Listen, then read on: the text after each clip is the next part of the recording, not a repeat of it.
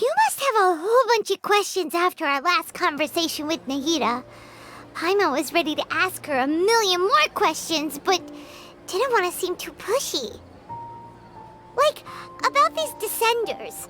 So, does that just mean people like you who come traveling to Teyvat from someplace else? And as for your brother... Whew, so many questions. Let's go find Nahida and see what else we can find out.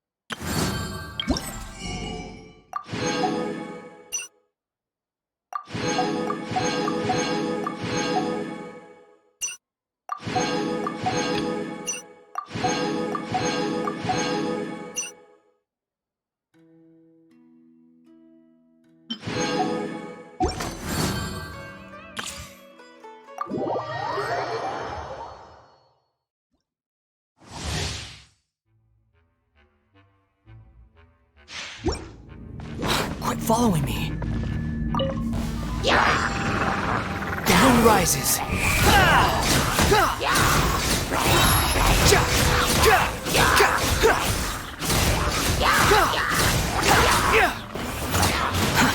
Too slow.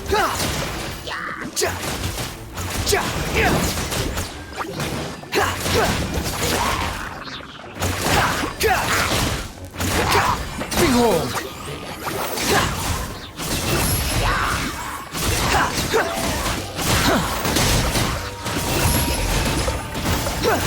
Quit following me.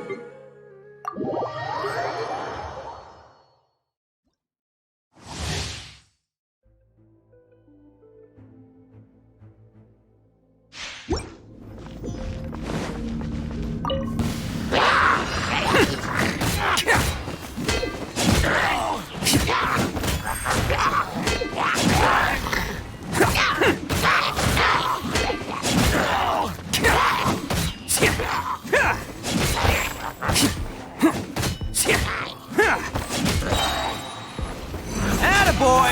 Who wants some of this?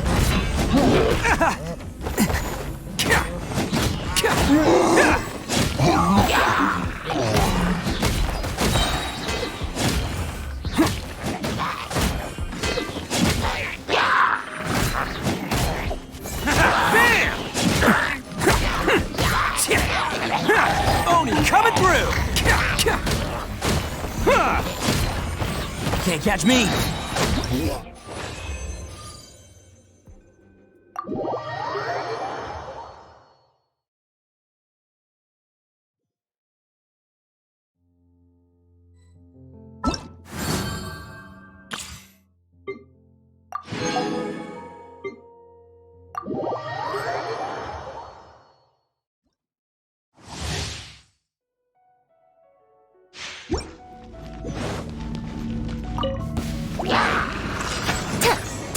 No sense of respect!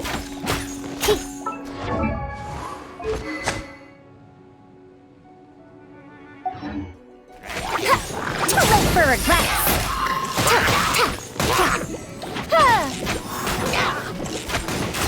Dare to mess with me?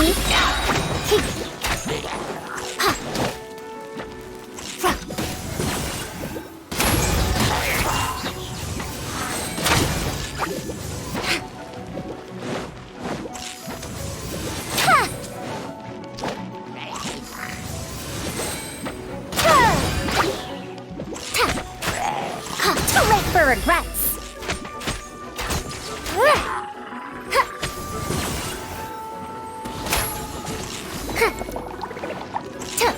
Dare to mess with me? Have fun with this gift! We'll see about that!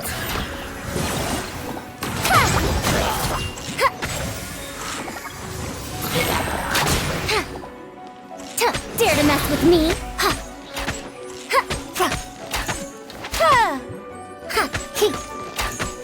Too late for regrets! Truth repeats its course!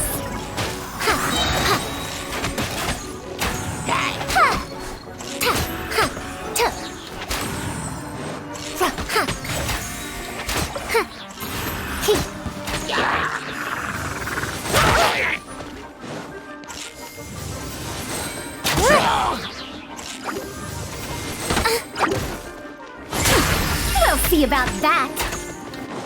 Ears of the storm!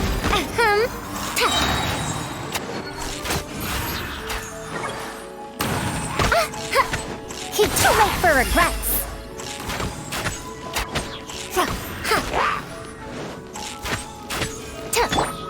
Out of the frying pan, into the fire!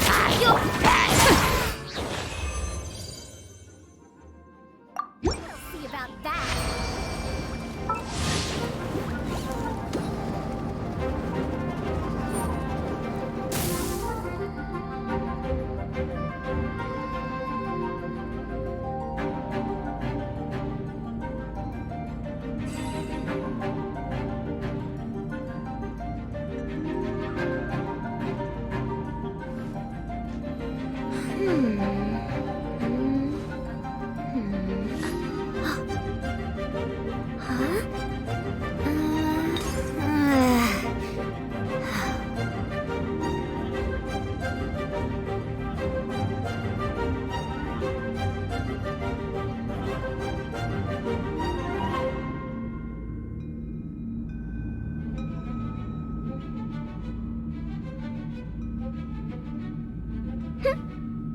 What did you say?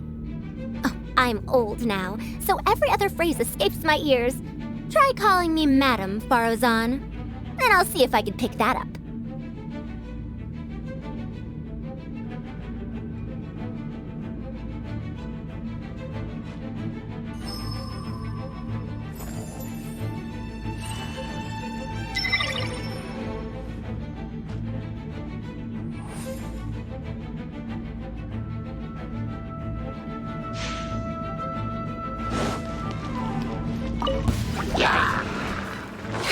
Dare to mess with me?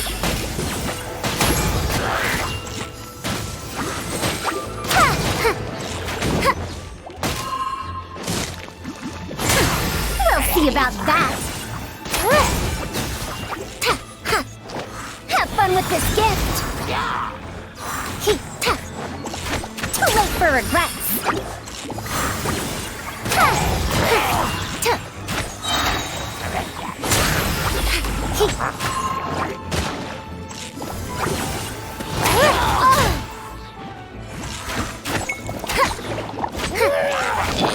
Gooba, get them! Eat this!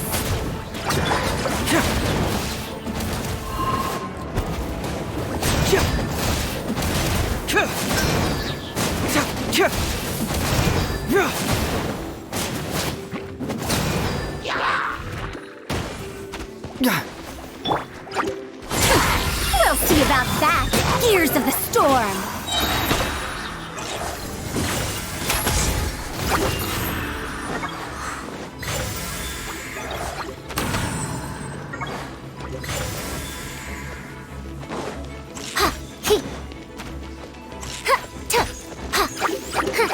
Have fun with this gift.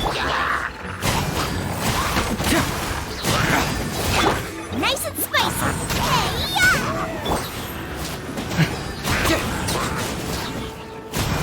Hey-ya! Confess!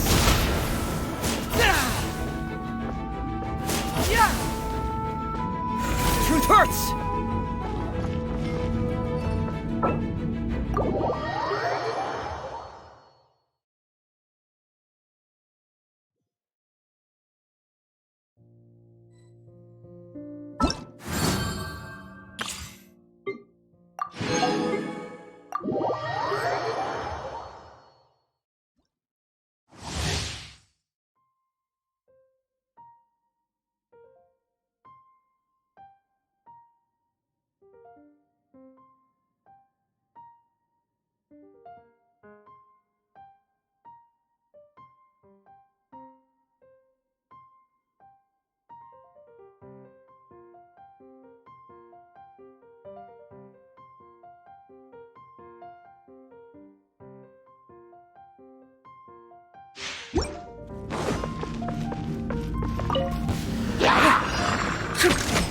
Advance!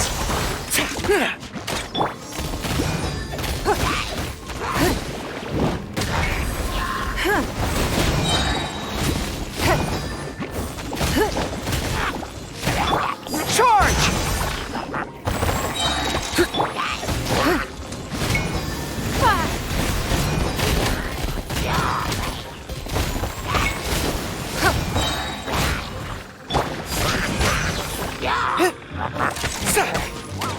Rally!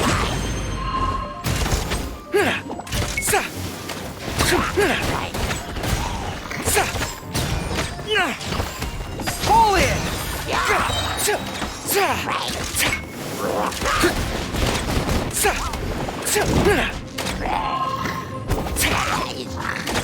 Press the advantage! It's nothing. Your life is mine.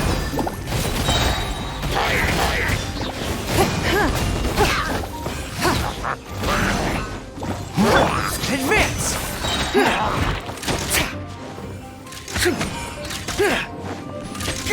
Rally!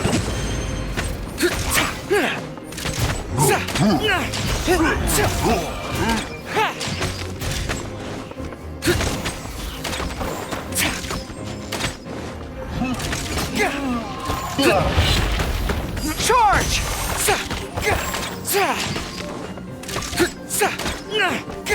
Don't waste my time.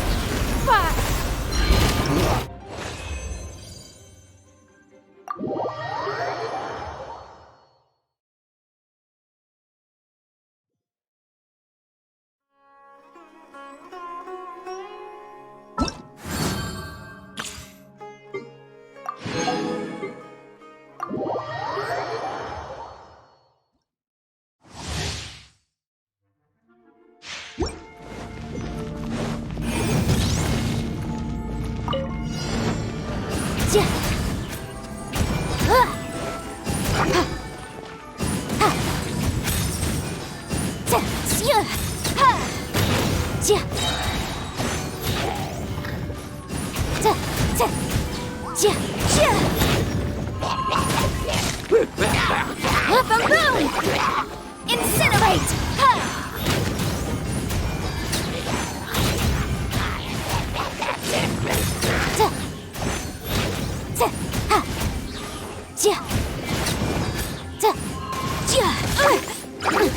Boom boom!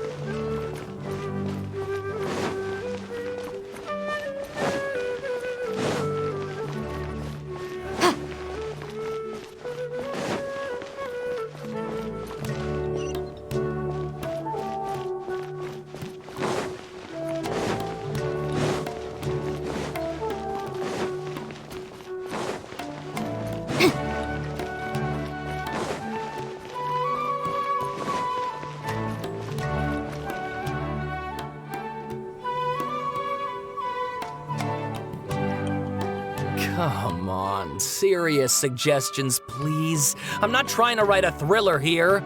It's supposed to be an essay, you understand? An essay. That means facts and logic. Well, if it's facts and logic you're after, you shot yourself in the foot with your choice of research topic, didn't you? The Tataris Suna mystery. When so much remains unexplained, there's little to be objective about. Unless, of course, you restrict yourself to textual criticism. Yeah, well, this is my teacher's area of research. I can't change that. But it's fascinating enough without having to sensationalize it, don't you think? The strange location, the missing details, a mysterious person. I want to write my essay on something interesting, and I'm interested in getting to the bottom of all this. That's the only reason I came to you. Yes, you came to me, so all the more reason to take my advice. The fact is, it's the dramatization that will make people want to read it. There's no getting around that. Okay, but... Did one of them just mention Tatarasuna? But that's all the way in Inazuma! Is it just Paimon, or is it kinda unusual for someone in Sumeru to want to write a paper about that? Everyone here's just going about their business. Maybe it really is just Paimon. Guess people here are free to research pretty much anything. Great! Let's go find out what this Tatarasuna mystery is all about.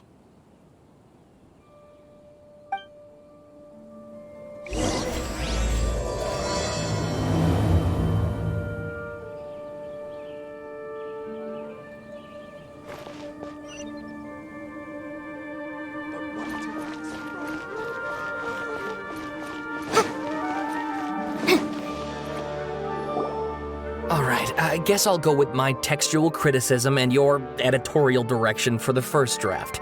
I have a feeling that the missing kabuki mono will end up being the main focus of this paper. If only we knew where to find that traveler. From what they say about her, this seems like the kind of thing she'd know about. Oh, you're the traveler, you say? Hey, what's with that face? Don't believe us? No, of course I believe you. Actually, I first heard about your great exploits when I was still in Inazuma. This is my first time coming face to face with you and your mysterious silver-haired companion.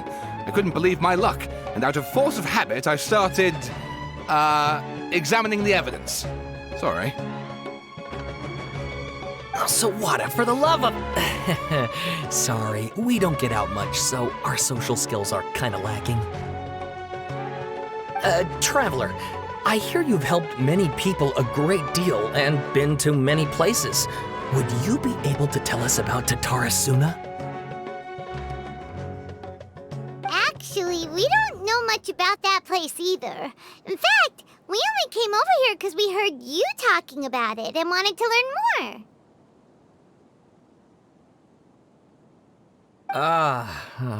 I see. My teacher chose this area of research as a personal challenge. He said it's difficult to get into because even Inazumans don't know much about Tatarasuna's past. But who'd have thought that... If you don't mind, I'd love to show you all my outline for the book I'm writing about Tatarasuna. Hold on, Sawada. Don't you think that's a bit of a deep dive for a first read?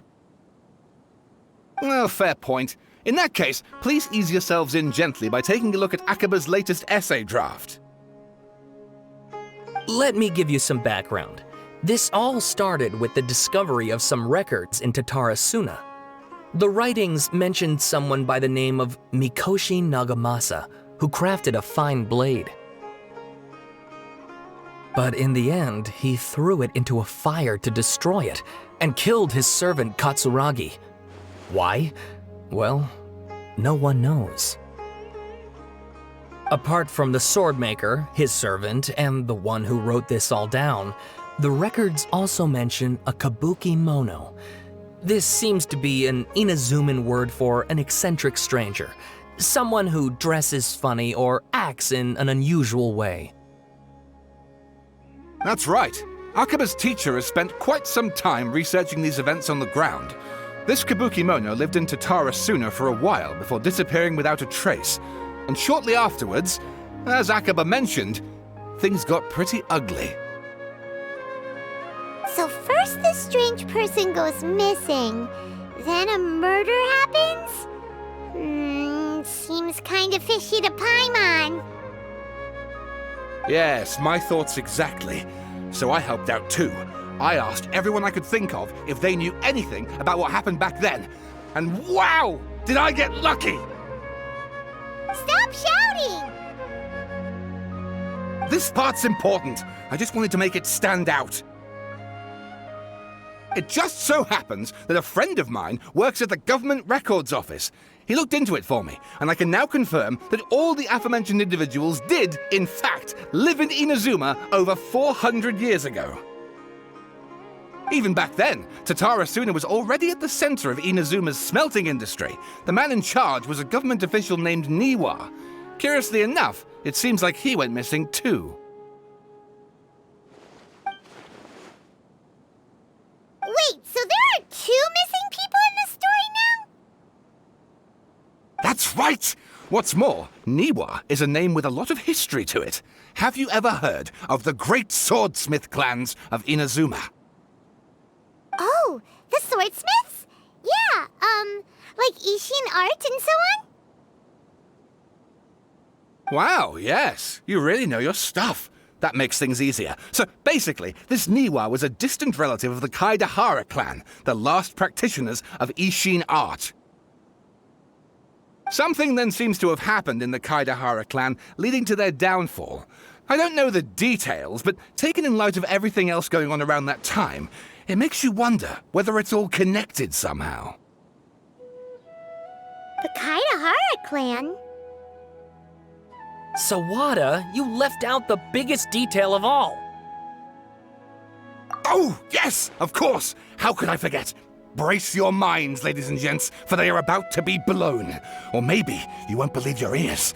I wouldn't blame you, of course, because in all my years as a writer, this is by far the most. Get to the point, for Pete's sake. According to information acquired by Akaba's teacher, the Kabukimono was not a human, but a puppet. A puppet?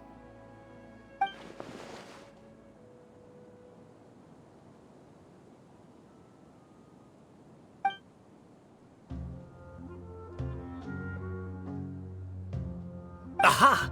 Judging by the looks on your faces, you do know something after all.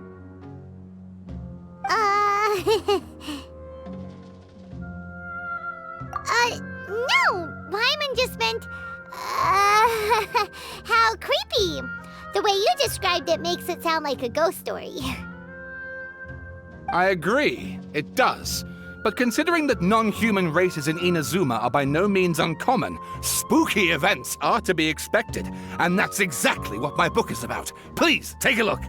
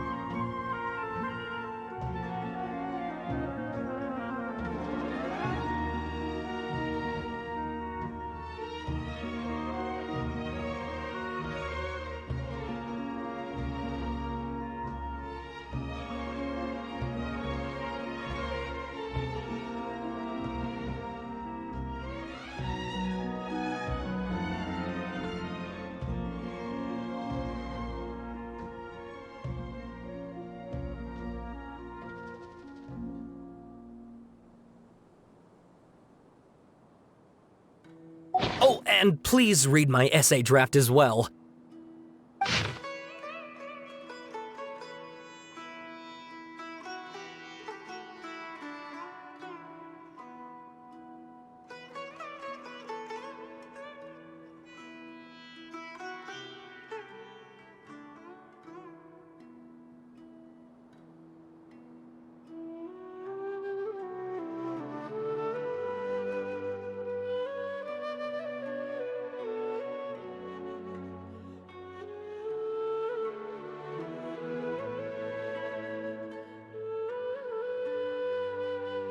Sawada was encouraging me to follow his more creative approach, but I think essays should be grounded in facts. I don't think explaining everything away with mysterious forces will cut it. Oh, how about if I plug the holes in Sawada's narrative with political intrigue? Like, I could put a turf war between rival factions at the center of the whole series of events. Wait, you're allowed to just make stuff up? Pretty sure you've gone from essay to guessay there. Akaba, look. Your teacher has researched this extensively. I've reached out to everyone I could think of. Whatever information we have now is all that there is to know. This is as much detail as you're ever going to get. Besides, if there really was a political power struggle going on at anything like the level you seem to be suggesting, what hope would we ever have of finding out the truth? Good point. Okay, back to the drawing board, I guess. Give me some time. I need to find a new angle on this. We have some other stuff to do, so we'll have to say goodbye. All right, thank you. If you find out any more info about all this, please do let me know. Thanks so much.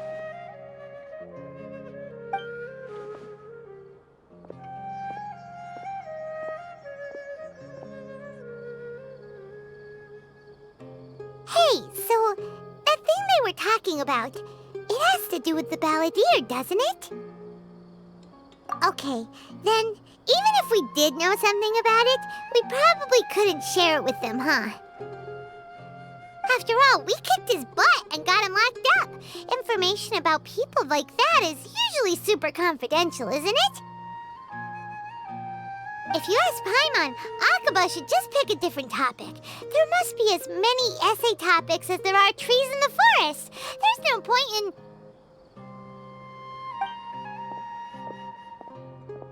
Ah! Hey, did you see that?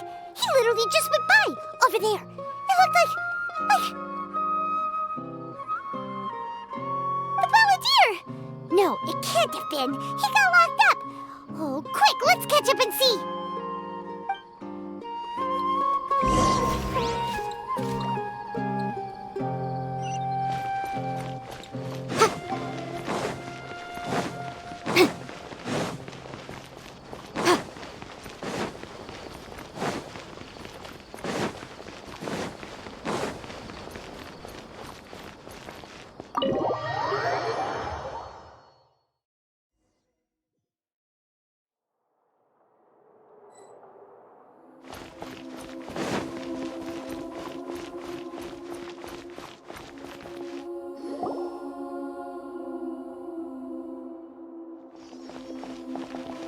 Traveler, Paimon, there you are. Nahida! Bad news. We just saw the balladeer strolling around in public. Did he escape or... Ah! It's him! Sure enough, you're here. Hey! What are you doing in the sanctuary of Surasthana? Aren't you supposed to be locked up? I know you must have a lot of questions. Please, allow me to explain. It was my idea to set the balladeer free. We made a deal, and he's gonna do some investigation in Irminsul for me. A deal? Huh. You sure you trust this guy? What did you expect? Why do you think Sumeru would keep me around otherwise? Or maybe killing me is all you can think about. But if that's the case, why haven't you done it already? Don't flatter yourself. It was... Nahida said there's still some mysteries in you to figure out. Ah, so if it were up to you, you'd finish the job? Guess I had you all wrong. There I was thinking you were just getting cold feet. Well, that escalated quickly. Not a good start.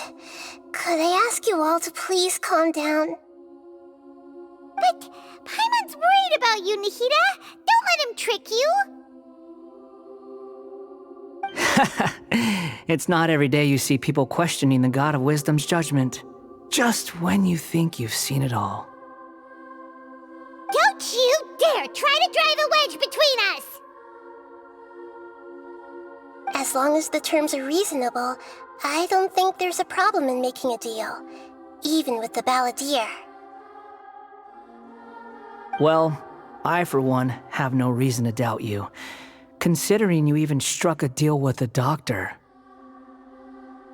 Yes, one in which I gained valuable information.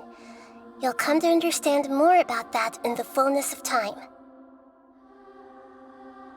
The balladeer's power was all but completely spent after your battle. He's no longer strong enough to be a strategic threat to us. That puts him in quite a precarious position. Plus, he's a former harbinger with knowledge of many of the Fatui's sensitive secrets. Being stuck here in Sumeru could make him a sitting duck, depending on how the Fatui plan to respond. Wait a second. Farmer? You mean, he's not a harbinger anymore? I take no pleasure in saying this, but it seems as if the doctor had no intention of welcoming back a loser, so... Sometimes it's you using them, other times it's them using you. Most human relationships are this way. Certainly all the stable ones are. That's how it was between me and the Fatui, and also between each of the harbingers. So as long as you have some value to offer, nobody will ever abandon you. But after recent events, even I have to admit that I'm not worth quite what I used to be. Well, if the Fatui are gonna reevaluate my utility, I need to have a backup plan for myself. As we discussed, I don't like causing harm to living beings, and you said you need protection. So, why not join forces with us? I think these two have made their objection to that idea fairly clear, don't you? And they're your friends, so I guess you'll be siding with them. Yeah, obviously! Nahida, don't listen to him! Then let's put that discussion to the side for now. We still have time. Today can be a trial run. Where we go from here will depend on how well we manage to cooperate today. All right, then I'll do what we agreed. Good. Go now, and keep in touch. Nahida, are you serious about this? Yes. I have my reasons for this decision. In fact, I'm largely doing it for your benefit. Yes. As I told you once before, there's information about your twin in Irminsul. Oh, yeah. Actually, that's the whole reason we came to see you today. So, you have an update on that? Mm-hmm. You may remember me mentioning that the Fatui had not included your twin's details in the Descender category. This is an extremely important point. It's possible that the Fatui have other information that even I don't know about. And since the balladeer used to be one of them, he'll be better acquainted with this information than I am. He was granted the power to connect with Irminsul when he almost became the god of a new era. Even though he no longer has the Gnosis, some traces of its power remain in him. He can still connect. The amount of information in Irminsul is vast beyond description. Sifting through all of it without knowing what to look for would take too long, even for me. So I asked the balladeer to search in Irminsul for any information about the Descenders.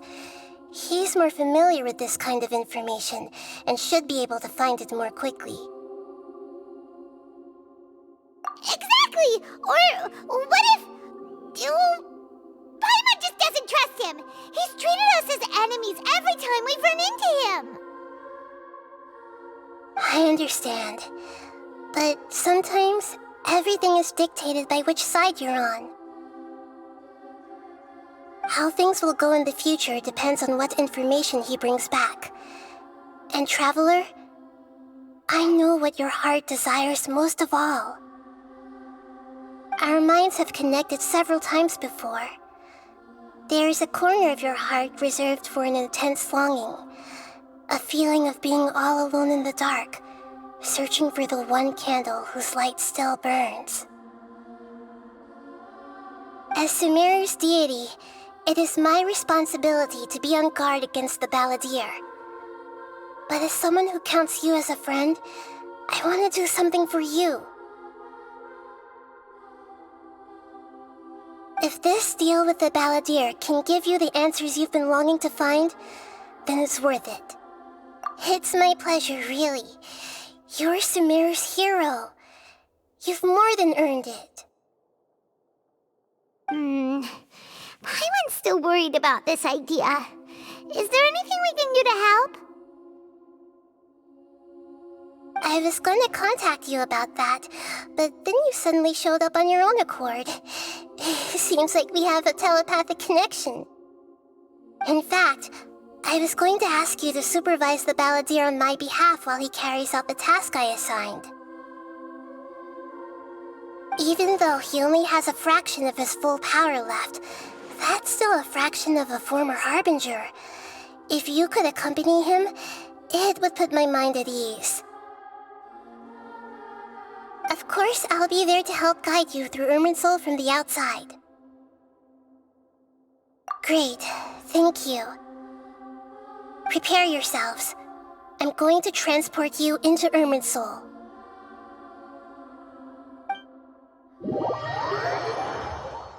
Wow, it looks pretty different here compared to last time. The colors are gentler. Guess that must be because Sumeru's at peace now.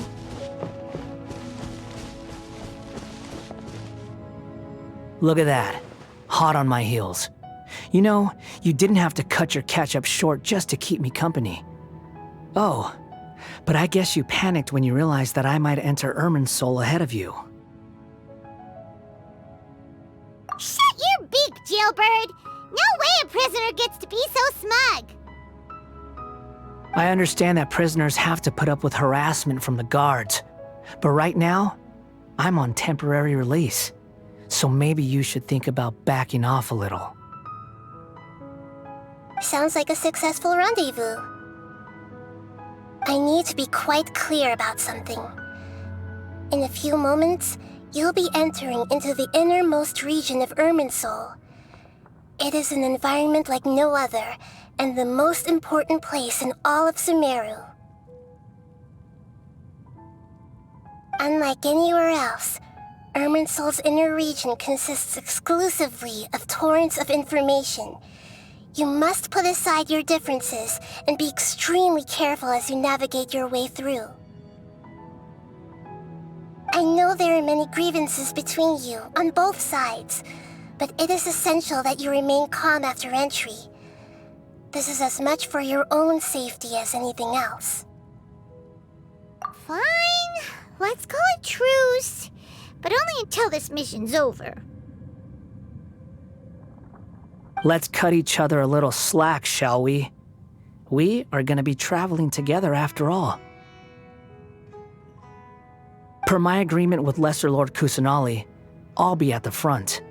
It's my job to lead the way and get rid of any obstacles in our path. All you have to do is keep your pretty eyes open and try not to fall behind. You sure are confident. Paimon will give you that. You make it sound like you're even more experienced at adventuring than us. If there are no further objections, I suggest we get going. Or did you need some time to mentally prepare yourselves? Ew! Ugh, the snark on this guy. It's unbearable.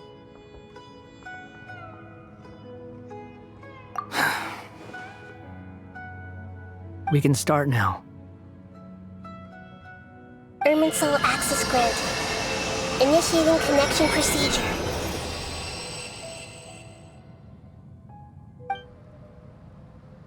Is this a small sapling?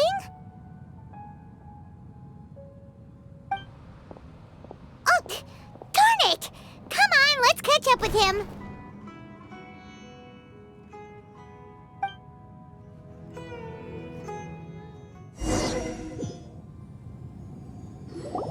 Wow!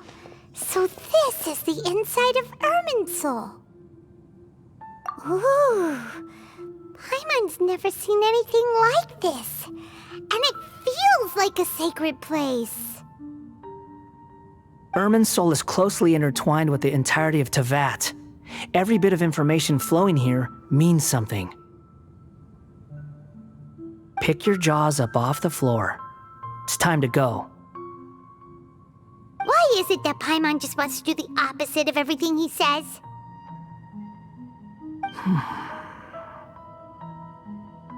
Lesser Lord Kusanali, we will now proceed to the heart of Irminsul. Can you still sense where the heart of Irminsul is? Yes. Permission to begin searching for information there? Permission granted. Go ahead. Let's go. Stay close. Don't go running off. Hey, so say we did go running off in here. What would happen? What are you smirking at? I was just imagining the look on your travel companion's face if you went and got lost. Anything's possible in here. You can't rule anything out. So if you want to stay safe, your best option is to stick close to me.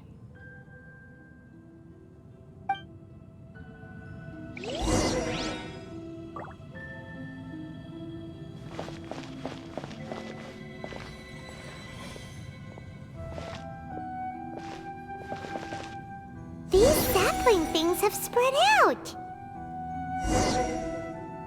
Those are all packets of information from inside Irminsul. Be careful not to touch them.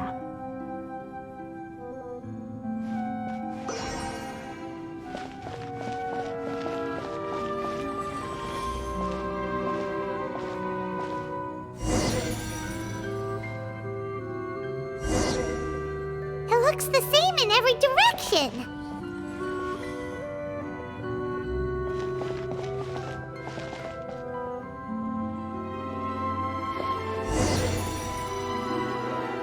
No wonder he mentioned about getting lost. Huh. What do you know? He was actually telling the truth. Is he mocking me again? What is it this time? There's a time and a place to lie, but this definitely isn't it. So why don't you relax your guard a little?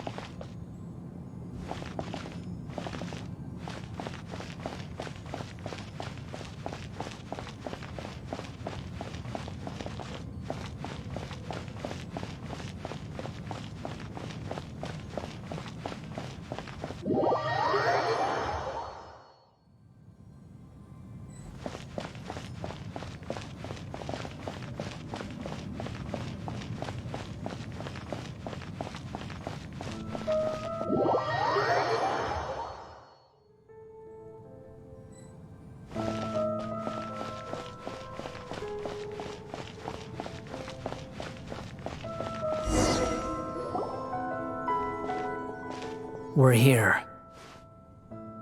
What a huge tree!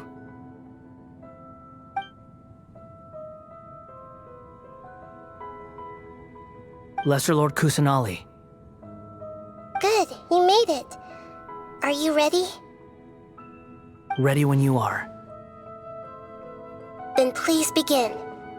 Preparing to access cognitive currents. Establishing waypoint. The Balladier's actually doing what Nahida tells him. Guess he must want to stay alive.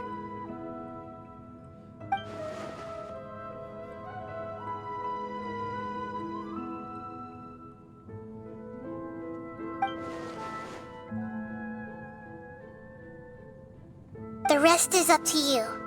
If you discover anything at all, make sure to share it with us. Will do.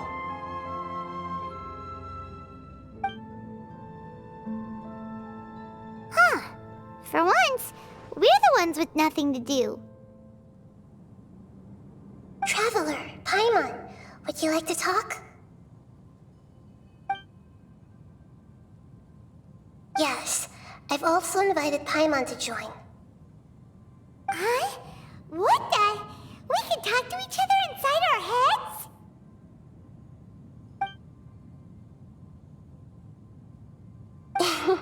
That's part of it.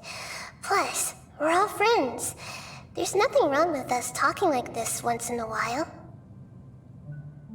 Paimon's never tried this before. This is great! So, Paimon's been wanting to ask you something. Don't you think the Balladeer's a bit of a walking contradiction? He's always talking back, but he seems to listen to what you say.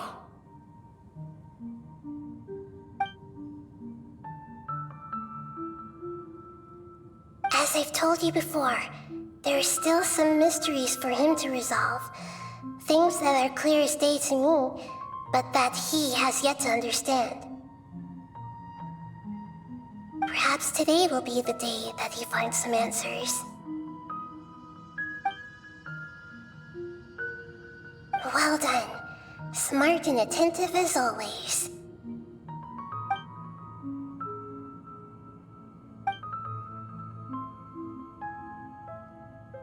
So, you made contact with that part of his mind. Well, it's true. Betrayal turned the Balladeer into the person he is today. Huh. Paimon thought nothing could get under that guy's skin. Turns out, he can get hurt and angry just like anyone else. Everyone has a history, Paimon. Even if you're a puppet created by the Electro Archon. Speaking of puppets, we ran into two people at the Academia today talking about an essay. Turns out their topic was about the Tatarasuna incident. Nahida, do you know anything about that? If you mean the mysterious events, the Kabuki Mono and so on, yes. I know about all of that. Really? Because from what they were saying, it sounded like lots of Tatarasuna's history is still unexplained. And most of the information we have now is just from people filling the gaps with their imagination. At least that's what they thought.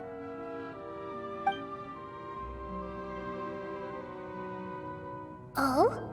How interesting. Those two managed to deduce quite a lot through guesswork alone.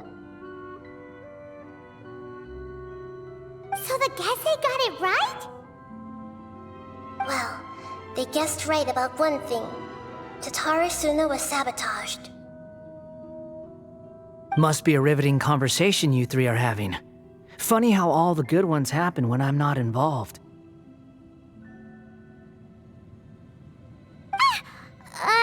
What makes you think we're talking to each other? Don't insult me. You're having a private conversation without me. Obviously, I must be the topic of said conversation. Of course you do. You can't have your prisoner knowing too much. So... Still looking.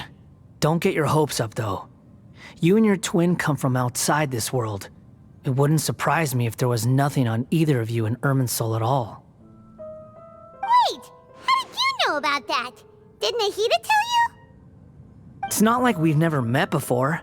And anyway, you're world famous. It'd be more surprising if I didn't know a few things about you.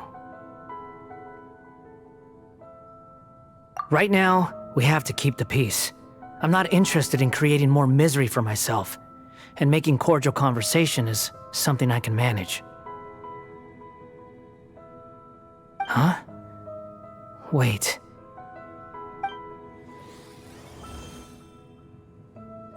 This light, it looks similar to those saplings. What could it be? Anonymous data. Hey, don't you forget the the agreement, you have to share it with us. Shh. Just wait. Mr. Niwa, are you certain this is worth the risk? We are talking about Tatara Suna's furnace, after all. It may not pay to act rashly. There's no one else who can enter the furnace. It has to be me. Is that so? Well, since you insist. It's...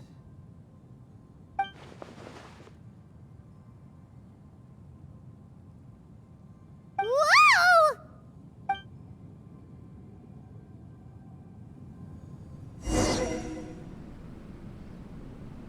I have been in Tatara Suna for some time now. You have shown me great hospitality, as has Mikoshi Nagamasa, and indeed, everyone else. Under your leadership, Tatara Suna is a warm, welcoming place, like a giant village. People are gainfully employed, their lives have purpose, they are motivated. As I understand, the Raiden Shogun has, in recent years, eliminated much of the evil that plagued Inazuma. As for Tatara Suna, it was originally established as a means of safely disposing crystal marrow. The forging industry with crystal marrow as a raw material has since flourished, giving rise to generations of swordsmiths, some world-renowned, others unknown, all passing on their legacy. Skills, blood, dreams. Every smith brought into this trade looks to find their purpose between steel and blade. That is why you accepted the proposal brought to you by myself and Akame. Yes, well, were it not for you coming to Inazuma and happening to make Akame's acquaintance, the two of you never would have joined forces. And he would be the first to admit that there's no way he could have revolutionized our forging process like this on his own. At least not on the same timescale. You allowed Akame to take all the credit for a method that you jointly developed. He sold it to me, and now every piece of ore here is smelted using the new technique.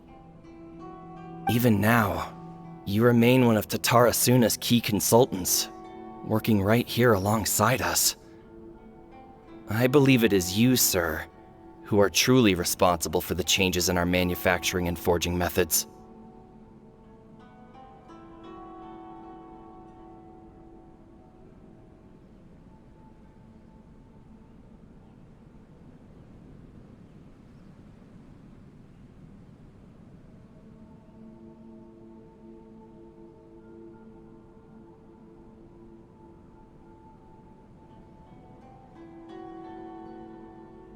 You flatter me. From the outset, I saw much that was commendable in the forging industry of Inazuma, and it has been my great honor to befriend you all. So you say, Escher. But is this really the truth? My good sir, what do you mean?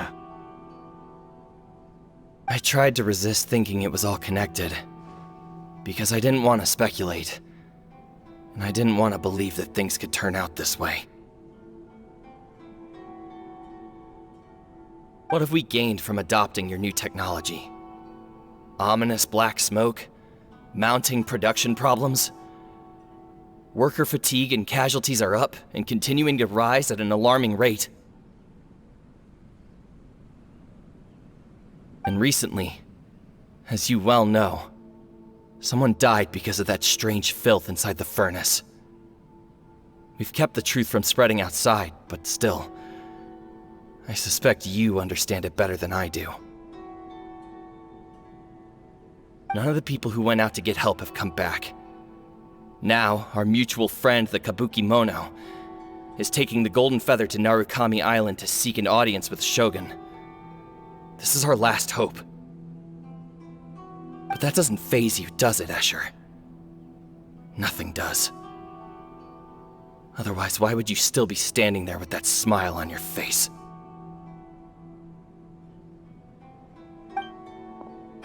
I'm just surprised that you finally chose to be so sincere.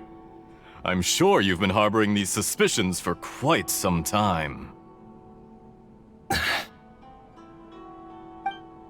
Mikoshi Nagamasa may have noticed that there was one common denominator among all these events. Namely you, Escher. But Mr. Mikoshi is more cautious than I. He does things by the book.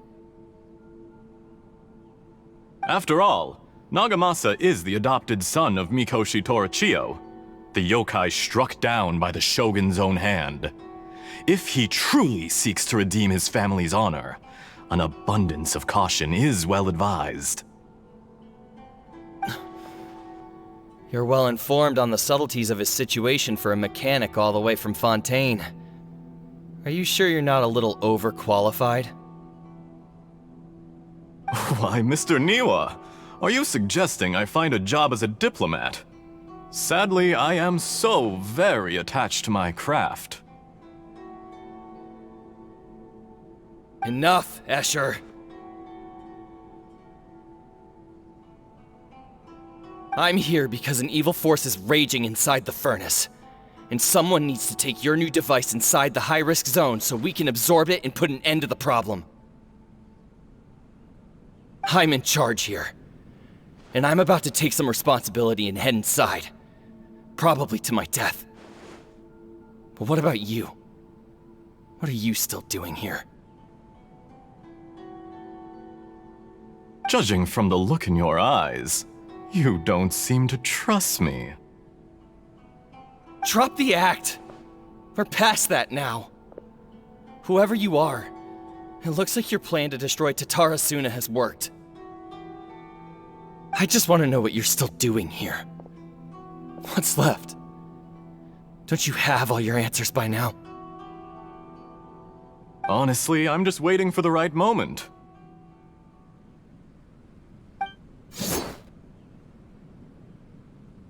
A moment like this, where you finish talking and I stop you from entering the furnace. You...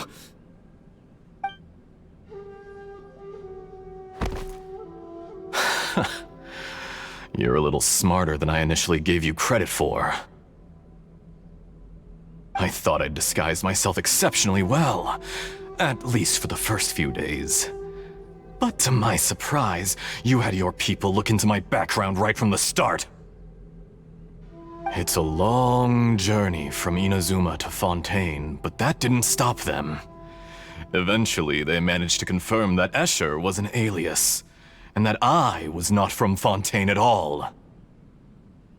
And yet, despite all of that, you still fail to realize my true identity, and what I seek in Tatarasuna. Did you really think you would be able to see through my plan? If you kill me, there's no one who can get inside the furnace. So you're really going to destroy this place? Is that it? Oh, but you're quite wrong. There is one other person. Some may not see him as a person, but you told him yourself. You're not a puppet. You're a human. You're just missing a heart. Whoever you're working for won't get away with this. They'll be found out. But this makes no sense. What are you really trying to accomplish by all this? Why go to all this trouble? It's no trouble at all. Patience is a virtue which I have in abundance. This is all part of a carefully controlled experiment. If you must know, I'm happy to divulge my true identity. I'm a Fatui Harbinger. Call me the Doctor. The Fatui? Who? What do you want? just to create a minor inconvenience for your nation. That's it? That's why you gave us your cursed technology? Just to let loose the evil energy from the crystal marrow? Look how even the righteous soul is filled with venom when faced with its demise. My device functions precisely as you say. It is the only chance you have of preventing a catastrophe and keeping the truth from the outside world. However, I did not make it with you in mind. It is easier for a person to be possessed by evil spirits when they are filled with hate. So give in to your fury. I want to see what happens when a malevolent heart is placed into an unsuspecting puppet. Make no mistake, even without you, that pure, innocent puppet would only end up being used by someone else instead. What other reason would a human have for befriending one who is not of our kind?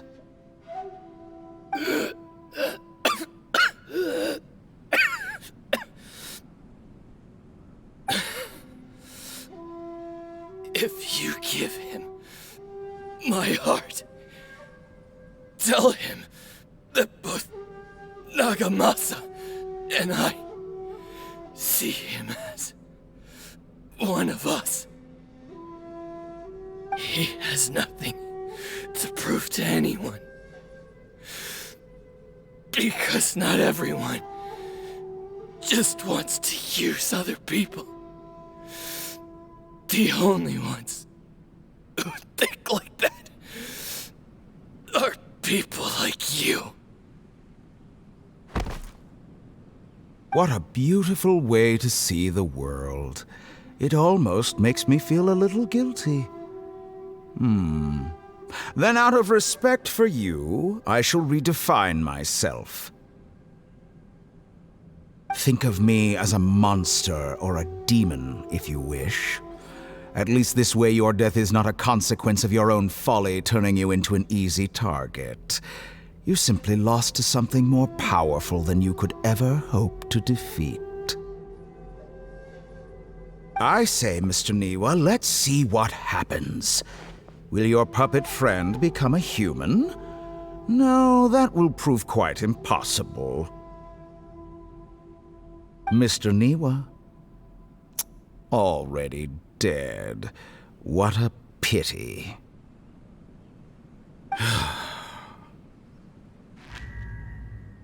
Jester, I have completed the task you gave me. Creating a gap and infiltrating Inazuma's inner workings. What fun it was. I'd like to introduce a puppet to you. If he proves useful, let's make him our newest comrade. And if not, let's turn him to dust.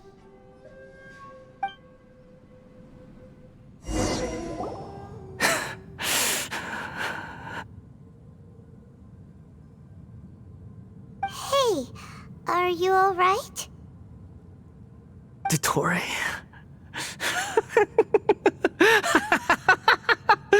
Dottore!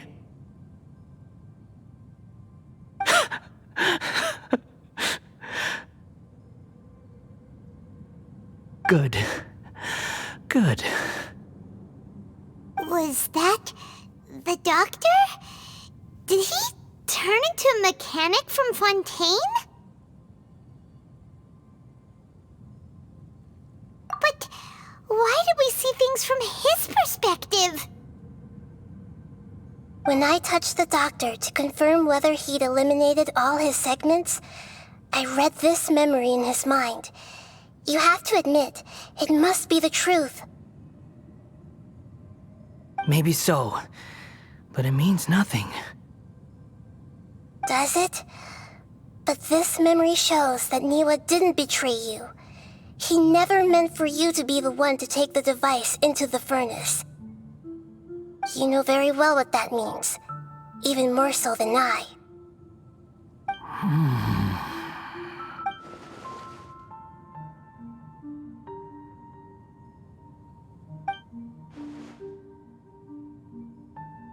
Let's give him some space. He looks really mad. Paimon doesn't want to be anywhere near him right now. We need to give him some time to process his emotions. Paimon's still confused about the Tatarasuna incident. So, the doctor was behind it, but why has that gotten him so worked up?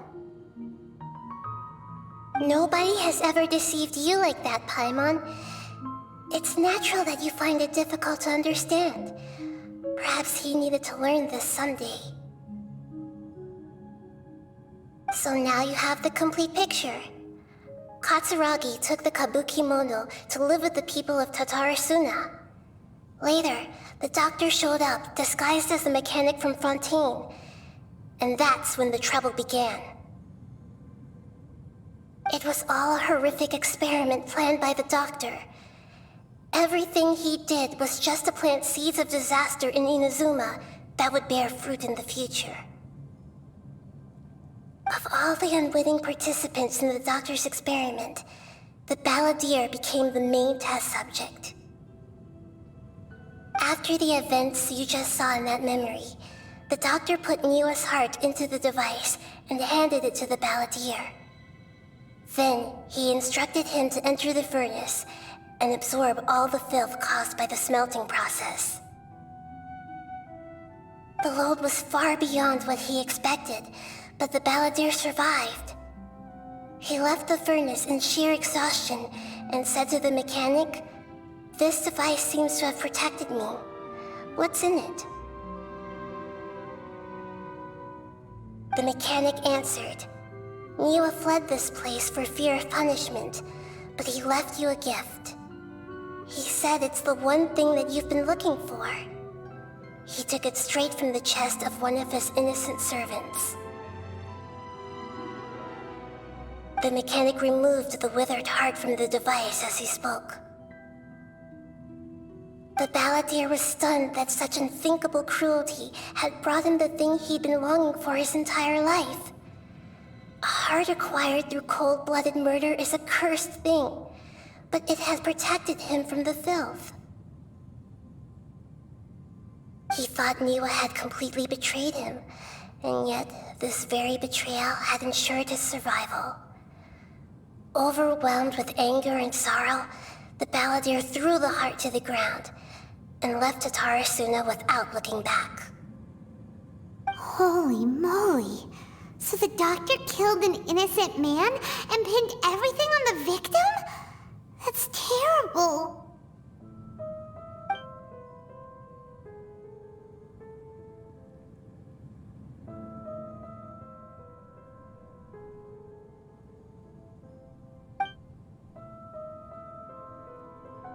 Yes. Only if he understands this can he choose a new path forward.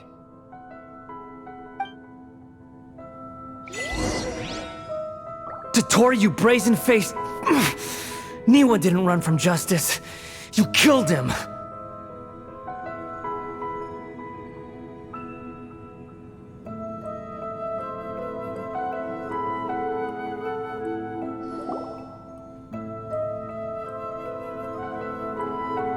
Shall we see how he's doing?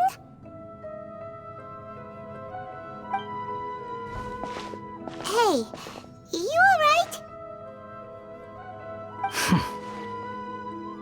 That's a scary expression. Are you worried about me? If we didn't have such a history, I'd almost think that qualifies me to be your friend. It won't. I'll keep my end of the deal. Hey, are you investigating the stuff we want to know about? That's why we're here.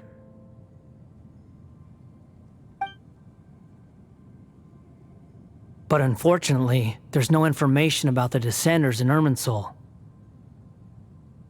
Even if you can't find anything, that seems to confirm it. Irminsul does not keep records on the Descenders. Anyone who comes from beyond this world is not counted as part of Tevat. Oh, does that mean we have to leave empty-handed?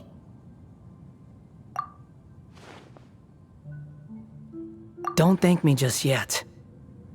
You look really upset. Well, since Irminsul was a dead end, I guess I can share some other info that might interest you.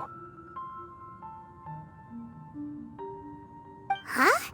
About what? The reason why there are records about your brother in Irminsul. It might have something to do with Conria. Apparently, Conria was his first destination when he arrived in this world. Plus, he only came to this world because the heavens responded to the summoning. The heavens responded? The Jester told me this himself. You can take his word on this. He was a royal mage in Conria, and lived with your brother for a time. I don't know the details. It's up to you whether you want to believe me. All I can say is, I wouldn't lie to you about this. Did you get all that, Lesser Lord Kusanali? Yes. Astonishing news. Does this info count towards my mission? It wasn't from Irminsul, but was it valuable? Very valuable. Good. In that case, I'll take some time for myself now. Huh? What have you done?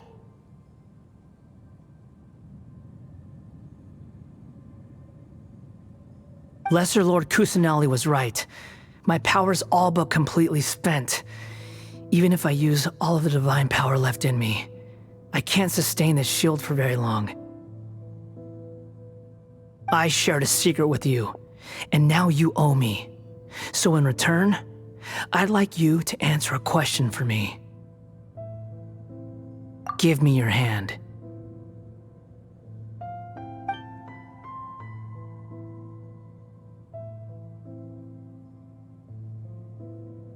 Can you hear my voice inside your head?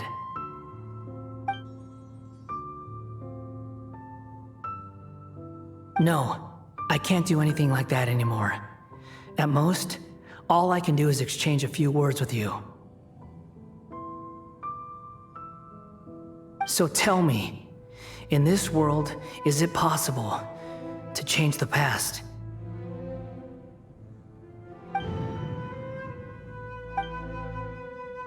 Done. Huh? What the? What happened? Paimon only saw you hold hands for a second. Nothing. I was just thanking her for helping me.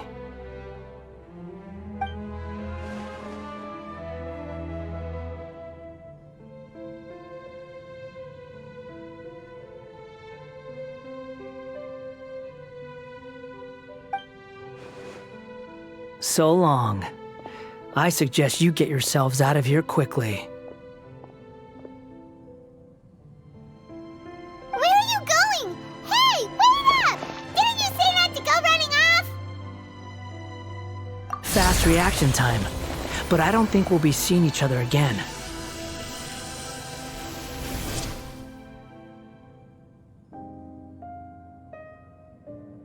From this day forth, the names Balladeer and Kabukimono will cease to exist.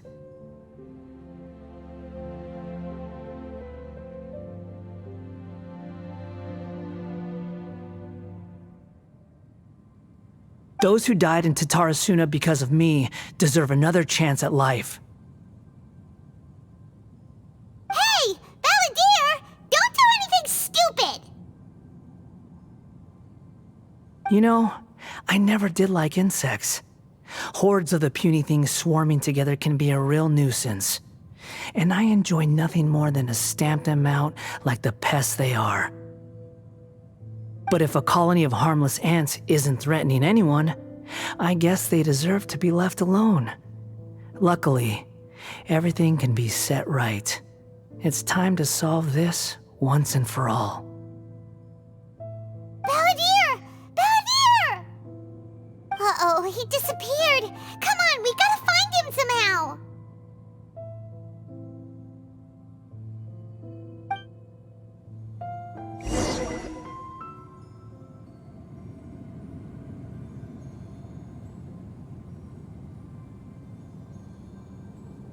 Oh no, he's really gone.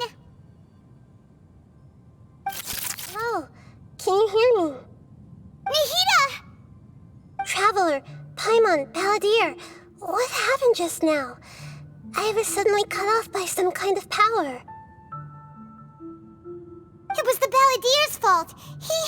He shut you out.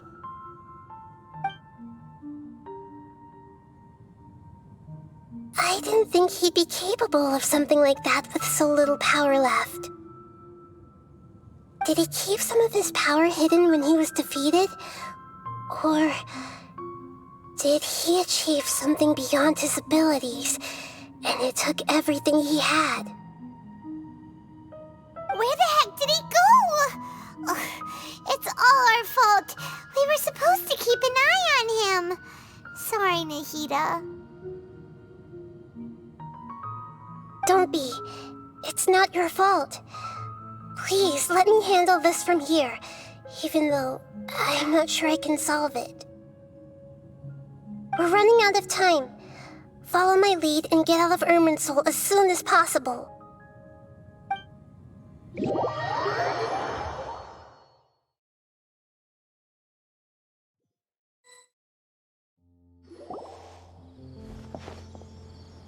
We're out! And we're at, an inn or something? This is an emergency. I'll have to ask you to stay here for now. Everything's arranged, and nobody will disturb you. I'm sorry, but this isn't something I need your help with. Leave this one to me. An emergency?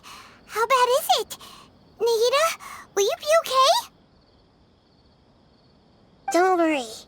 If my assessment is correct, though there may be some minor disturbances, it won't lead to a disaster. Please rest and recover your strength here until I say it's safe. Her voice has gone. Paimon can't shake the feeling that something really big has happened. What do you think the Balladeer meant? And why did he suddenly grab onto you before?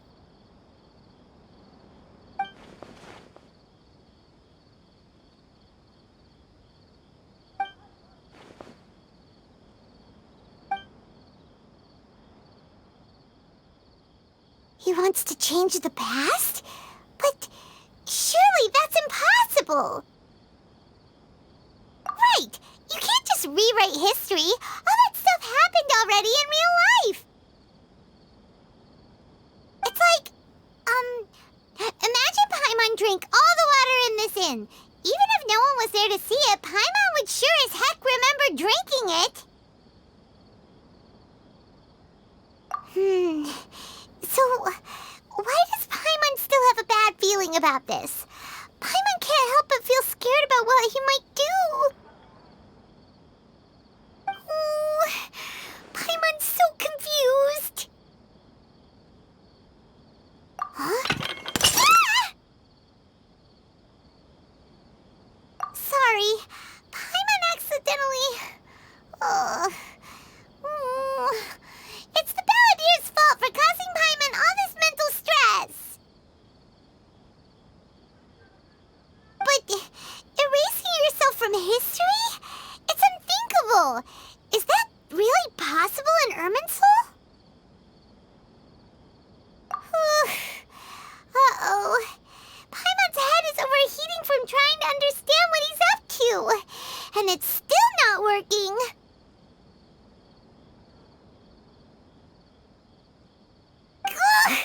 Paimon's had it with that little brat! He's been nothing but trouble ever since we met him! There's no way he'll actually succeed, right? Otherwise, won't everyone who's connected to him be affected too?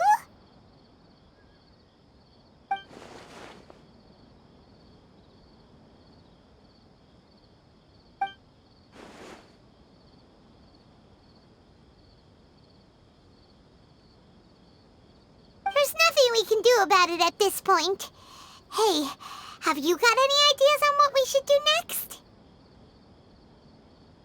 Seems like now there's nothing left for us to do but to go to sleep. But Paimon's still so worried. Paimon won't be able to sleep a wink tonight. So, how about, we list all our favorite foods to take our mind off things? Heck, if that doesn't work, Paimon's probably gonna collapse of anxiety here. Alright, Paimon will start. First dish.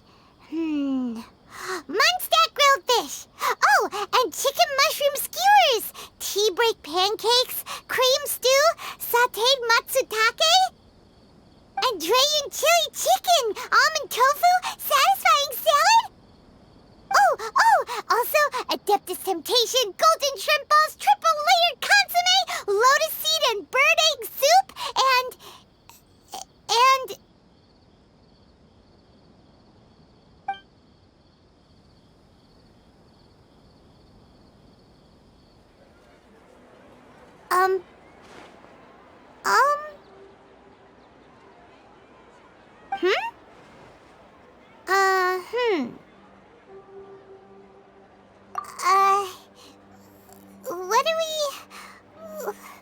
What was Paimon supposed to be doing just now? Paimon was, talking? Huh. Paimon suddenly can't remember what she was talking about. What was it again? The balladeer? Is that a food too? Huh. Weird name, though.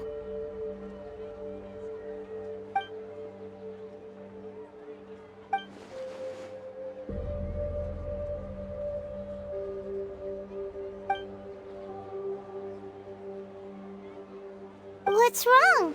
Your eyes are like saucers. Was it something Paimon said? So, the balladeer. Is that someone's name? 'Cause it sounds like a nickname or something.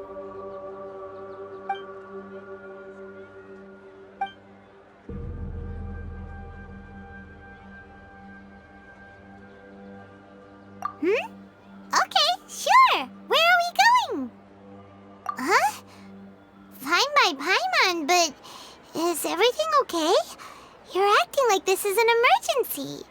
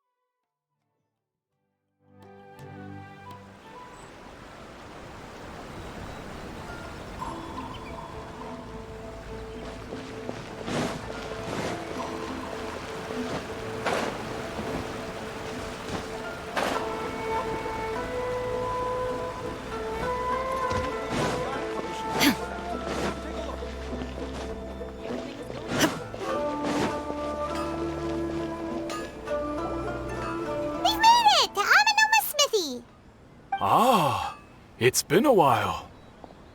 Of course. Go ahead. Oh. Now there's a question I wasn't expecting. Very well.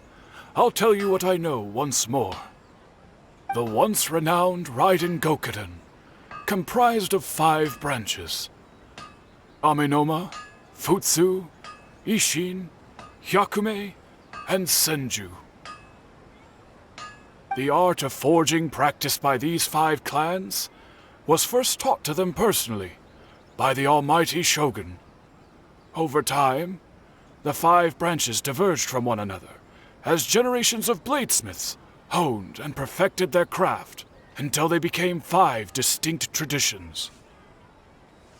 Most of the great swordsmith clans of old have since fallen into decline, and for a long time, only the Amenoma branch kept its art alive. But fortunately, Kaedehara Kazuha recently returned to Inazuma and took up the mantle of the Ishin art. Now, 2 clans remain of the original Gokuden 5. If my memory serves me right, you yourself were present when he forged the Ishin blade. Oh, yeah, we were! Paimon remembers that now. We learned a bit about the decline of the Raiden Gokuden then, too. It seems like such a shame. That, my friends, is a tragic tale indeed. In fact, this was not made known to me for most of my life. All these years, I knew of those great clans' demise, but never the cause. Only recently, when the question was on my mind, did I ask Kaedehara Kazuha about this. He told me that, as we are both heirs to a branch of the Raiden Gokuden, it was right that I should know the truth. There is no harm in telling you, but I must warn you. It is a dark and sorrowful tale. The Raiden Gokuden were the targets of a murderous rampage by a vengeful bladesmith. Vengeful? Why? 400 years ago, so I'm told, there was a catastrophic malfunction in Tatarasuna's furnace. One brave swordsmith heard the commotion and chose not to flee, but he rushed to the scene, hoping to prevent a disaster. Tatarasuna was home to a state-of-the-art forging and smelting operation in that day, and overseeing it was the armory officer. His surname was Niwa, though he had family ties to the Kaedehara clan. Knowing that they had just one chance to save countless lives, Mr. Niwa and the swordsmith leaped together into the furnace. The furnace quickly stabilized, but neither of them made it out. The smith's death, though heroic, dealt a devastating blow to his family's fortunes. His orphaned son was left to fend for himself, and grew up deeply resentful at the world. In his heart, the whole of Inazuma was culpable in his tragedy. He hated the almighty Shogun for her apparent indifference towards his father's death, and he hated everyone who had done nothing to try and save him. Powerless and destitute, the only legacy he had to pass on to his children was his hatred. Generation after generation bore this grudge, living in utter misery. Alas, if only the story could have ended there. But 100 years ago, the then head of this family reached the end of his wits. He could bear their fate no longer, and yet he could do nothing to change it. Finally, he made a drastic decision to take revenge on the Raiden Gokuden. In doing so, he sought to vent his pent anger and shake the very foundations of Inazuma's forging industry. In his fury, he murdered indiscriminately, killing even bladesmiths from the Hyakume clan which he belonged to. His goal was absolute, the devastation of all of the Raiden Gokuden. But when he came to the Kaedehara and Kamisato clans, his killing spree came to an abrupt end. He failed to catch them unawares. They fought back fiercely, and they did not spare his life. That is why the Kaedehara clan and their Ishin art survived that day. I suppose they were the lucky ones, under the dire circumstances.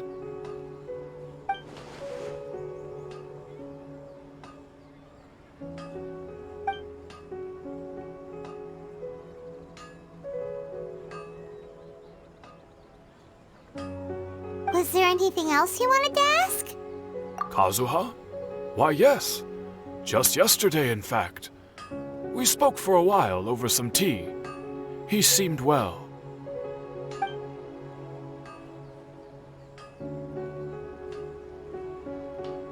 My pleasure. Don't tell Paimon. There are other places you want to visit too, right? Your expression says it all. You can't hide anything from Paimon. On to the next stop. Lead the way, traveler. Paimon will be right behind you.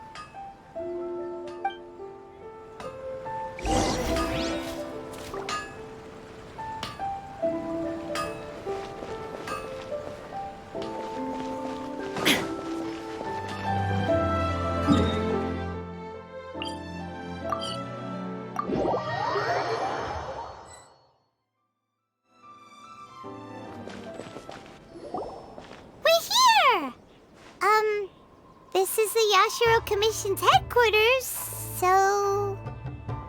Traveler, it's been a while. If you're looking for the Commissioner and Miss Kamisato, I'm afraid your timing is unfortunate. They're not here right now. Are they out on business? The Commissioner is out on business, and Miss Kamisato is standing in for some meetings in the Commissioner's place. If it's urgent, you're welcome to wait inside until they get back. What do you think? Shall we go in?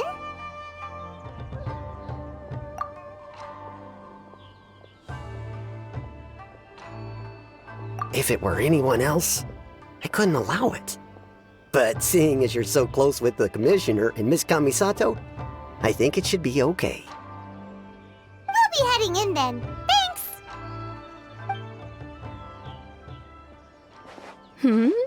Hello, dears. Is there something you want to say? Of course, traveler.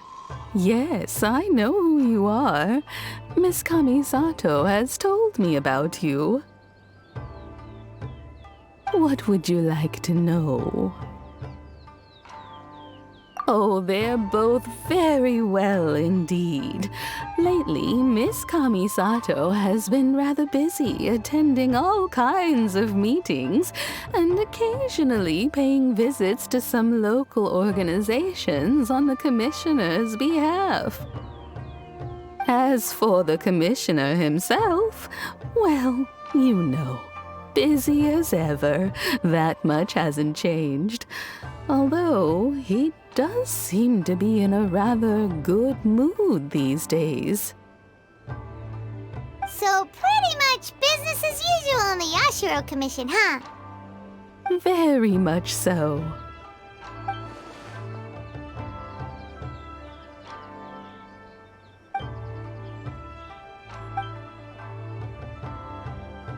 Well, got any more questions? You're very welcome. In fact, I would love nothing more than for you to come and visit more often. But I'm sure you must be far too busy to have time for that. Miss Kamisato talks about you all the time. She seems so thrilled to have you as a friend, and she's always saying how talented you are and how much she admires you. I must say, many things in Inazuma seem to have taken a turn for the better since you arrived here. So you're not just Miss Kamisato's knight in shining armor, you know. You're a hero to us all. I mean it. Whenever the commissioner dines at home, Toma always joins him. I always find myself at my most relaxed when I'm serving the two of them and listening to them chat away. The commissioner has such a busy schedule that he doesn't always have the chance to take his meals at home. But given the opportunity, he always prefers to dine here. They say it's because Toma's a much better chef than most. Oh, the commissioner is so fond of home comforts. They get to talking about you sometimes too, you know. Always with a very fond tone. The way one would talk about dear old friends around whom one can truly be themselves. Miss Kamisato occasionally joins them as well. Whenever the whole family gets together and they start talking about people they've met and experiences they've had, you always get a mention. It's been many years now since the late Mr. and Mrs. Kamisato passed away. Much has happened in the Kamisato clan in that time. As someone who is old and gray enough to have watched their son and daughter grow up, it makes me so happy to see them meet a dependable friend whose company they enjoy so much. So, in the future, if you ever do have the time, please know you are always very welcome at the Yashiro Commission headquarters. There will always be at least one old lady who would be delighted to have the pleasure of your company. Wonderful. Thank you. Paimon likes it here too. Also, you were saying something about the food here being really great. Paimon's itching to try it. We may just have to invite ourselves around for dinner sometime. Paimon meant we should come pay a visit again real soon. Ideally around dinner time. Of course. You're always welcome. Alright, goodbye for now. Where are we going next? Great! Goodbye, ma'am! Don't worry, we'll see ourselves out. All right, then. Take care now. Hope to see you soon. Oh, are you two leaving already? Yep, everything's taken care of now. Don't worry. Very well. Safe travels. Goodbye.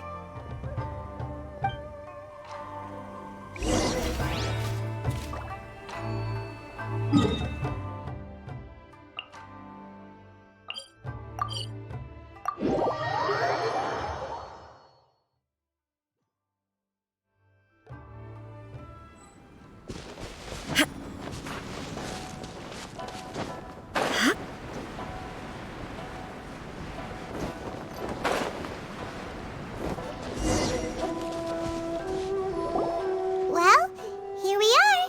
But what are we looking for? Something or someone? Do my eyes deceive me, or is that the traveler in Paimon? Xavier, what are you doing here? I was in the general area, and now I'm in this specific area. There, that's me. So what about you two? We have some questions and thought you might be able to help. Certainly do. I've researched the furnace here in some depth. If there's anything you want to know, just ask away. Like the back of my hand. Make no mistake, I have been here a good many times before. Not only that, but I've met people in Inazuma whose families used to live in Tatarasuna years ago. They said it's all true, the history here. Oh, well, it's a long story, don't you know? The tale of Tatarasuna starts a long time ago. I'm told that its history is one of the most foremost forging and smelting operations in the nation, goes back around 1,000 years. Still, the furnace has had a couple of serious maintenance issues along the way. A couple? When exactly?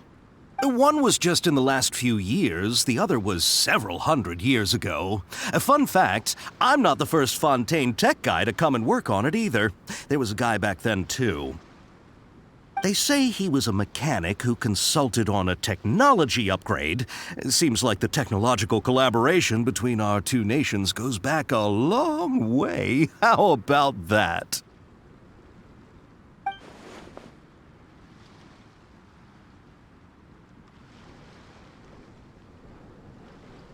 Hey, weren't you gonna ask Xavier something about Tatarasuna? Come on, ask already. Oh, I didn't realize you two were here for a history lesson. Me neither. Paimon doesn't know what's gotten into this one today. Feels like we've been preparing for a history exam or something. What brought this on? Did you just wake up today with a sudden burning desire for historical knowledge? Sure, go ahead. A kabuki mono? No, I can't say that I have. I do know the word, Inazuman for those eccentric types who always go around dressed to the nines. Just the sort of person that I'd like to meet, actually. But sadly, I've never had the pleasure, nor have I come across anything to do with a kabuki mono where Tatarasuna is concerned.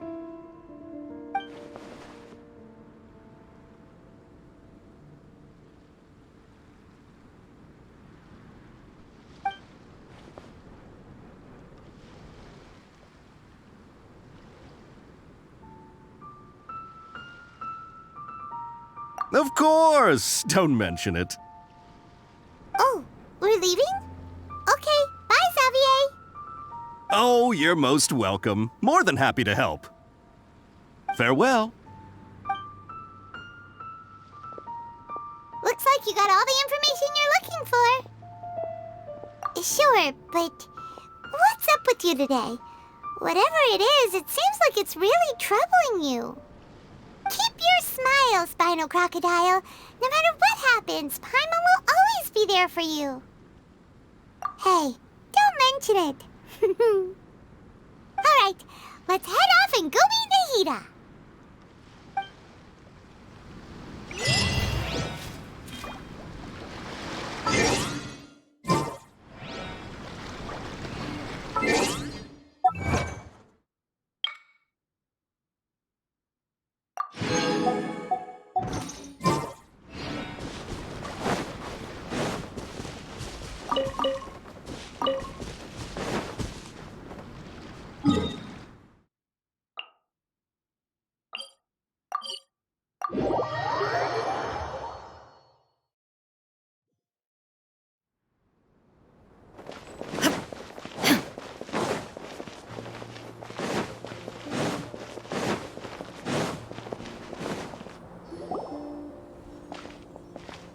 Hey, it's them!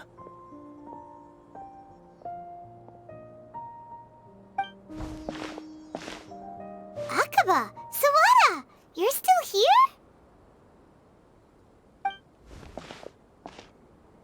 Indeed we are. If you have a moment, we'd love for you to join us once more. We have time. What do you want to talk to us about? It's the same topic we discussed last time. Obviously. Still looking for more info about Tatarasuna, huh? Should we join them?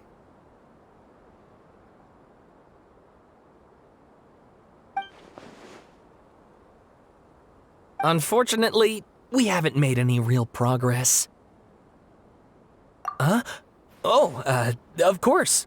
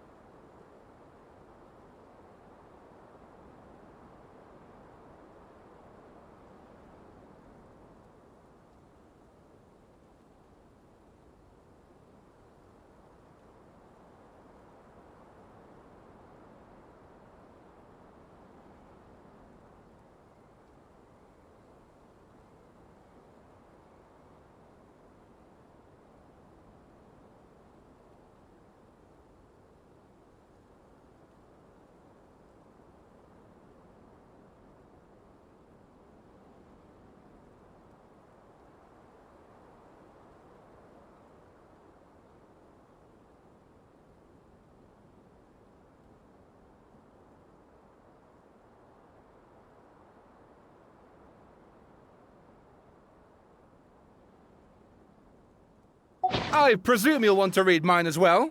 Here.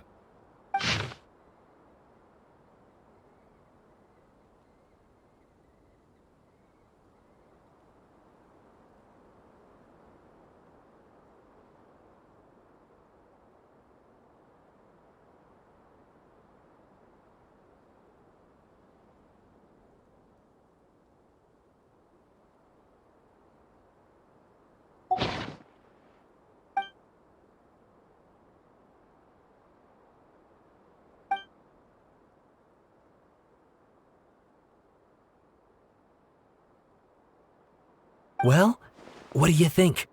Hey, Traveler, remember how last time Akaba was saying how he wished he could gather more information about all this? Well, we just got back from Inazuma, so how about we tell them what we learned? What did you find out? Something big? It's a long story. Basically, we have some friends in Inazuma, and... Wow, so many new details. Thank you so much for sharing that with us. Well, well, so it all comes down to one man's desire for revenge. Huh. You heard this from a member of the Amanoma clan, you say? Then I guess it must be true. Ugh. So there's no ghost story here after all. This new information actually lends further credence to my hypothesis. Evidently, swordsmiths were seen as having an incredibly prestigious role in society those days, to the extent that harming them was conceived of, at least by the perpetrator, as a way of exacting revenge against those in power. Yes, okay, point taken, you were right. But that doesn't mean I can't carry on with my novel. And they're back at it. These guys are really into this. Oh, so sorry. Look at us, prattling on about our projects and ignoring you. Thank you so much for the information. You're welcome. See ya. Keep us in the loop if you find out anything else. Will do.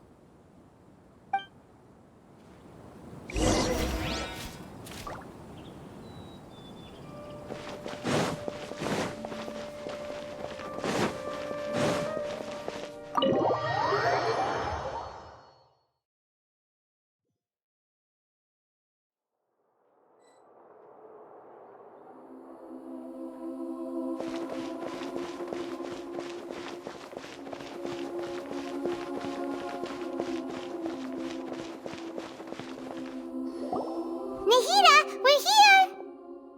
Traveler, Paimon, how have you been? Ugh, where to start? Paimon hasn't had a moment's rest this whole time. That night, we ended up chatting and chatting until suddenly the sun was up. And then she decided she wanted to go to Inazuma. The Balladeer? It sounds like some kind of code name. You look troubled. Is there something you need to tell me?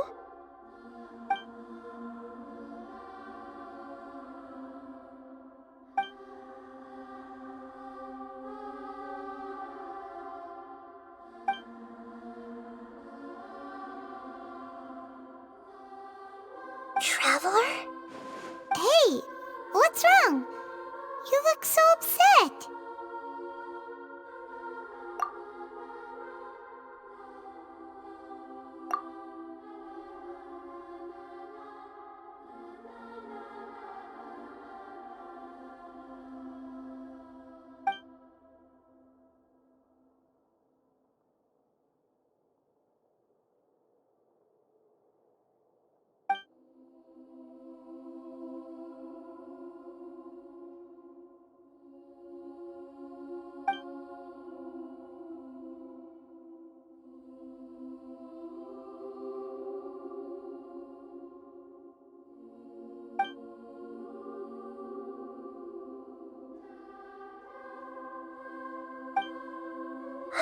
That's quite a story. So, this puppet known as the Balladeer erased himself from Irminsul, hoping that he could change the past. But How was he even able to do that? As the traveler said, he very nearly became Sumeru's deity. Admittedly, I remember it a little differently. I don't recall finding anyone inside the machine after we defeated it. Nevertheless, it does make sense. If someone were to successfully erase themselves from Irminsul, the world would change to reflect the new reality. So, you believe this person really existed, and we just don't remember him because... well, because he literally changed the world? Yes. Theoretically speaking, it is possible to do this. But I'm struggling to imagine the kind of person who would dare go through with it. The traveler comes from a world beyond Javat. That's why there's no information about her in Irminsul, and it also explains why any changes to Irminsul wouldn't affect her. So if there's anyone in the world capable of retaining memories from a past that has been rewritten, it's you. It's quite incredible when you think about it. Paimon's having a hard time understanding this balladeer guy's motivations. Why did he do it? I can only make inferences based on the information we've been given. As for what kind of person he was, only you remember that.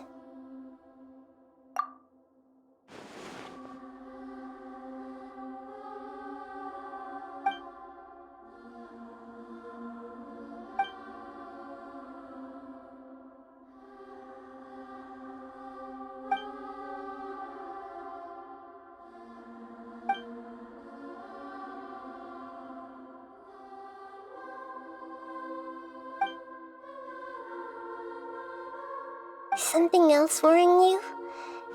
Something that you can't share?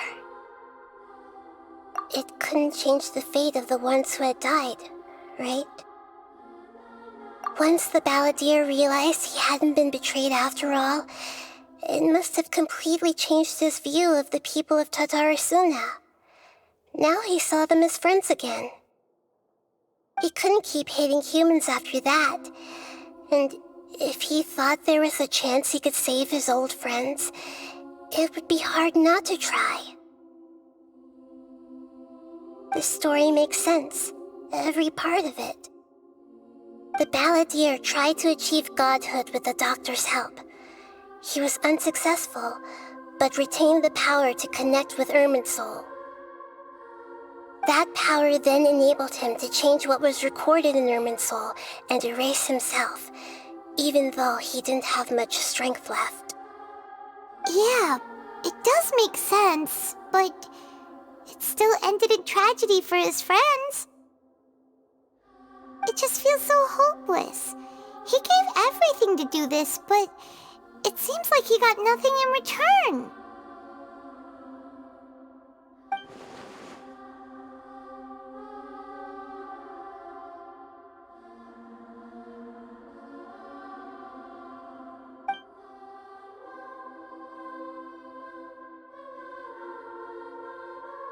Please wait a moment.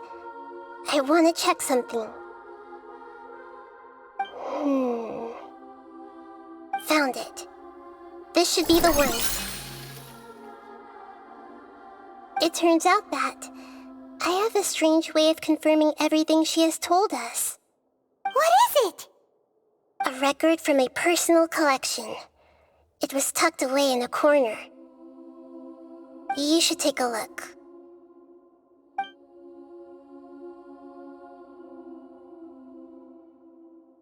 Is this a fairy tale?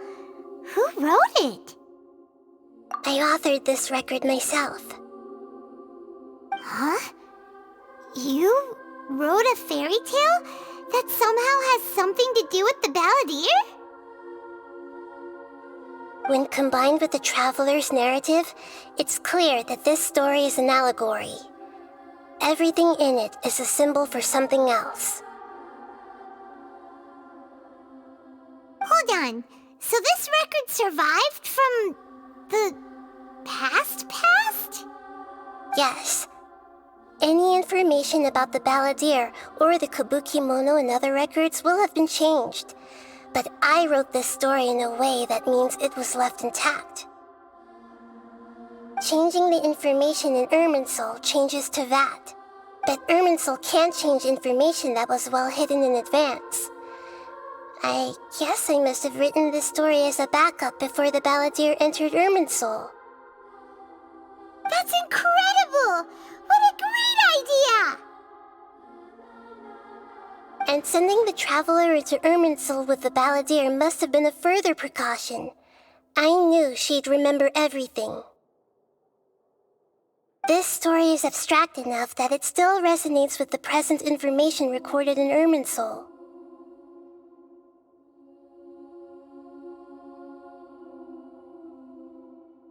But if we connect all the different pieces together, the true story that emerges is the one she told us, the now erased life of the balladeer.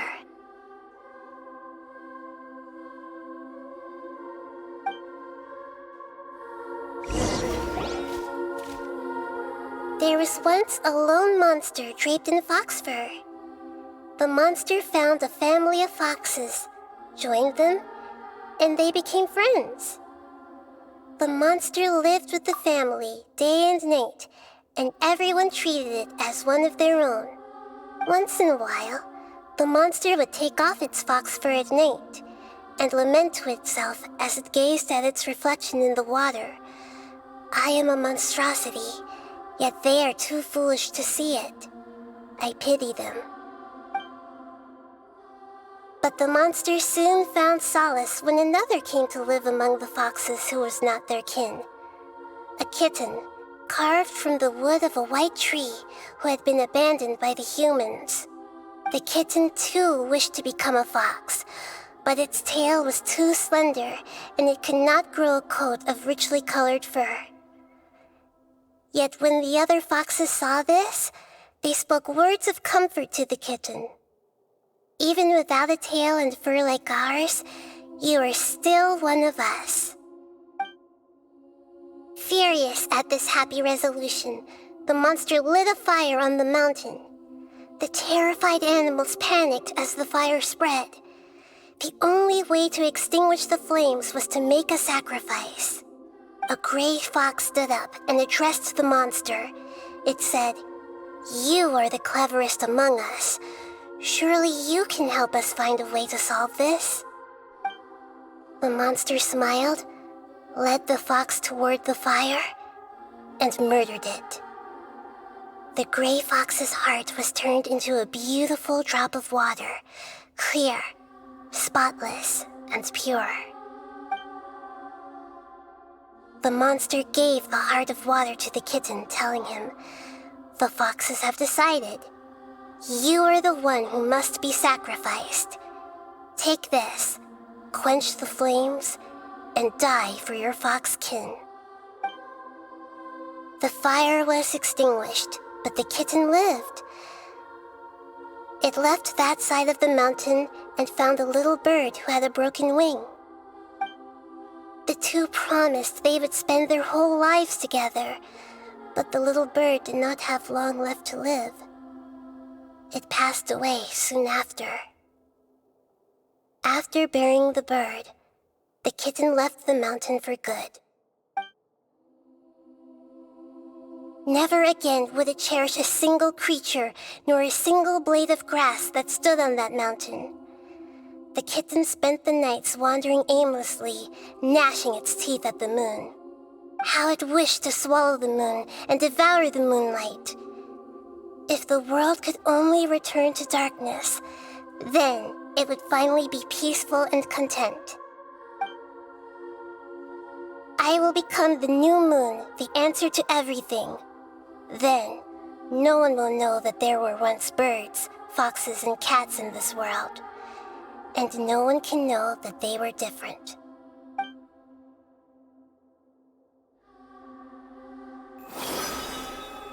We solved it! I remember now. This This is not just the balladeer's story. It is his very own memories. I made a backup so that it would be preserved no matter what happened. To become a god, he was experimented on and modified countless times. It was brutal torture, and the only reason he was able to survive is that he was a puppet. This memory was extracted from him by the scholars. Presumably, they kept it to have something to defend themselves with. Creating a deity was just the first step.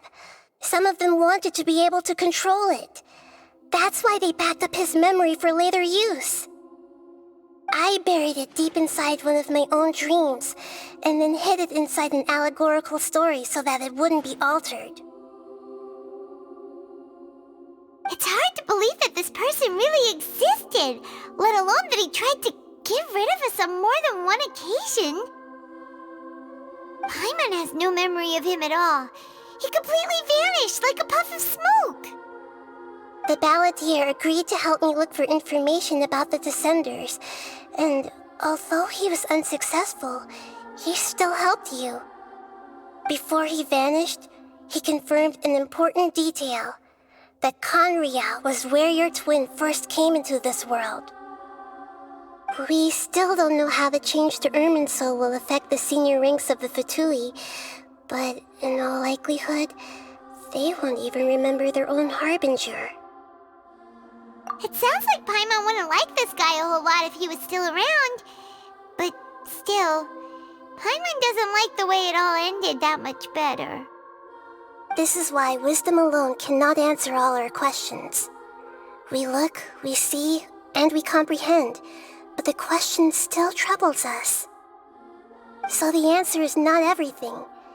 People yearn to find the truth and then conquer the troubles they face. When you give someone the truth, you give them a chance to choose their own destiny. To others looking on, this may seem like a pointless endeavor, but for him, the chance to act on his desire to disappear must have meant a lot. Never forget that even when we walk beneath dark clouds along a road filled with suffering, the light of wisdom is always there, guiding us toward a better destination. And that is what you have been doing all along. Yeah, Nahita's right. Cheer up. How about we go get something to eat? We can pick up this heavy conversation again later. Good idea. Paimon, why don't you take her out for a walk to clear her head? You got it. Come on, Traveler. You need to get out of your head for a while. You'll feel much better after taking a walk. Let's go get a snack from one of the stalls in the Grand Bazaar. That'll be sure to lift our spirits. It must be really tough being the only one who remembers all that. But Paimon's always here to help cheer you up.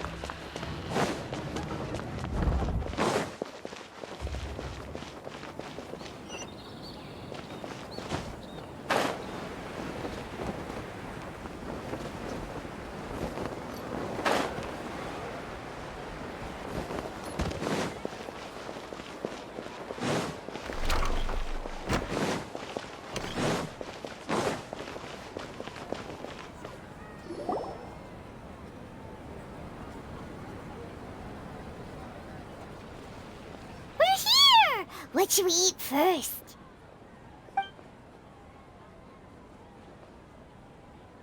Hey, are you gonna answer or what?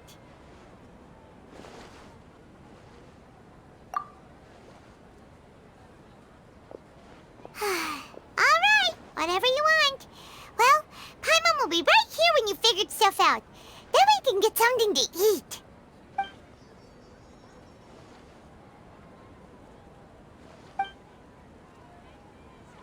What is it?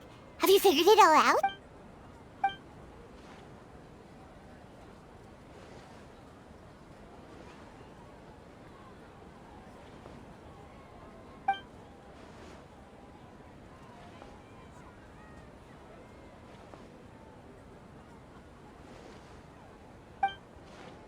Why'd you jump up all of us?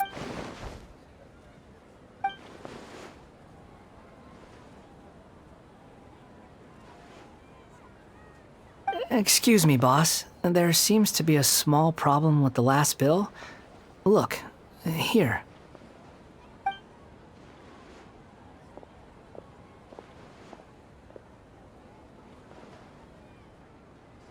Hey! Hey, wait!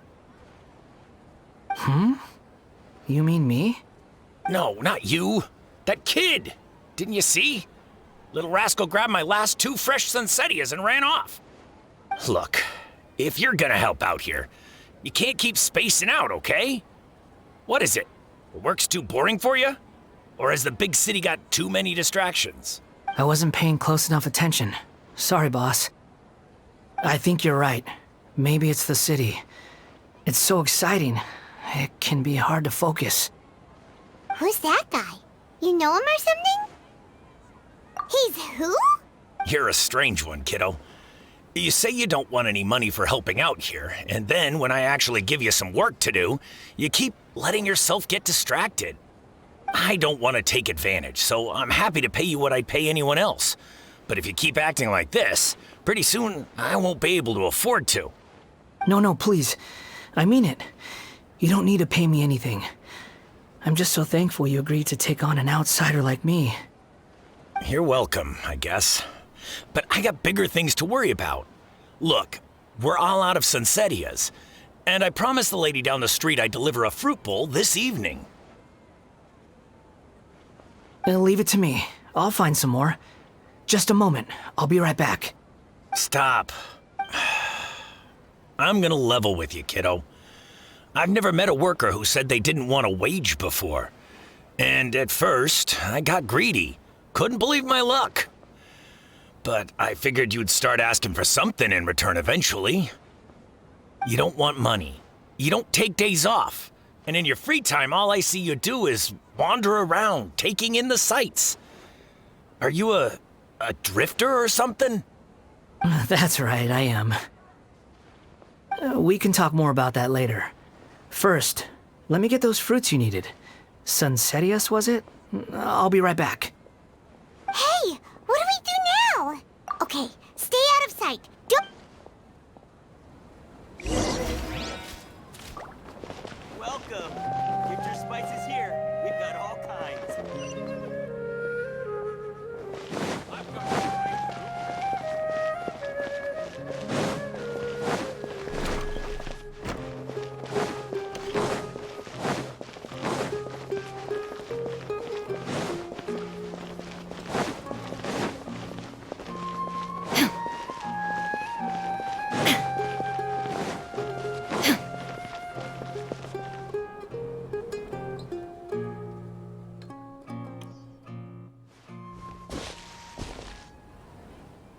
Yeah, this'll do. Even though you say he's the balladeer, what are we planning on doing? Stealing his Sunsettias? Isn't that a bit too cruel?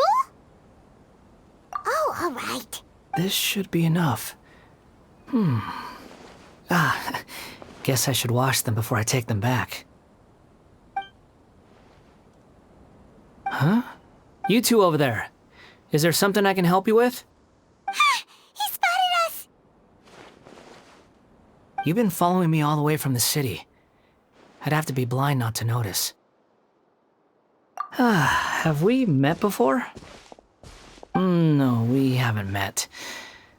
But you know me? I have no recollection. Are you absolutely sure? Sorry, but I just can't take your word for it.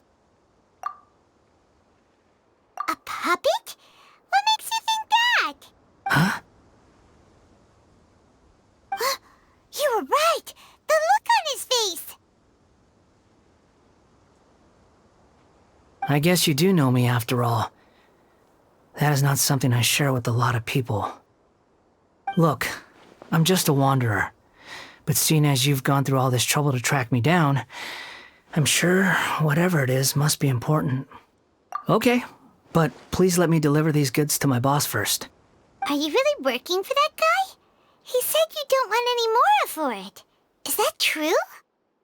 Yes, I ran into him out in the wilderness during a storm, and he let me take shelter in his cart. In return, I said I'd be his helper for a while. That's oddly nice of you. Let me take these back. Then I'll come with you, okay? Then let's return to the city.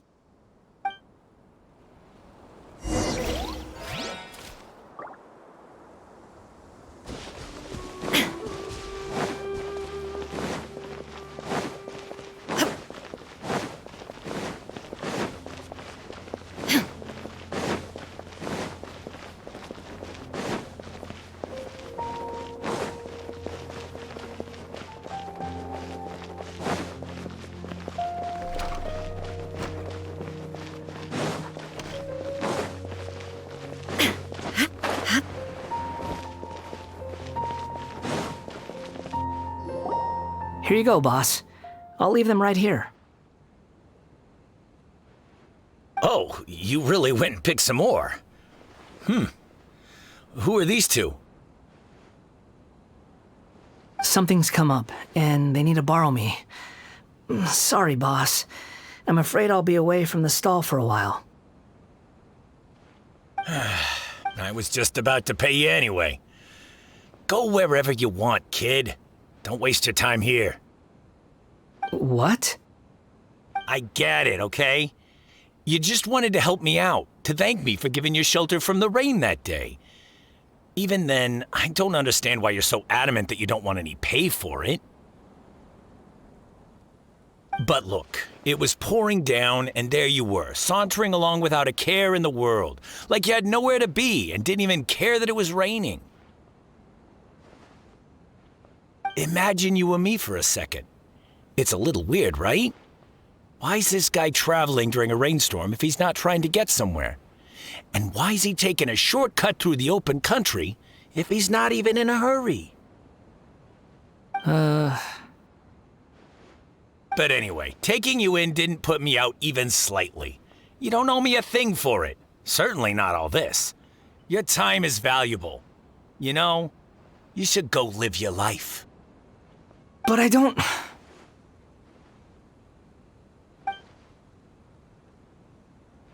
No, you're right. Then I suppose this is where we say goodbye. Thank you again for taking me into the city. Don't mention it, kiddo. I've run into all kinds of characters over the years. I just hope you find your path. Thank you. All right, done. Thanks for waiting for me. We can go now.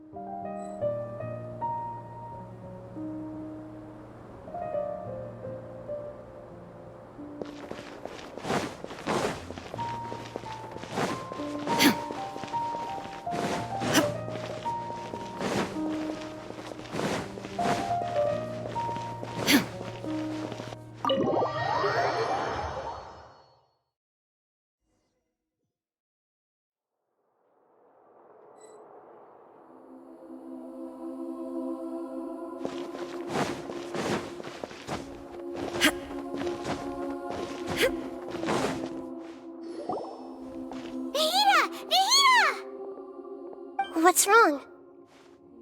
Huh? Are you? Hello.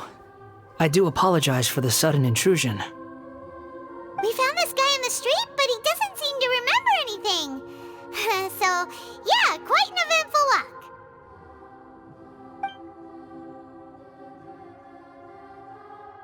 You say that you are trekking across Teyvat to train yourself. Many other Inazumans who describe themselves in this way call themselves Shugenja. Why do you refer to yourself as a wanderer? Well, it seems more relevant in my case. To me, it sounds like a plant with no roots. But these two claim that they know me, and that I have a hidden past unknown even to myself. I wouldn't call it the past, but rather... this is a difficult one to explain. I don't like to rely on using terms like this often, but in your case, it seems that it ought to be called, previous incarnation. Oh, like a past life or something? Yes, something far more distant than the past. So far away that you cannot perceive it. Okay, I have to ask. What was I like in my previous incarnation? Oh, okay. I see. You want to tell me, but you can't bring yourselves to say it. Looks like I didn't have the most wonderful existence in my previous incarnation. If it's that difficult to talk about, I have no doubt it will be just as difficult to hear. But I'll be able to handle it. Please, tell me the truth. Is truth something you care a lot about? Yes. Then I'll be straight with you. In your previous incarnation, you did many things that would be considered evil. You nearly died because of what other people did, and many died because of you. As a non-human being, you hated gods and humans alike. You drifted from place to place, never able to settle, even where you found status and identity. You adamantly believed that you were missing a heart. Actions rooted in persistence sometimes bear bitter fruit. Sometimes, you have to let parts of yourself go, or you'll never be happy.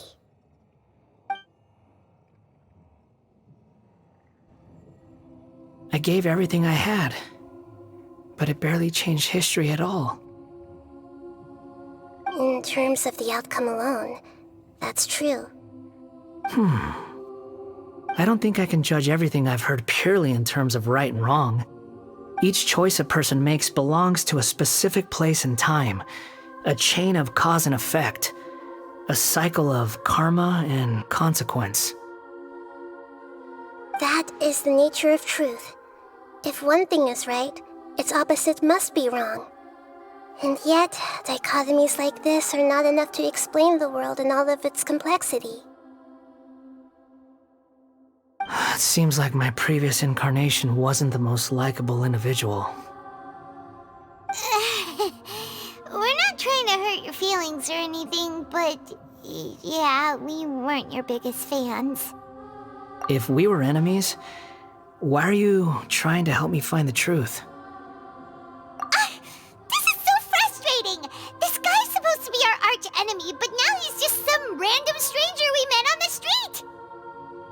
He's got so much to answer for, but we can't make him talk because he doesn't remember anything. What a weird situation. Lesser Lord Kusanali, as the god of wisdom, I trust that everything you told me must be true. Yes, it's all true. I can even show you the memories themselves, if you're willing. Please, I want to see them for myself. I want to experience my own transgressions. Even though it will cause your present self great mental anguish? I'm just a puppet, with no heart and no name. There is nothing in this world for me to cling to fill the void within me. Except maybe these sins that can never be undone. Very well. As you wish. Wait, shouldn't we go with him? This one's kind of on us for bringing him here. Don't worry. Whatever danger I might face, it's my burden to bear. Traveler, could I ask you to supervise him on my behalf? Oh, good point. Given your, unique situation, we'd better keep an eye on you. Understood. Thank you. Now, prepare yourselves, everyone.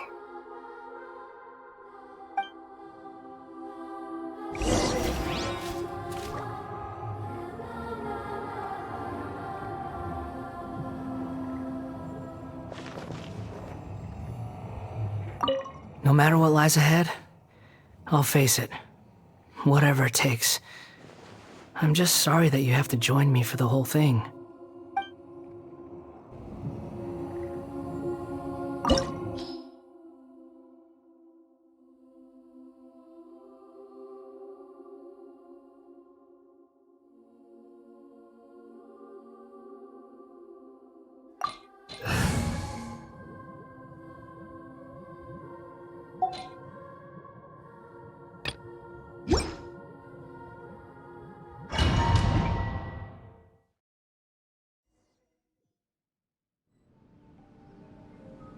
This looks like Inazuma. Right now, you're in a dream I created using information extracted from your memories. These memories will show you the raw truth, but be aware that enemies may react just like in the real world. Please be careful. Sounds like an immersive experience. It's a good thing we came along. You don't need to do this for me. I don't deserve your protection. We never give up halfway. Well, we had to once, but that was your doing. All right. Thanks. Wanderer, this is the Shake Pavilion. In your Balladeer incarnation, this is where the Electro Archon placed you after your creation. You had a great many memories here. Is that because this is kind of like his birthplace? You could say that, in a sense. You'll see why shortly. I hear footsteps. This place is huge. I can't believe the landslide didn't fill it in. I wonder who built it. The Crystal Marrow miners? No, there's no way. Look at this exquisite construction work, and so well preserved, too. No mining crew would be capable of this. There's someone passed out on the ground. Who are you? You're awake. What happened? How'd you get stuck here? Are you injured? Not a scratch. And these fine clothes. Who are you? This man is Katsuragi, deputy to Torichiyo's adopted son, Mikoshi Nagamasa. He found the Balladeer in Shake Pavilion and took him back to Tatarasuna. And the rest is history. Well, it used to be. In the original version of events, Katsuragi was ultimately killed by Nagamasa. Let me get you out of here. Our people are nearby. Hang in there. During the Tatarasuna incident, Niwa was murdered by the doctor disguised as a mechanic. The Balladeer, then known as the Kabukimono, disappeared not long after. As the second-in-command at Tatarasuna, responsibility for what had happened fell to Mikoshi Nagamasa. But Katsuragi had sworn lifelong loyalty to Nagamasa after the latter had once saved his life. At Katsuragi's insistence, Nagamasa killed him to put an end to the Tatarasuna incident.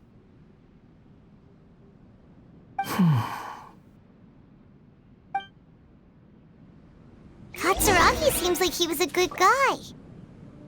He looks like a warrior, but he has a kind face. Why couldn't he live a long and happy life?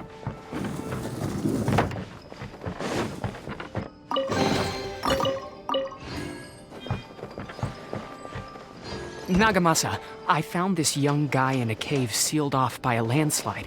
He doesn't remember his name. Well, we need to call you something. I hear the workers are calling you the Kabuki Mono. That's fine with me. Katsuragi, report to Niwa. Tell him we have someone new joining us.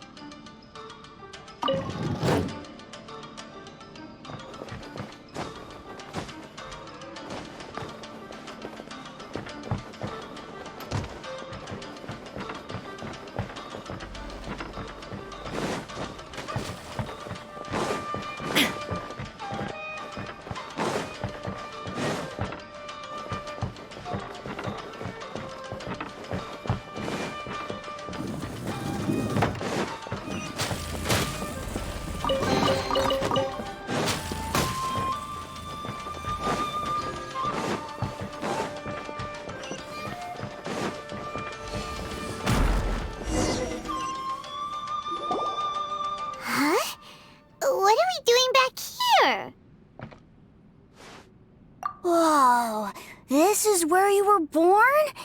It's pretty, but there's nobody here. I was abandoned, like you. I lived here for a while at first, but there's nothing for us here. We can't stay. Okay. I heard my mom and dad used to make swords, but the factory manager died, and then my dad got sick. He kept coughing all the time, just like me. Then Mom started coughing too. But you can't. You promised me. Yup, we're family now. We're gonna be together forever and ever. This child didn't have a name. Or rather, the balladeer didn't know what to call him. His father died before he could name him. After his mother died, the child stayed in their straw hut alone. Some of the neighbors helped to raise him.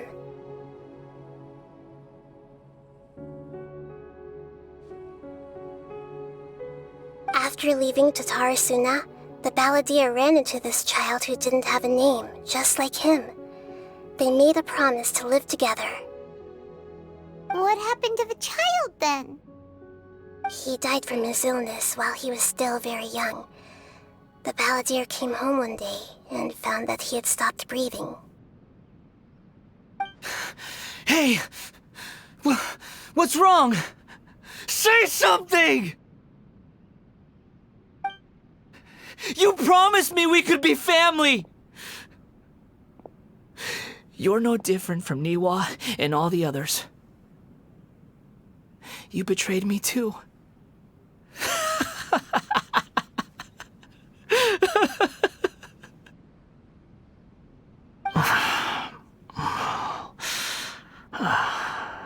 The voices have gone. It looks like the memory ends here. Let's keep going.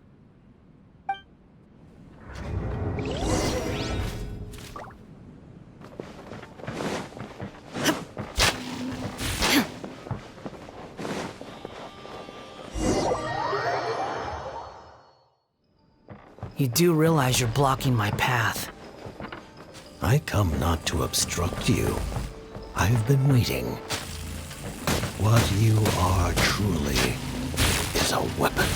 One that could be wielded with an iron will. Or you could continue to drift aimlessly.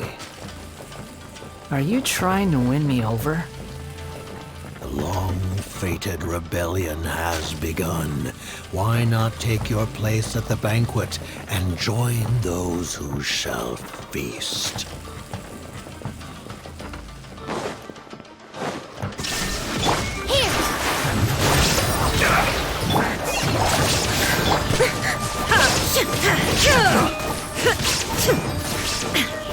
I will end you.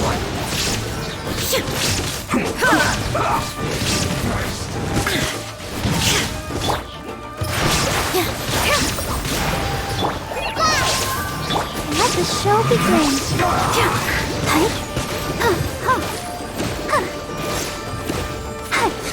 Shine down! This first.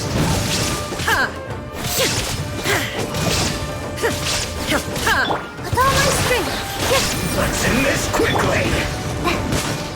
Hi!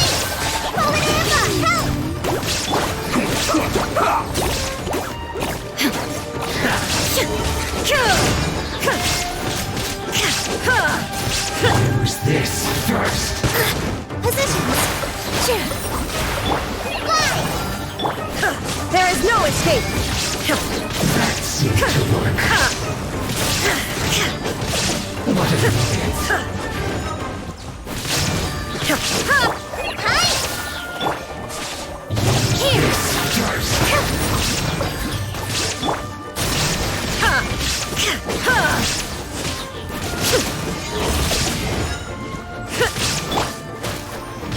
That seemed to work.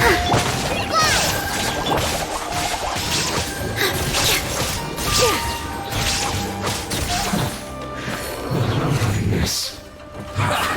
Well met. No excuse for Saturn being Killjoy, you've only just begun. Get out Shine of my down! way. I can't run. Looks like I went too far.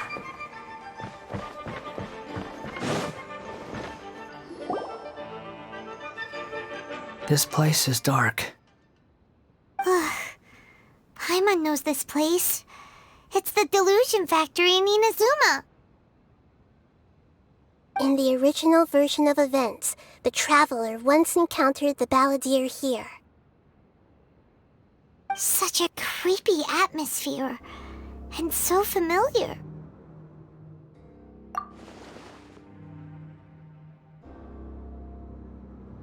Hey, look over there! Well, well, my fair lady. Is this rundown factory and these incompetent fools all for me? Wow. You shouldn't have. Huh. What do you have to gain from belittling your subordinates?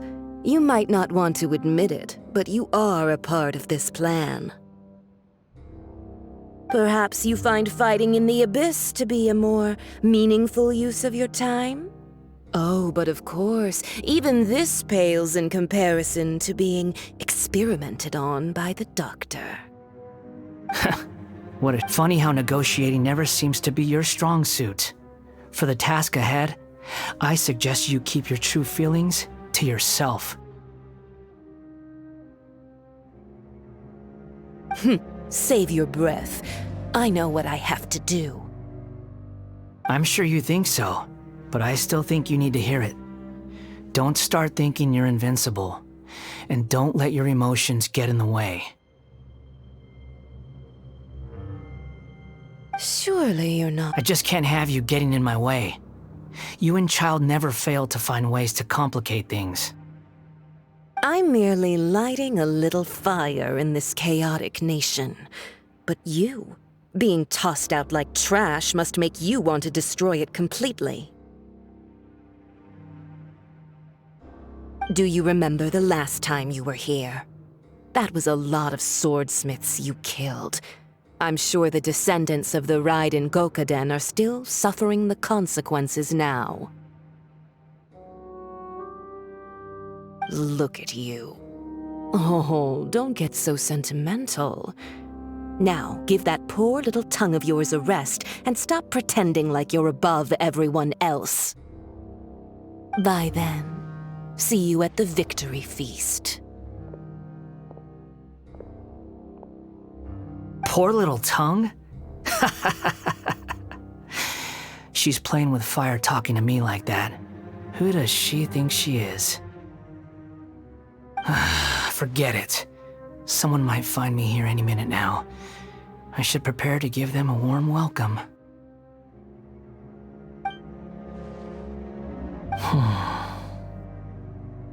The plot does not end here. There's more of this story to come. Wanderer, are you able to continue? Yes. Please don't worry about me. Why are you staring at me in silence? Can't you think of a nicer way to express yourself? I'm under no obligation to be nice to you. Besides, I thought nothing mattered to you except results and your own interests. Isn't that right, witch? Muddle-headed puppet. You're only number 6 because you can take more abuse than other humans. Do you really count that as an asset? You're about as much fun to be around as a raging inferno. But before we murder each other, it'd be best if we finish our duties.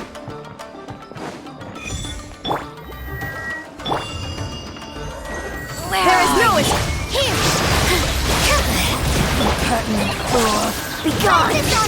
I'll protect us! No mercy! Out of my sight! Illusion shattered! With all my strength!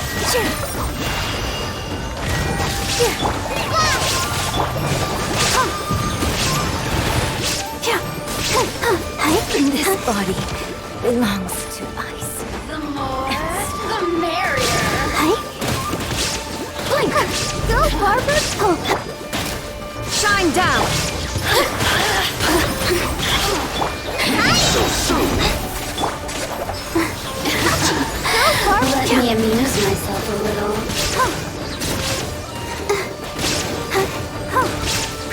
No escape!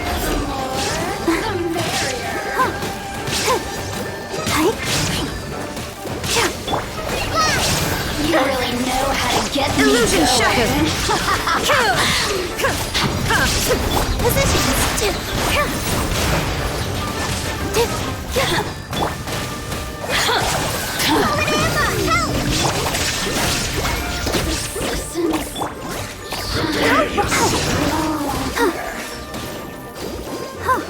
Leaving so soon? Can't run from death.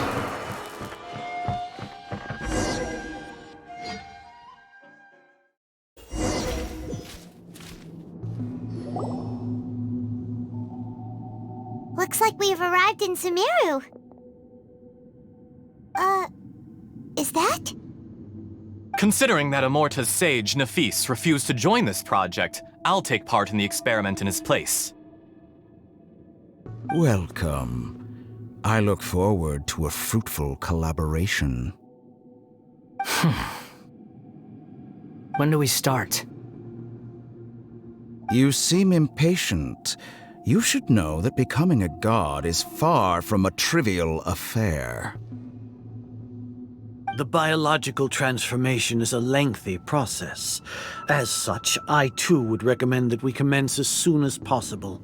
In the event that a successful connection is established, his body will become permanently bound to the machine, and he will be unable to move independently of it.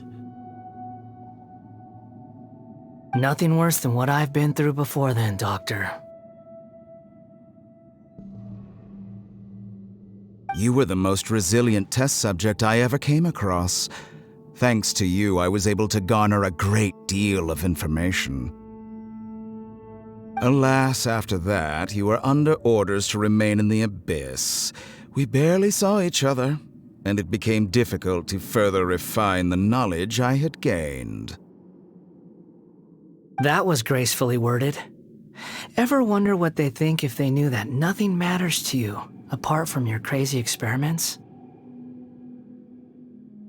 I suggest you speak to me in a more respectful tone, scaramouche. The mere fact of your utility does not make you indestructible. The doctor again? That was uncomfortable to watch. That person gives off a very sinister energy. It's normal for him to give you the creeps. He scares the bejeebers out of Paimon. Let's move on.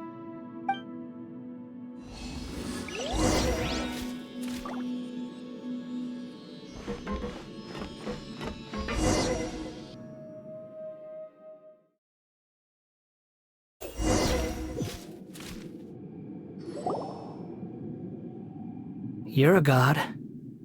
Do you think I'm evil? If you accept that he is you, just as you are you, then yes, you are evil. In your eyes, are there any differences between humans and puppets? Do you think there are any differences between your present self and your previous and future incarnations? If not, then what are the differences between humans and puppets? Whoever has tasted the joys and sorrows of life in the human realm is human. Whoever has loved and lost, cried with grief, howled with rage at the tragedy of death that eclipses the miracle of life, they are human too.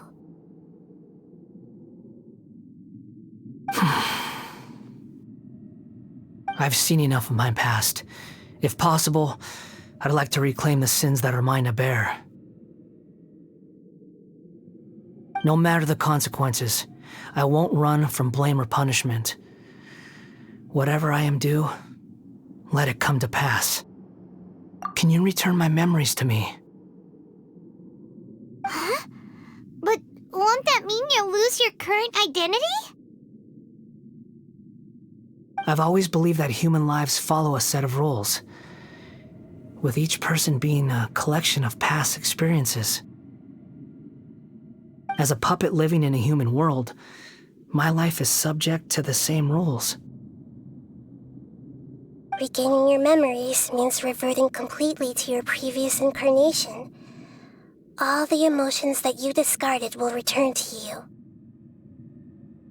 Are you sure you want to do this?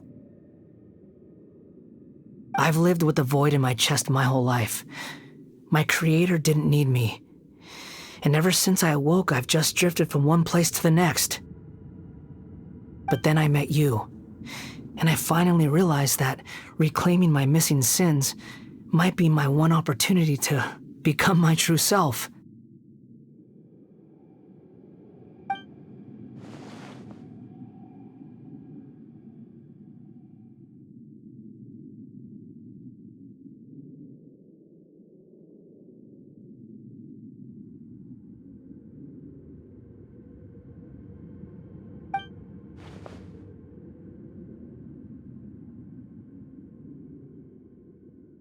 I've always felt I have an innate tendency to yearn for something more, in a way that goes deeper than for most people.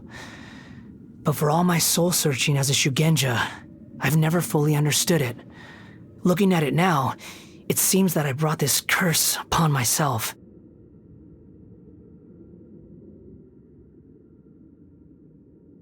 So I beg you, grant me this opportunity to gain a purpose, to change my destiny, and end my wandering.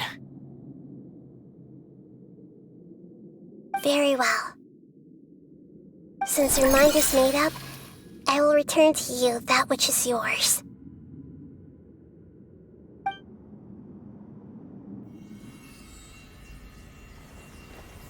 You have made your decision. Now, take this.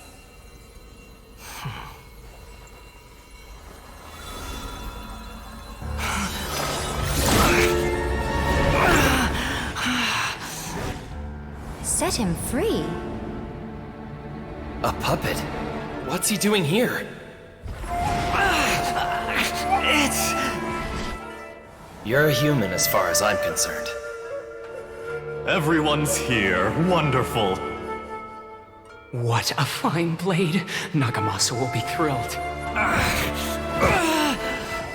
This is my...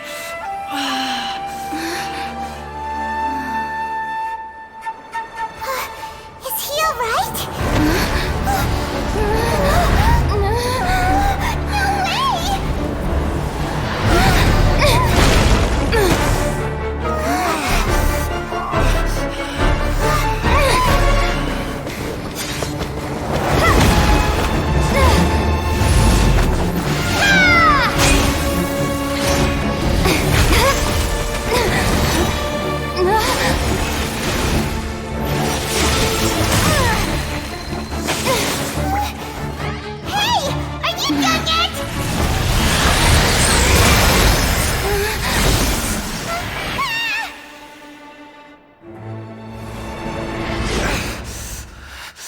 All worthless dross will be purged.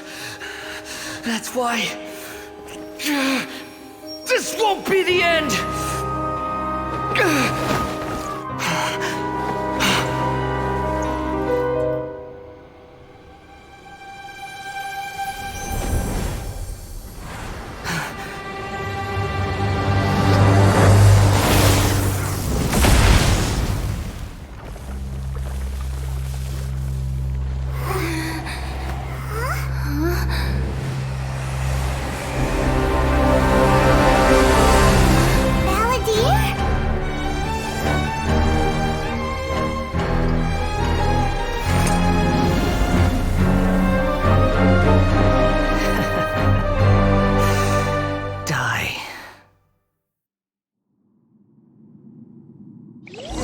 This is trying my patience.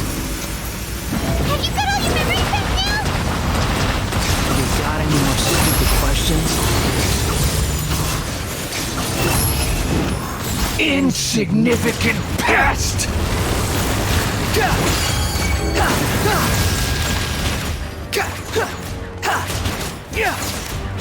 The wind rises. Feeble human!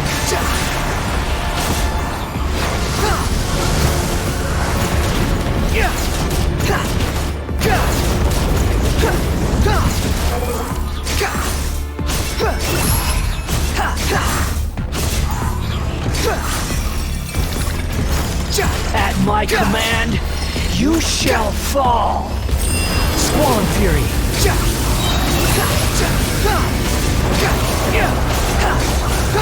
Know your place.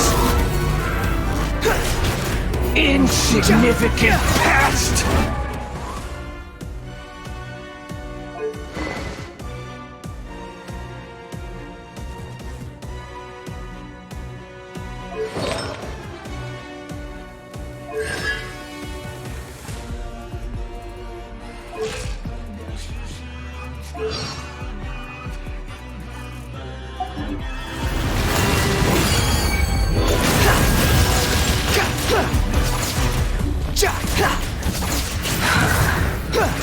You're dead. My endless cycle begins!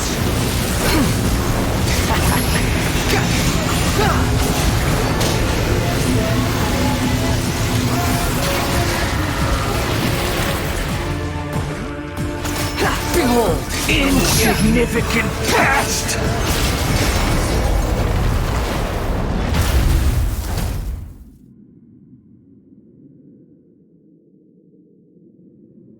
Imbecile! Get out of my sight. It disappeared. Did we win? What did you expect? I'd never lose to that. There's the tone of voice again. You're definitely back to your old self. Wait, but it was you inside that thing too. What have you got to be smug about? Sorry. I'm harsh on myself and everyone else. Just the way I am.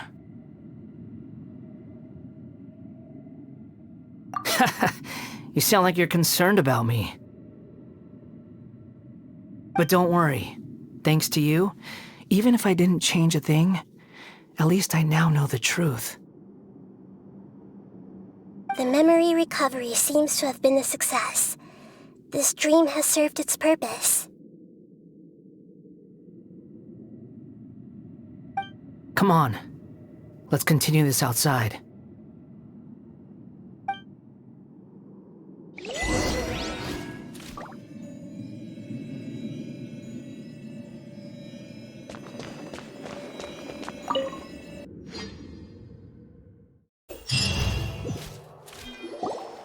Welcome back, Traveler, Paimon, Balladeer.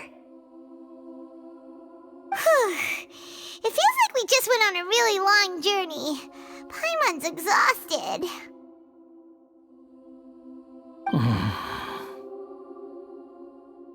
You don't like being addressed by that name?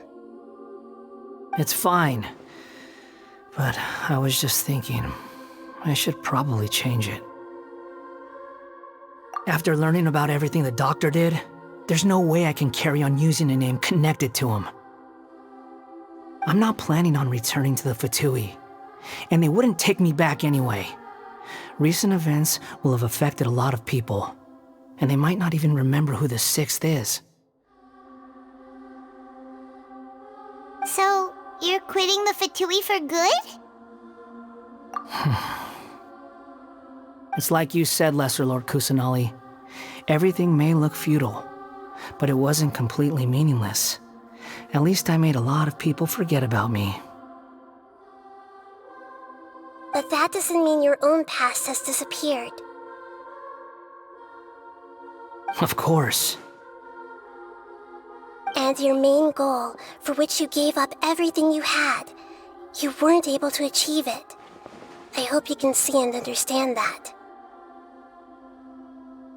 Changing the world, changing the past, changing the fates of other people, these are not simple things to accomplish. What you are looking for is complete annihilation. But this is just a fantasy.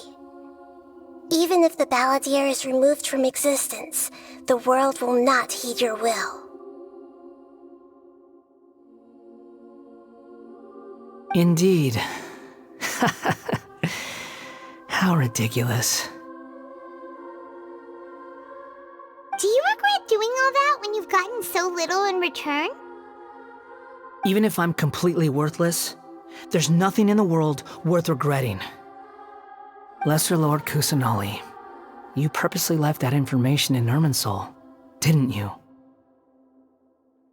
Yes, and I took pains to make sure that you'd acquire that information naturally. Why would you go to such lengths? You trying to win me over too? In all honesty, your past experiences have made you a useful asset to Sumeru and to me. Winning you over was indeed a part of my plan. But before that, I wanted to tell you the truth about your past. If all I wanted to do was use you, then I'd be no different from the doctor. Very clever. I guess you could say that's one of my virtues. Utility to others is what gives me worth. So if embracing my sins is what it takes to make me useful again, so be it.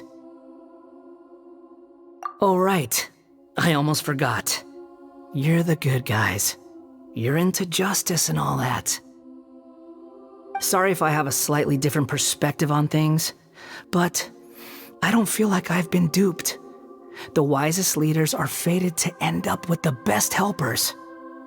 I can live with that. I'm glad you're able to think of it in that way. Traveler, in the future, I'll continue to search Irminsul more deeply and see what secrets can be uncovered. Including the beginning of your twins' journey recorded in Irminsul. What exactly happened before and after that point? I want to know as well. I will try. Traveler. After I dove into the information torrent in Irminsul, why did you go to Inazuma? So that's how you found out whose fate had changed. And how.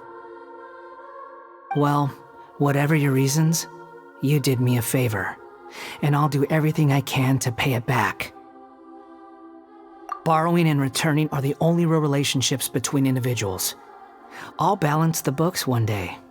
Don't you worry. That's not true. A relationship between two people is not simply a ledger that can be reset to zero. I think deep down you realize this. People who show up in your life don't just evaporate like water drops and leave nothing behind. There is no such thing as balancing the books. Some things in this world can never be brought back, and they can never be changed, which is why there is emotion in the human world. Everything that you feel is real and lasting, and whatever is missing in you will not be made whole. To be human is to live with imperfections. You can choose whether or not you want to be human. But humans can't live without a heart, can they? Anyway, I gave up trying to become a human a long time ago. You understand what pain is perfectly well, even without a heart. You're just bearing your feelings. The past is set in stone, but you can keep moving on. And the longer your future lasts, the shorter your past will become, until one day, it is but a tiny fraction of your life. Sounds like you've got a future planned out for me. Everything's ended up being pretty darn complicated. Paimon doesn't even know where to start, but the most important thing now is that you need to follow Nahida. Otherwise, all our efforts will have been for nothing.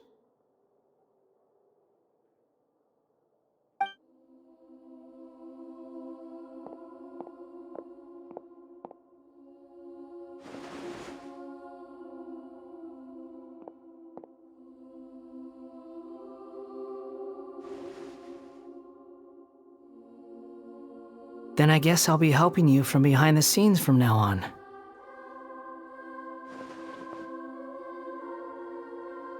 I'm glad that you've accepted our proposal. Why don't you choose a new name to celebrate? Ooh! Paimon wants to pick an ugly nickname for you, too! Why? Because Paimon still doesn't like you that much. Then I hope we don't see much of each other in the future. A name is life's first gift. You didn't say it out loud, but I know that's what you're thinking. The Traveler and Paimon have helped you a lot. If you can't decide on a new name, maybe you can ask them for ideas. No! Paimon only does nicknames! If it's a serious name you're after, it's all yours.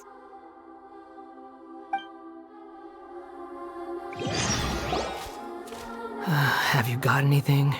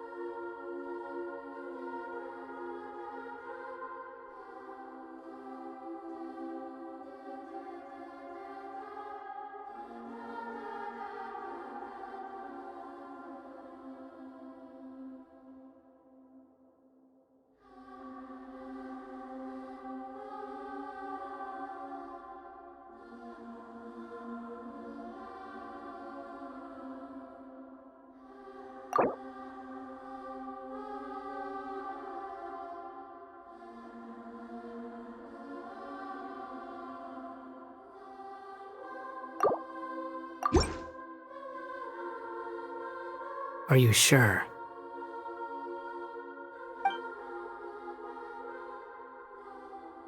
Oh, all right. If you say so. There! Now you have a name of your own. What about a nickname? Are you done yet? Still thinking. Stop rushing me! Take your time. I don't need to see you again until you've thought of one. Everyone who manipulated me and made me suffer will have to pay the price. You mean the Fatui? The doctor, at least. Now that your stance has changed, I believe your future path will change accordingly. But it won't be immediate. You still need some time to compose yourself.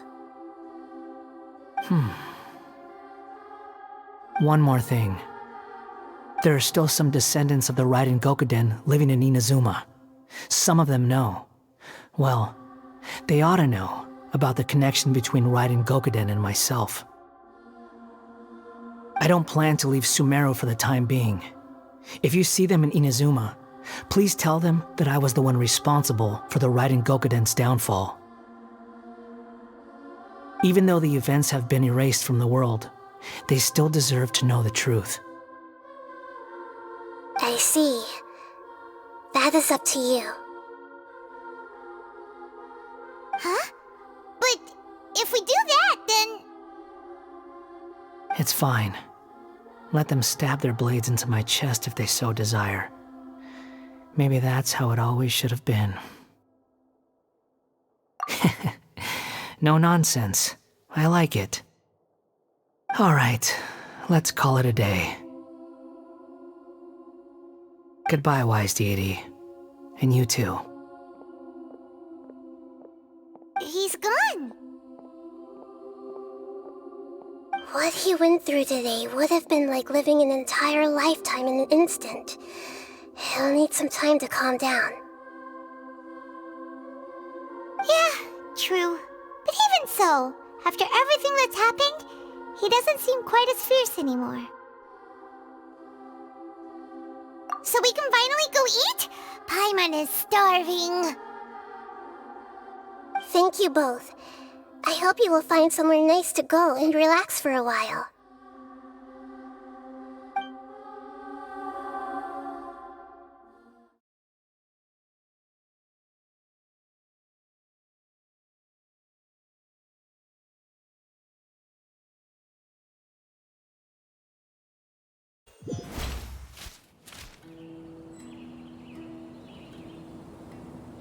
I've got it!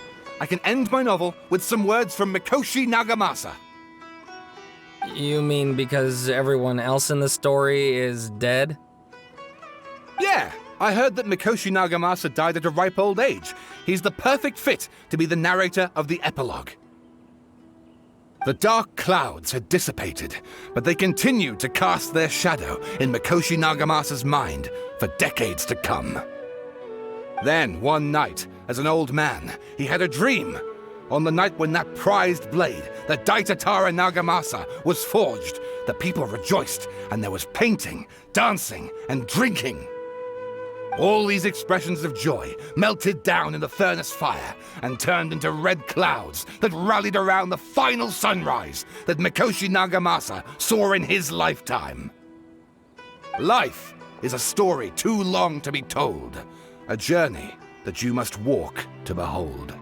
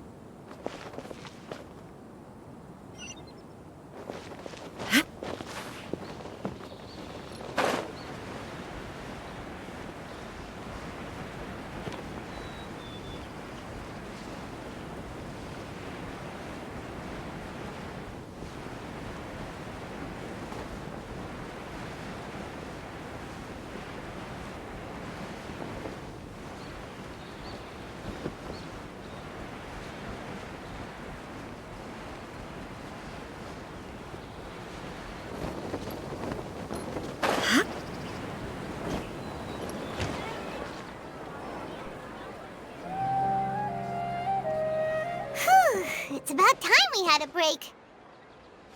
As soon as you stop, all the tiredness and hunger comes rushing back. Wow, great! Huh? Look at the vase. Did someone break it while they were cleaning the room or something? But Paimon doesn't remember there being a cleaner.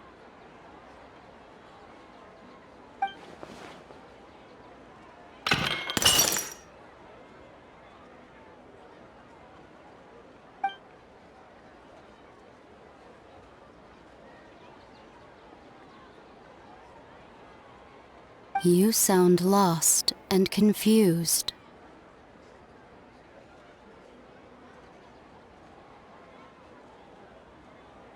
I know why you are troubled. Any who knew of this would find their mind overwhelmed. Huh? Is there someone here talking to us? Unfortunately, The fate of Tevat cannot easily be changed. Perhaps a god may have a slim chance, but for anyone else, who can say? When a small animal runs into a tree trunk, though the tree may sway, it is not displaced. The same is true of fate. Like a vase that falls to the ground, whether it is broken by a cat or by a bird, the result is still a broken vase, is it not? Who are you? How do you know about all this? History does not change easily, but human hearts can. Believe your own eyes. Only that which you see is true. What is unseen is but an illusion.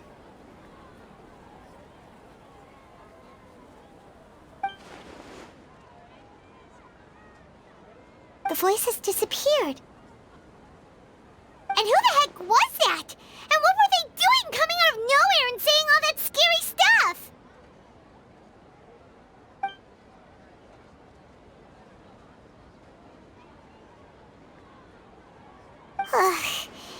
Anyway, that face is still lying there broken on the ground. Should Paimon go get someone to clean it up? It feels wrong just leaving it there. Just a moment. Paimon will be right back.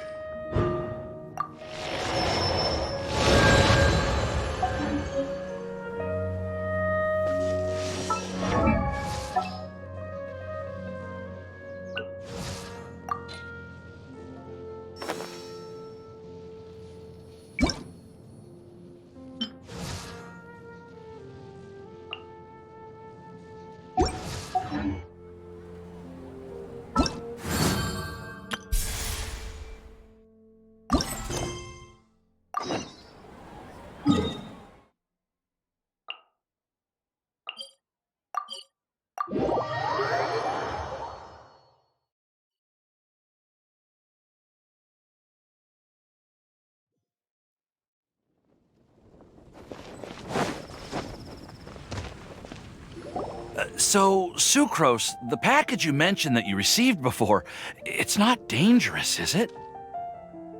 You need to be careful when you're opening packages. I once had a friend mail me some research materials, and all the bouncing around in transit caused a reaction.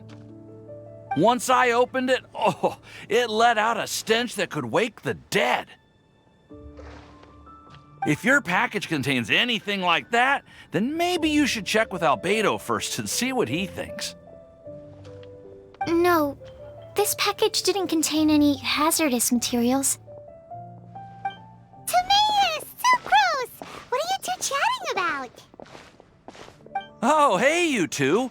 We're just talking about a strange package that Sucrose received recently. A strange package?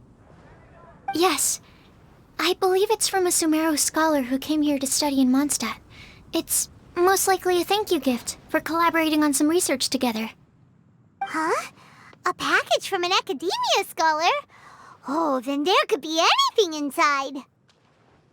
There wasn't anything dangerous inside, just a bunch of strange cards. I think I've seen Timaeus with some similar-looking cards before, so I came to ask him about what they might be. You've seen me with some cards? Maybe those were the testing cards used for distinguishing reagents. No, they didn't look like test cards. Here, have a look.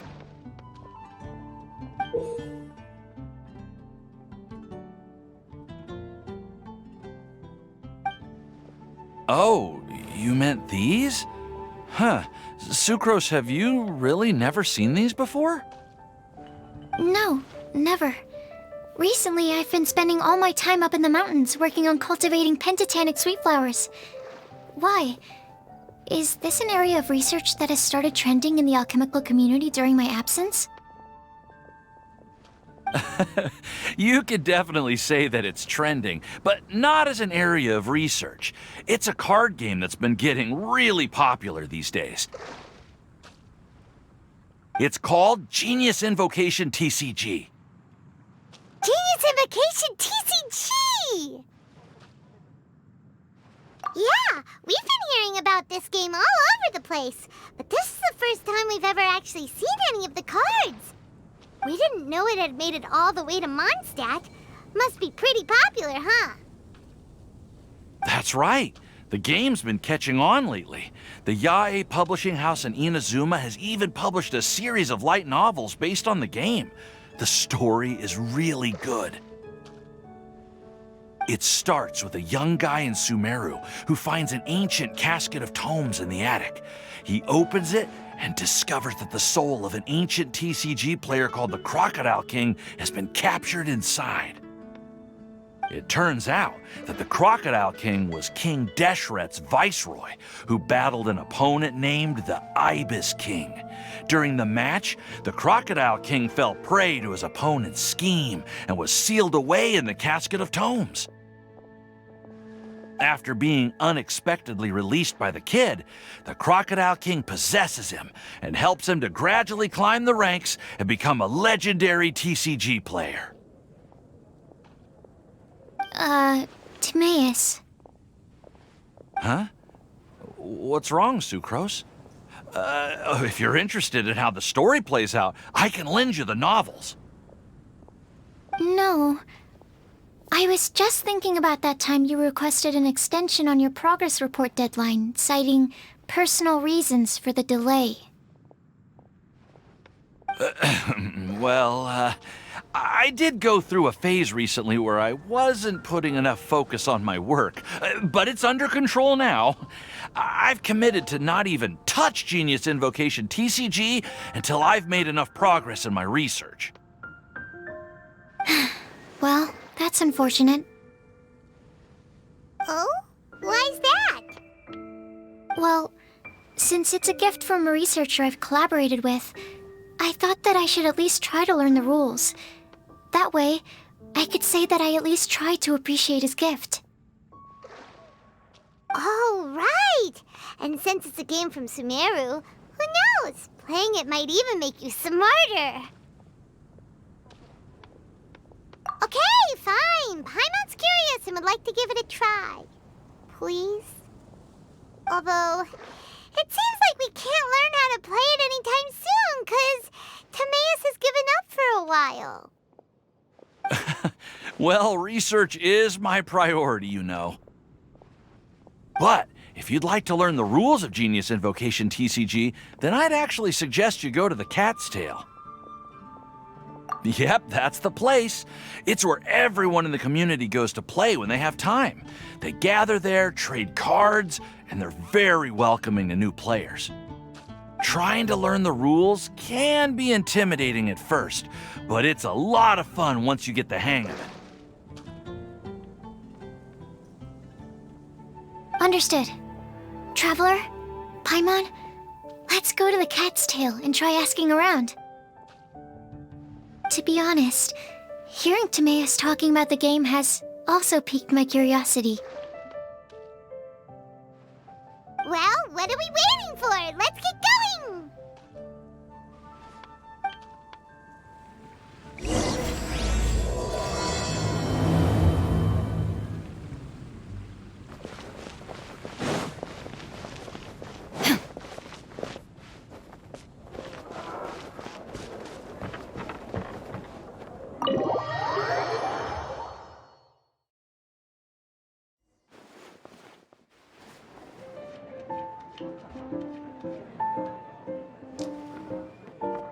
Welcome to the Cat's Tail. Ah, it's the Traveler and Paimon. What a nice surprise. Oh, and Sucrose the Alchemist. It's been a while, hasn't it?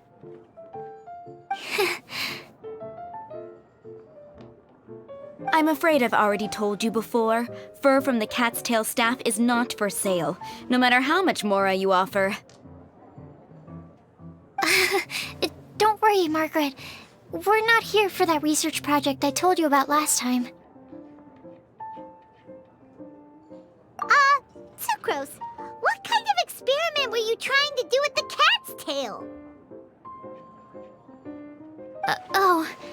I just wanted to test out some hypotheses, and I needed some materials. But, we can talk about that later. Actually, Margaret, we're here to learn more about Genius Invocation TCG.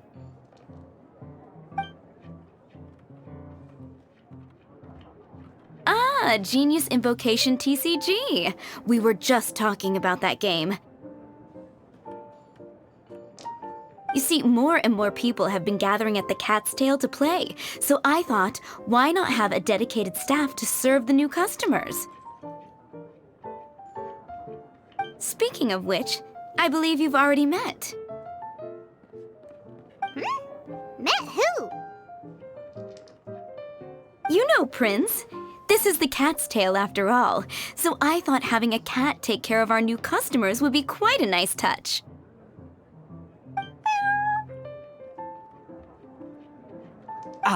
Allow me to interpret. Prince says that the word customer is much too loose of a term, and we should instead refer to anyone who loves dueling with cards as TCG players. My mistake. So it seems I haven't introduced you yet. This is Prince and Shuyan. They will be in charge of taking care of our TCG players. I'm afraid I must correct you there, ma'am. Only Prince, the strongest and most formidable TCG player of all, is capable of providing valuable guidance to our new players. The average player is incapable of grasping the subtlety and sheer genius behind Prince's every play, and he has no choice but to rely on me to communicate with everyone. I am merely Prince's lowly assistant, that's all. Wow! Another guy who can understand animals! How can you use such a crude word as animal to describe the one and only Prince? He is special and the only one of his kind. Such a remark is an insult to Prince. Oh? What's that? Shuyan. In the eyes of the common folk, I look no different than any other ordinary cat. It's a natural mistake to make, and you shouldn't overreact. Understood. I do apologize. It seems he really is capable of communicating with the cat. Could this be the result of some modification to the language center of his brain? Seriously, how can he get all of that from a simple meow? Yes, it was the sacred duels of Genius Invocation, TCG, that formed and cemented our bonds of mutual understanding. It's my firm belief that by simply playing the game, players can develop a deeper level of understanding between one another. So, playing Genius Invocation TCG fosters some sort of a telepathic link between players? Somehow Paimon doubts that. Uh-huh. Anyway, if you'd like to know anything about Genius Invocation TCG, then please ask Shuyan, who will ask Prince. Though I'd love to explain more myself, it's time for my daily walk. I'll let Prince play a game with you and walk you through all the rules. Just as a seasoned warrior can foresee the path of his opponent's sword, so too can I, as a TCG master, predict my opponent's every play. It would be improper to pit a newcomer to the art of the card against one such as myself, and I must therefore politely decline. That's what Prince said. Oh, Prince doesn't want to play with us, huh? Fine, then Prince doesn't have to. We'll play you instead. I'm sorry, but from the day I met the mighty cardmaster Prince, I swore an oath that my hands would live solely to hold the cards and not to play them. I will never play another match of my own again.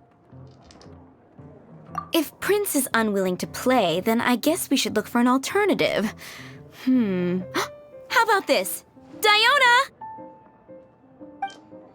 Yeah, blah, blah, blah. What is it? I'm pretty busy over here, you know. Why is it that every player that sets foot in here to play Genius Invocation TCG has to have a drink? Ugh! Don't they have any clue that the key to playing a game is the ability to think straight? Seriously, games and drinks don't mix. Don't they get that? Ugh! What can I say? As the tavern owner, I can't help but feel happy to hear this. Anyway, I see you've been working hard, so I thought you could use a break. So why not come over here and teach these customers the rules of Genius Invocation? Ha! Yeah, what kind of break is that? I'd rather not. Oh, why are we letting all these loafers come in here to play Genius Invocation TCG anyway? All it does is encourage more people to come to the bar for a drink. You know, if drink sales keep going up like this, pretty soon Mondstadt's alcohol industry is gonna reach new heights.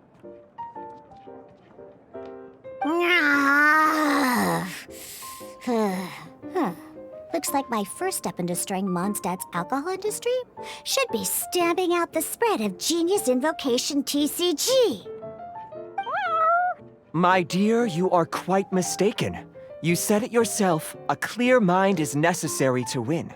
Soon, their thirst for victory will overcome their thirst for alcohol. Prince speaks the truth, Diona. Not only is the spread of Genius Invocation TCG no obstacle to your goal of destroying Mondstadt's alcohol industry, it could even support you in this endeavor. Could it really? Sure, why not? Alrighty then, our 2 customers are waiting to learn. Shuyan, let's put you on drink mixing duty for now. But Shuyan is destined for a far greater purpose. Shuyan, drink mixing, now. Okay. Ooh, all right. We'll need some space to learn. Let's go to that empty table over there.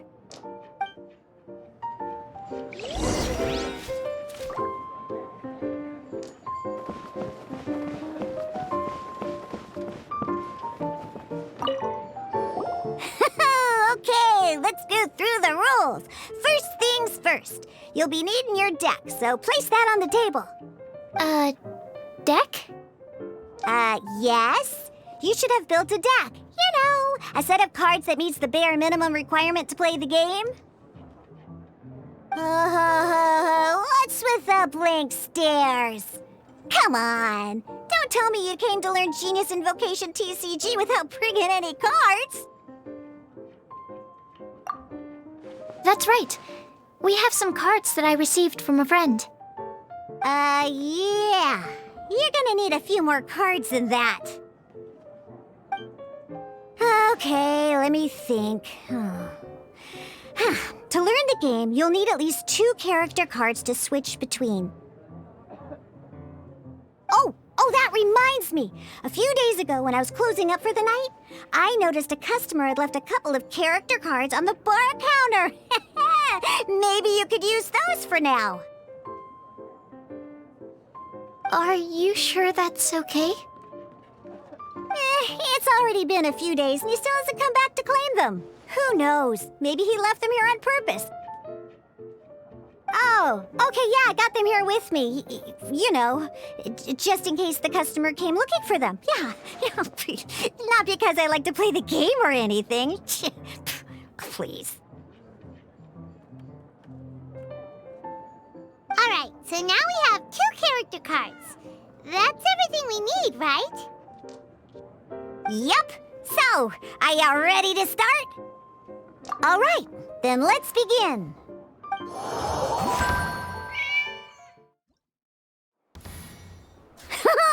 Welcome! Simply put, this is a game where you control character cards to duke it out with your opponent. Pew, pew, pew! Once you've defeated all of your opponent's character cards, victory shall be yours! Now then, you're gonna need a character on the field to start with. Let's go. First, we roll 8 elemental dice at the start of every round. These dice correspond to elemental energy.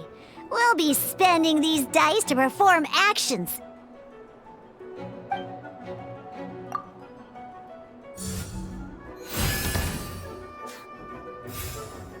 Once the roll phase is over, you'll enter the action phase, where the real game starts.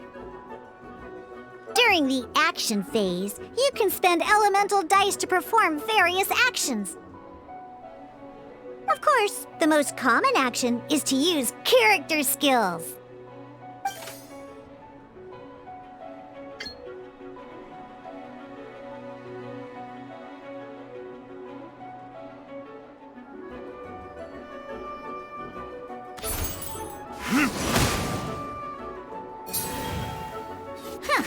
Not bad.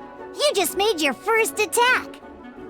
During the action phase, both sides will take turns making their moves. After you use a skill to attack your opponent, it's their turn to attack.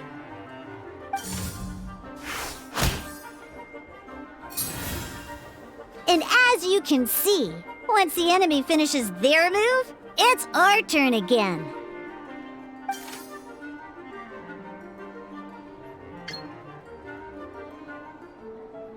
Now, these are Omni-Element dice. They can be spent on any move regardless of the elemental type.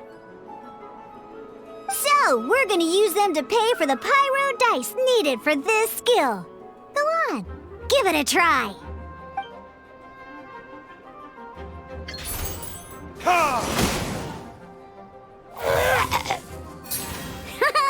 That was pretty good. That's one opponent down for the count. Bam! But the game has only just begun. Remember? You have to defeat all opponents to win.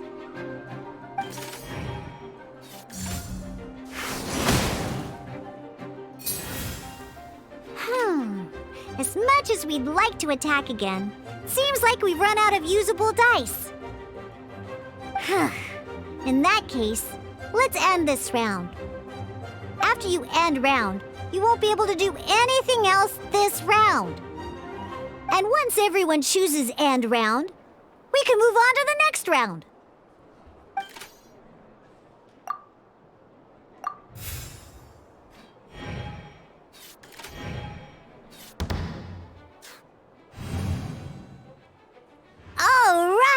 Here we are, a fresh new round. Woohoo! And a fresh new round means time to roll the dice again. That's how we're gonna get the elemental energy we need, after all.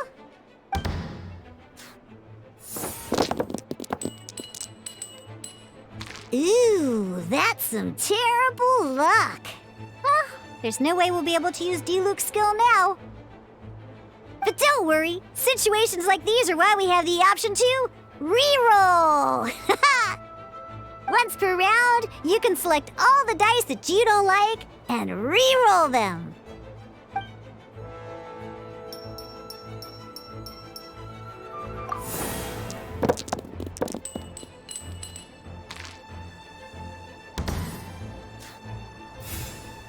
When the action phase begins, the player who first chose end round in the previous round takes their turn first. This means that since you finished first the last round, you'll be the first to start this round. Alrighty then, let's learn a little bit about energy and elemental bursts. Each time you use a skill, your character will gain 1 energy. Once Diluc's energy is full, he can use a powerful elemental burst, but we're still 1 short. Never mind, let's start with a normal attack instead. Diluc's normal attack only needs 1 pyro die and 2 other dice of any type.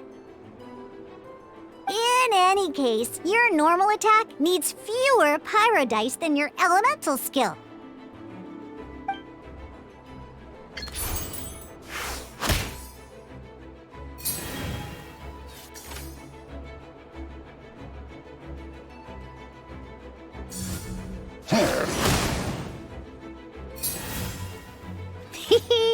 Now we have 3 energy, plus we have enough pyro elemental dice left over.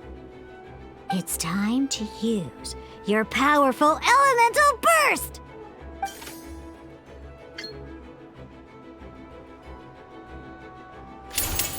Time for retribution!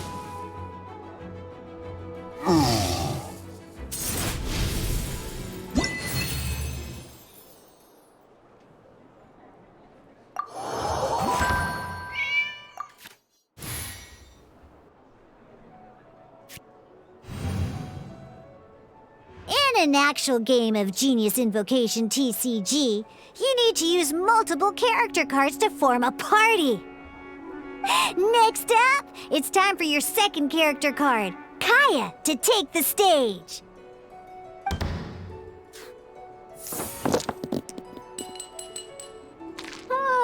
It seems like any move by Kaya is going to cost quite a lot of cryo dice.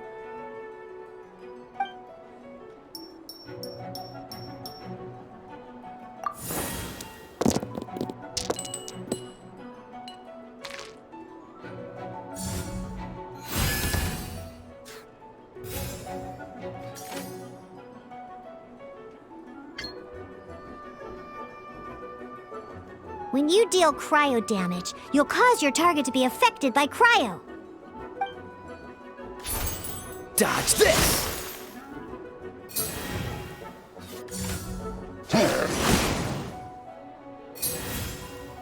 Good! Now our opponent is affected by cryo.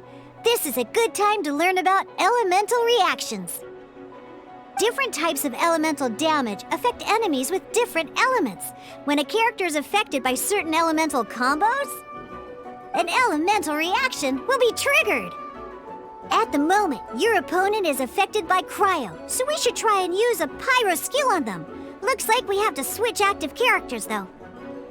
Oh, that reminds me. Both sides must have 1 active character, while others are considered standby characters. Normally, we can only use the active character skills. Now, if we want to use the skills of our standby character, we'll have to switch them to the active character. In this case, we'll have to switch to Diluc in order to use his skills.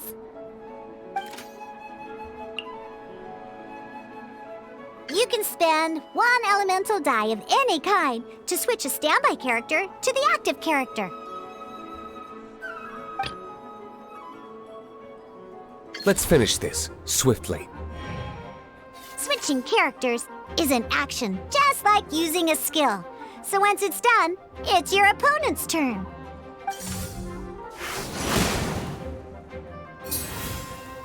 Most skills can only target the active character. As you can see, your opponent just attacked D-Luke. Alright then, now that D-Luke is our active character, it's time to use his skill.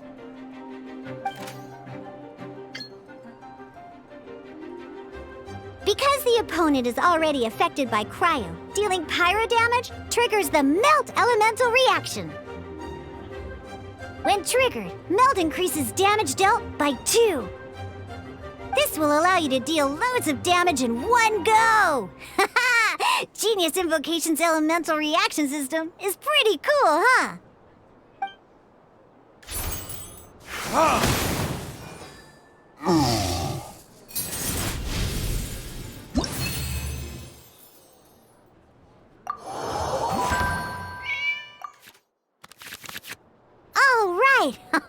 Next up, let's learn how to use card types other than character cards.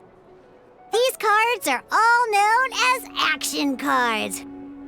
Each time a match starts, you have to draw 5 action cards to form your starting hand.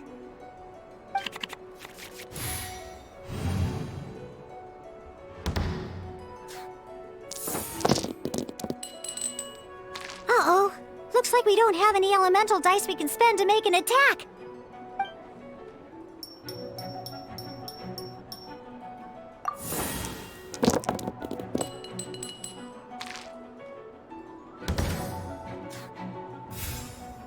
Seriously?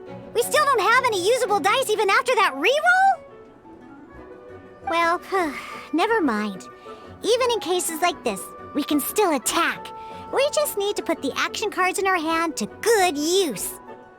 Don't underestimate action cards. They can grant all kinds of support and buffs to your active character.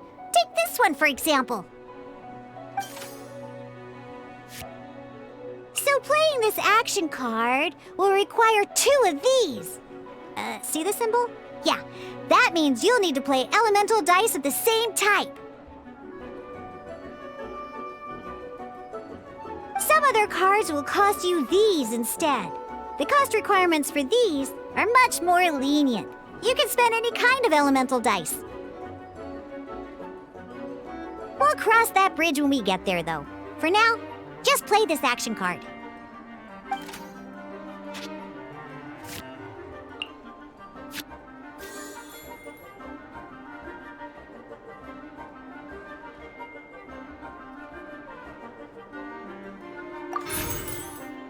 So, playing an action card from your hand is a form of fast action. Fast actions do not end your current turn.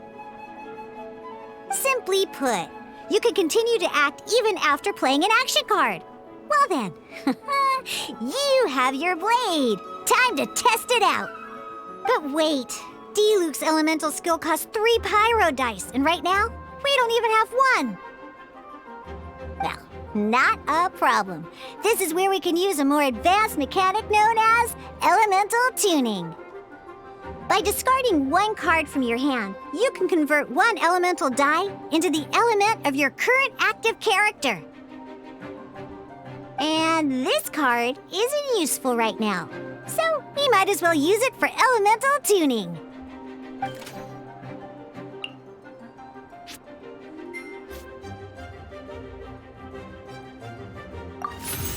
Sometimes, you won't be able to perform any actions you want to because you didn't roll the elemental dice you wanted. Oh well. Moving on. In Genius Invocation TCG, keeping up a constant flow of combat is much more important than the number of cards you have. In this case, well, let's just take all these useless cards and use them for elemental tuning. Just like playing cards from your hand, elemental tuning is a fast action. Come on, hurry up! Use elemental tuning to get yourself 3 pyro dice.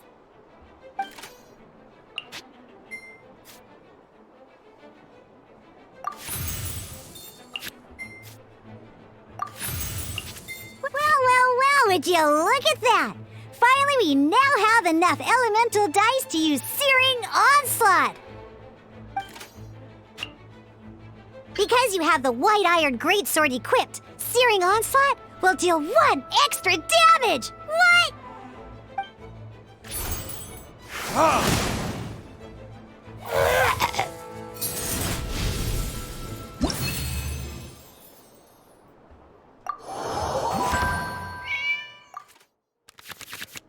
Now comes the final part! Hoo-yeah!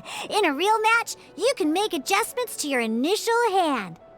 At this time, we can select any number of cards in our hand to shuffle back into the draw pile, and then draw the same number of new cards. What?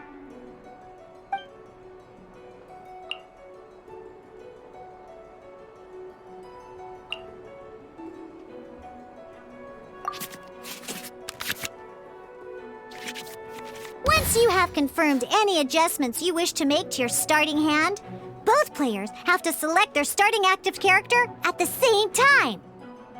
Oh boy, this one's a real doozy. We gotta take it out pronto. Let's see how you do this time. Remember, start by selecting your initial starting character.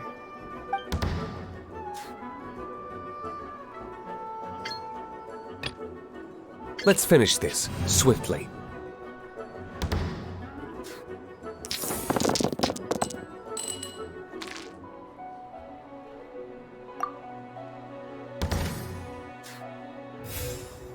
Hey, look at you! You sure are getting the hang of these rolls. Now let me teach you one last trick, free of charge. You can preview your opponent's actions. That is to say, you can read their intent. Check it out. So here's where you can see all your opponent's intentions for this round. All your opponent's intended actions for the round will be listed here in order. Reference this to come up with effective countermeasures and easily defeat your opponents. Well then, that's the end of the tutorial. You're on your own from here. May victory be yours!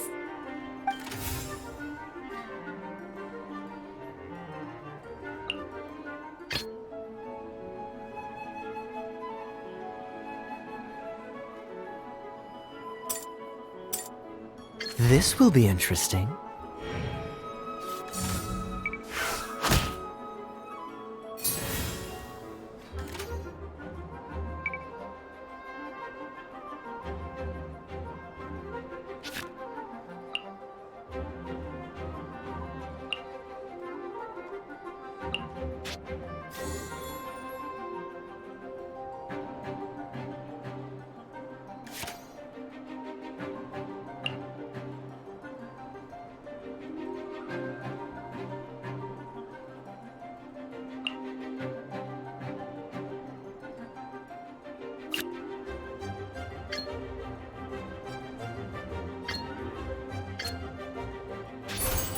Dodge this!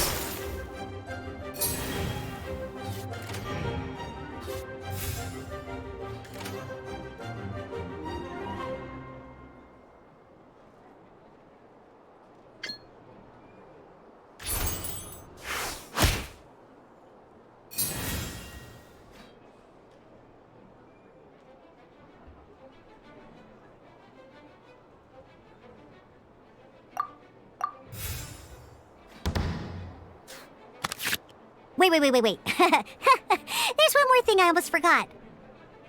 Every time you hit an end phase, you get to draw 2 cards from your action cards pile. Remember, you have to make use of both your elemental dice and your action cards to win.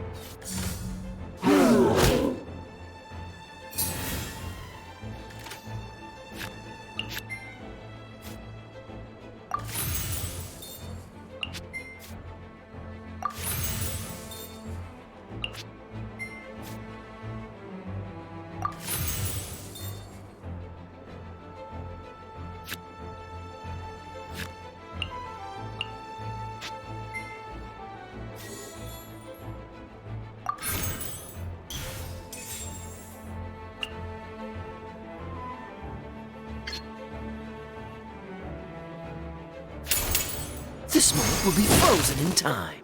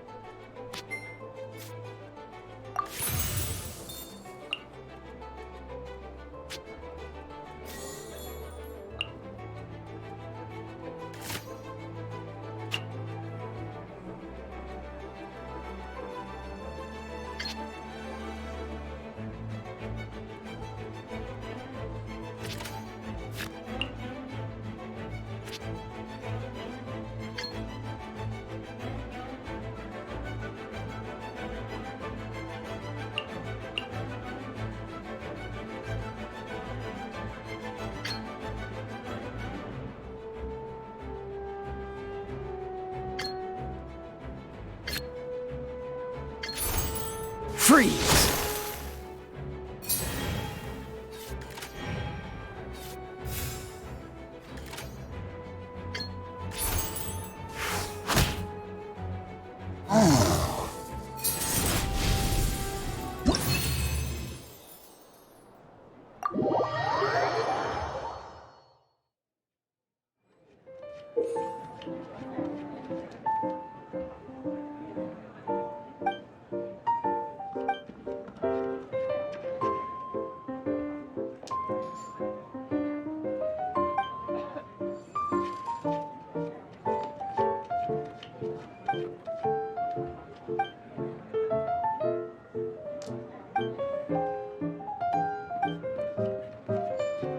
All right, cool. Those are the basics. Did you get all that? What we just played was an adventure challenge designed specially for new players. Genius Invocation TCG can be played in duel mode, where each player brings 3 character cards, or in adventure challenge mode, with a fixed deck for each challenge. But the rules are all the same. As long as you understand the basics, then you should be able to take on any of those rowdy booze hounds. Although I feel there are still many details to grasp, I think I understand the basic premise of the game now. That was quite the detailed explanation. I didn't know the Cat's Tail's famous mixologist had such an eclectic skill set. What? Oh, when did you get here? I stepped in while you were in the middle of your explanation. I hope I didn't dampen the mood. You have slow reactions. Wait, are you copying me? Shut up. Anyway, what are you doing here? The Cat's Tail is a player in Mondstadt's alcohol industry. Naturally, you have some collaboration with my winery. I'm here today to discuss a few items of business with Margaret. Too bad she just left. But if you head off right now, you might still catch up with her. Never mind, it's nothing urgent. In fact, I think I'm now more interested in this card that you're using to teach them the game. Wait, this card? It's Diluc's character card! Although I have some degree of experience with Genius Invocation TCG, seeing this particular card is a first for me. A customer left it behind a few days ago, but he wasn't even playing the game while he was here. Oh? And what sort of a customer was he? He wasn't wearing an eye patch, okay? He had a light complexion and a super serious look on his face. He wasn't much of a talker and looked like he was just drinking his worries away. Never seen him around here before. Eye patch, you say?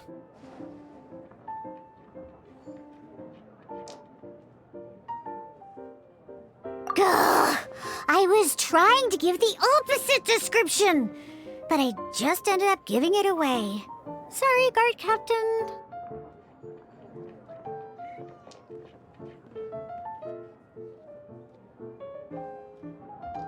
Don't worry. Somehow, I don't think he'll be giving you any trouble over it. So, what about the Diluc character card? I don't mind. It's just a card with my image on it. I didn't expect Diluc to be familiar with Genius Invocation TCG. The game has been catching on lately. It's hard to go anywhere without hearing it mentioned. Every now and then, I'll sit down and play a game with the customers in Angel's Share. I was hoping we could play a game, but this issue of someone leaving a character card with my image at the cat's tail is very intriguing. It's getting late, and someone has some explaining to do. We'll have to have that duel another time. Good. Then I'll take my leave. You know where the door is. Don't let the door hit you where Lord Barbados split you. Uh-oh. Guard captain. I hope Kaya will be alright. Well, now that we are familiar with the rules, why don't we try playing a game of Genius Invocation TCG? Ooh, 2 new players having their first ever duel. This sounds like fun. But in order to play an official duel, you need to have 3 character cards. Remember, a complete deck has to have 3 character cards and 30 action cards. Got it? Then, let's use my cards. These were mixed in with all the others I had received. And I didn't know what they were for at first. But now that we've learned the rules, I can see that this one must be the Sucrose character card. Now, it looks like we each have the Kaya, Diluc, and Sucrose character cards. So why don't we have our first duel? Alright, let's duel.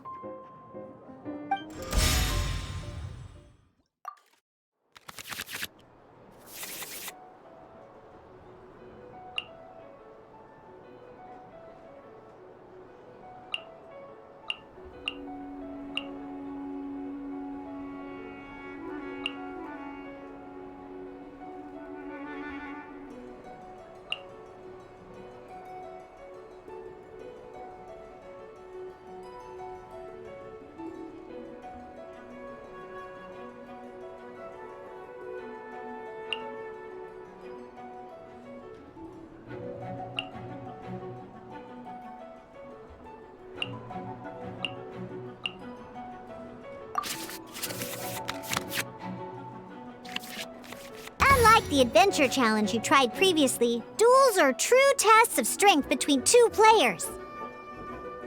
In a duel, your opponent can also use action cards, and they'll also be able to grab new cards during an end phase.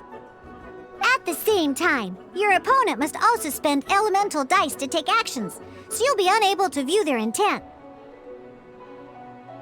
Are you ready? It's time for some exhilarating fights to the bitter end. Musa!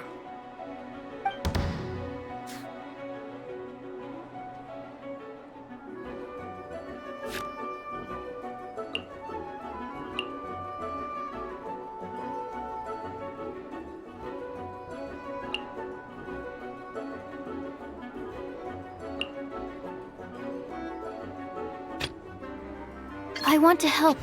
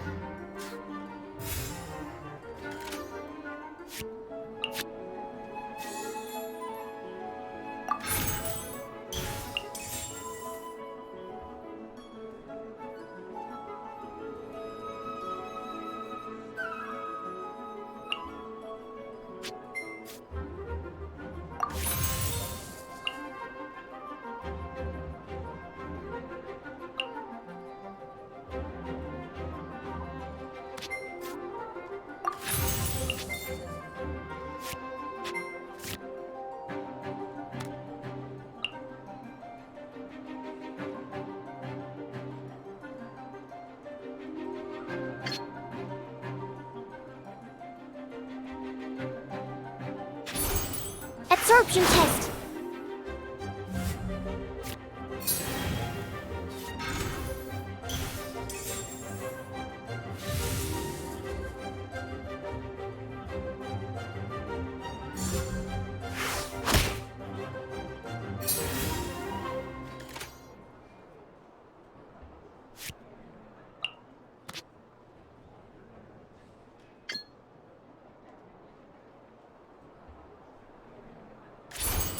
Absorption test.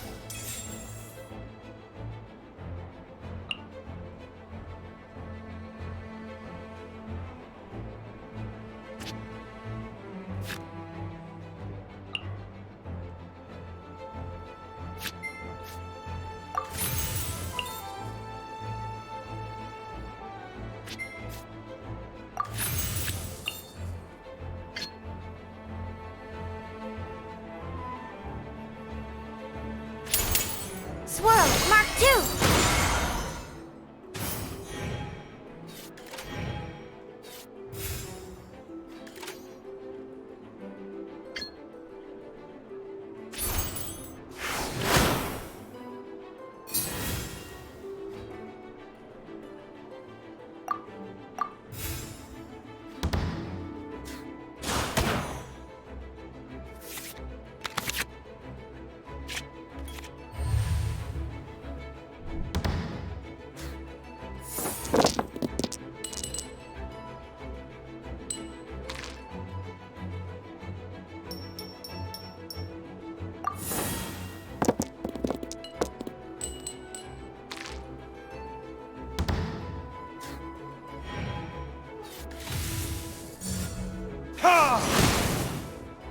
Need to make adjustments.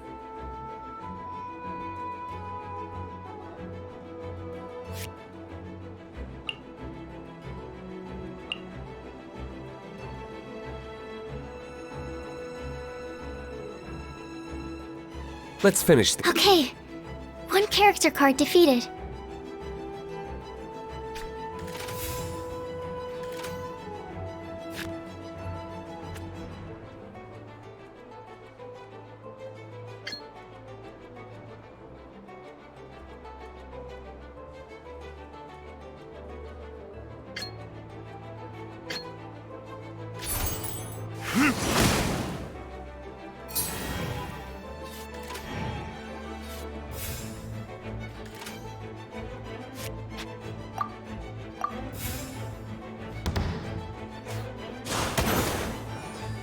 Where did I go from?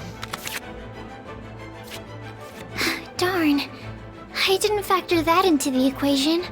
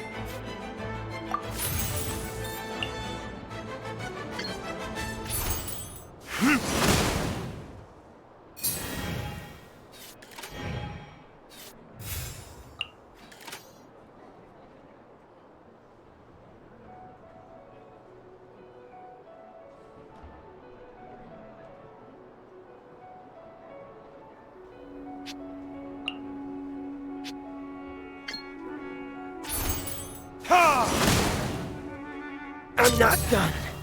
Oh, I wasn't expecting that.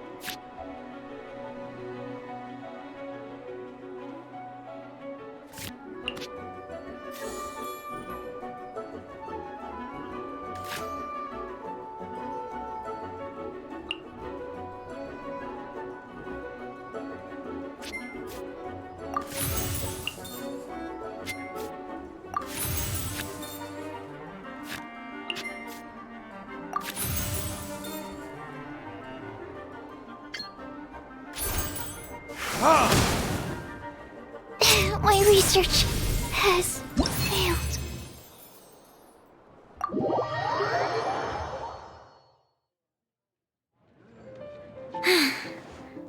I can't believe I lost when we had the exact same character cards. The rules must be more complicated than I first thought. Every decision is a difficult trade-off in this game. If there was only a way to transplant the arms of the two standby characters onto the active character's body. That's not how the rules work, Sucrose. Don't be a sore loser. That kind of thing is looked down on in TCG circles.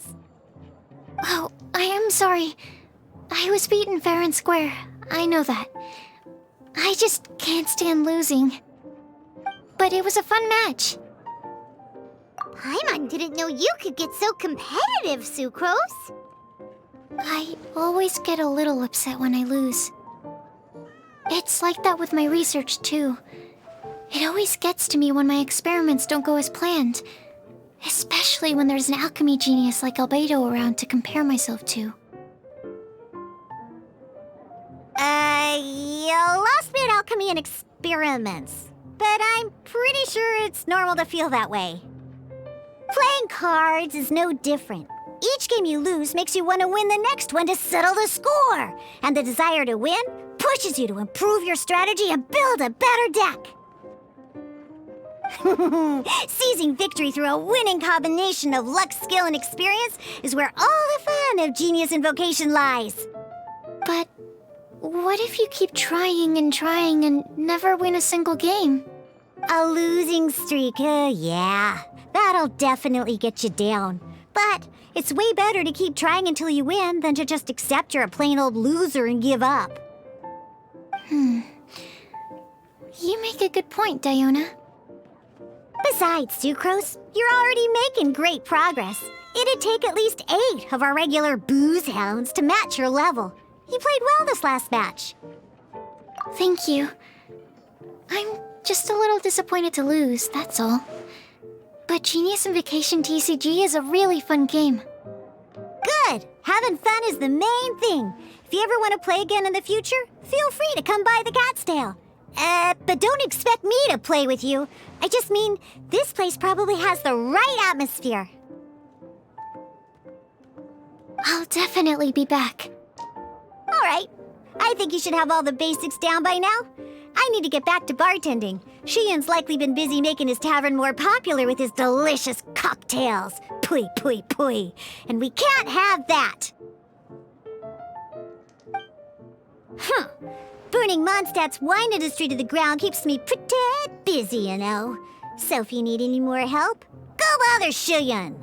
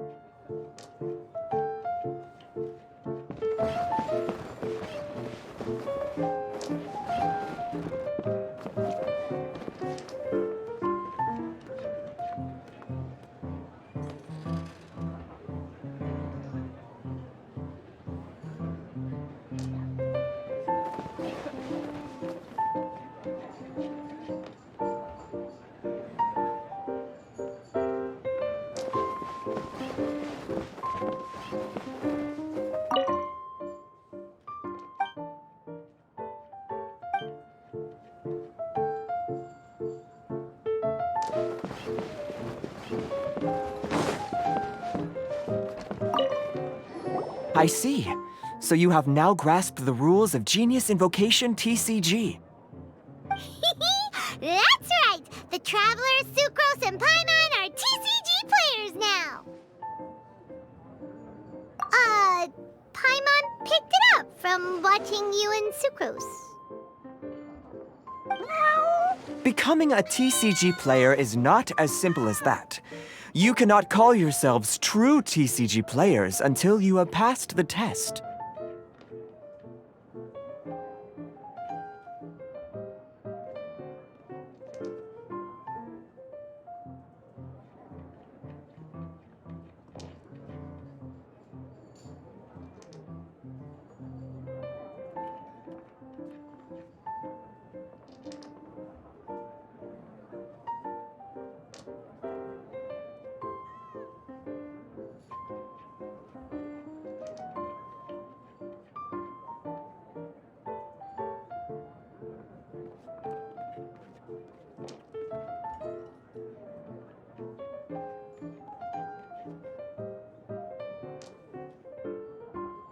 Sobering words from Prince there.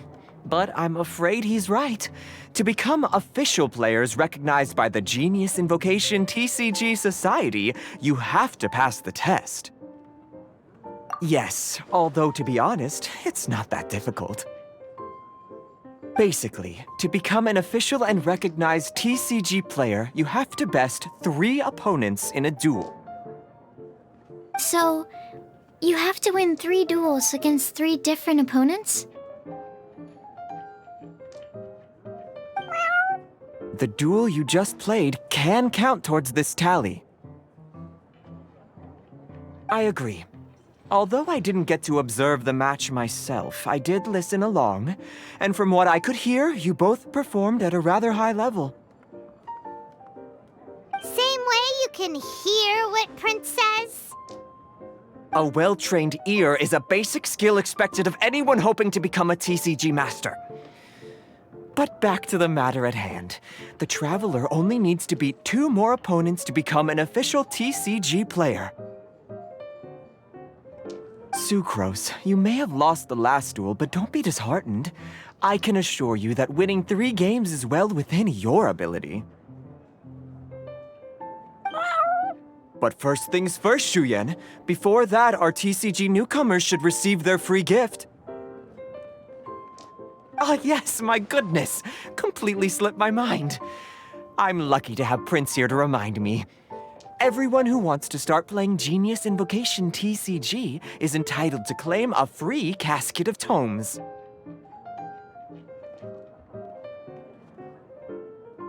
Oh, Timaeus mentioned it, didn't he? It was from the light novels he's been reading. The thing that the main character found in his attic. Oh, that's right! The soul of an ancient TCG player was trapped inside, right? So the casket of tomes is actually real? Well, actually, all card cases in Genius Invocation TCG are called caskets of tomes.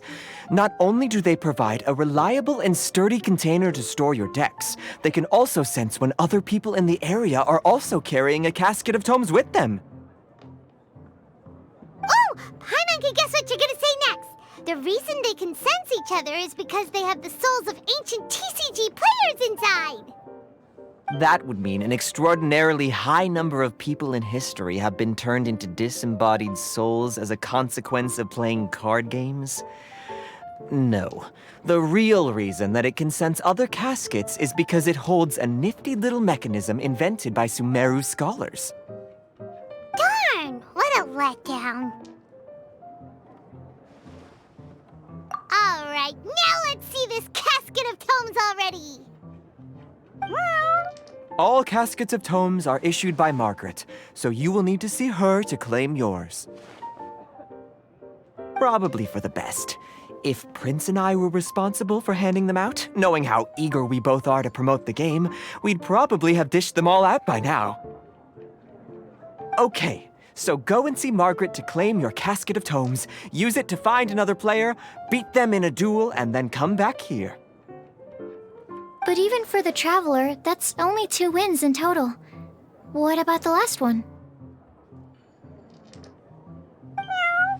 I shall choose the final contestant she must beat in order to become an official TCG player, for it must be one of comparable prowess. Excellent plan, Prince. Happy dueling, both of you.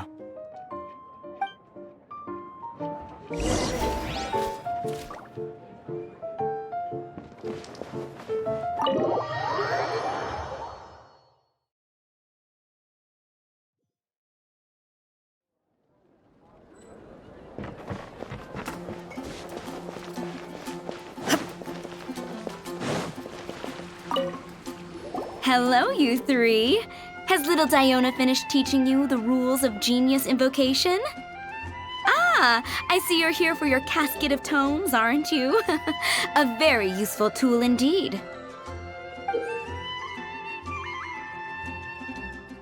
So this is a casket of tomes. That's right, a purpose-built case for your card deck that can even detect when someone else nearby is carrying one. Gosh, whoever invented this must have seriously disliked being alone. Yeah, well, even the most fun game is pretty lonely if you got no one else to play it with. True. So I'm glad that these customers, TCG players, are able to congregate at the Cat's Tail. You're not wrong, but that's secondary. The important thing to me is the opportunity for like-minded people to come together and enjoy their favorite hobby. It creates a nice atmosphere. Anyway, now that you have your caskets of tomes, it's time to find some opponents. All right. In that case, I'll go find some people to play against too. Let's meet back at the Cat's Tail in a while. Thanks. I'll do my best.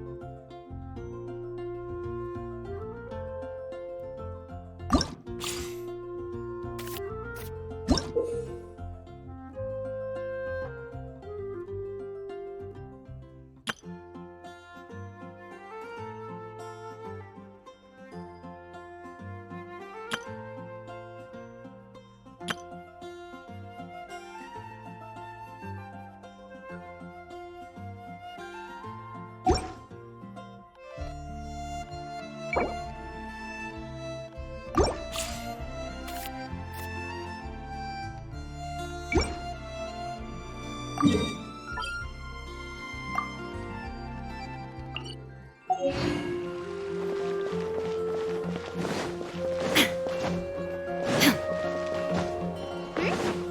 a player nearby! That way! Let's go see! Aha! It's you! I'm sorry. Is there anything I can assist the two of you with? We want to become official Genius Invocation TCG players! But we have to pass the test first, so we need to beat 3 players in a duel. Our casket of tomes led us to you! Oh, I see. Unfortunately, I'm on duty right now.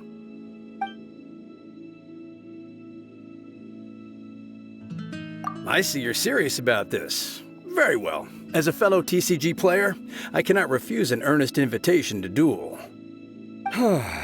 So be it. Then let the duel begin.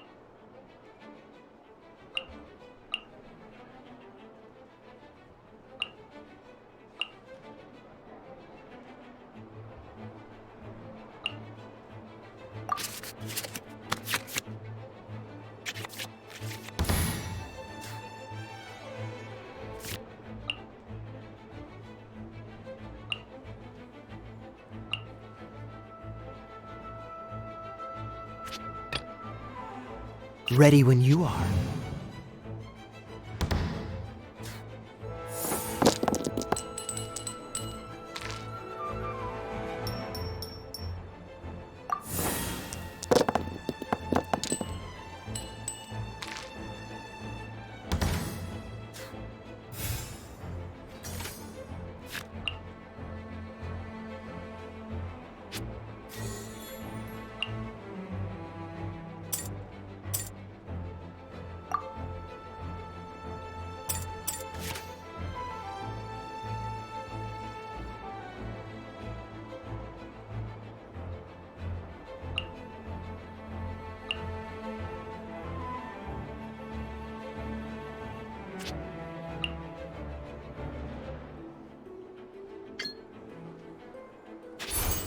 Freeze!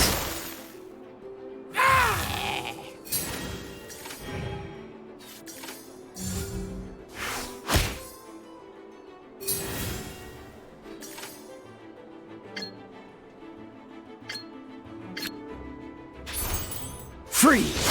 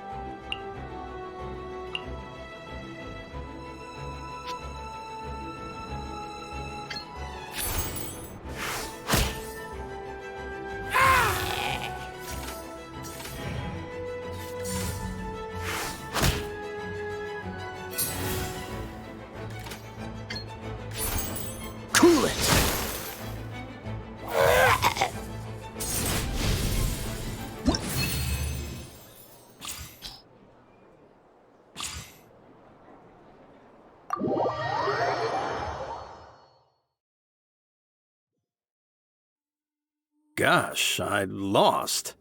You're remarkably good at this, considering how new to the game you are. Let's play again when you have some time. But ideally, not when I'm on duty. We did it! Now we have 2 victories under our belt. Let's get back to the cat's tail. Paimon wonders who Prince is gonna pick as our final contestant.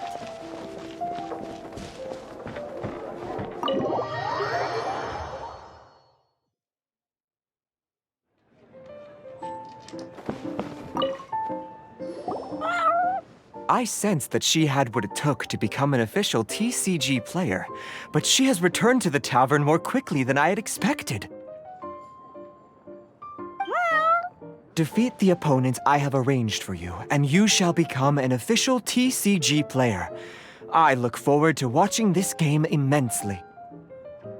Not just Prince. I can't wait either. Come, your opponent is waiting for you in one of the private rooms. She won't lose to them, whoever it is. Right, Traveler? What ho, fellow voyager of the stellar void. Yes, even I was briefly discountenanced when I heard the tidings of your sworn oath to become the thrice victorious. But so be it. You who are enslaved by dueling desire, be released from your shackles into the glorious arena of gladiatorial combat. Step forth, O brave challenger. Your princessin grants you an audience. Hearken well. The wretched clock chimes yet again, as the declining light of the day grows dimmer still. Pardon my directness, but we have not been waiting that long. Mein Fräulein could afford to be a little less impatient. Huh? Paimon knows those voices. Your opponent sounds anxious to begin. Do not delay. That's what Prince said. Please enter and enjoy your Genius Invocation TCG duel.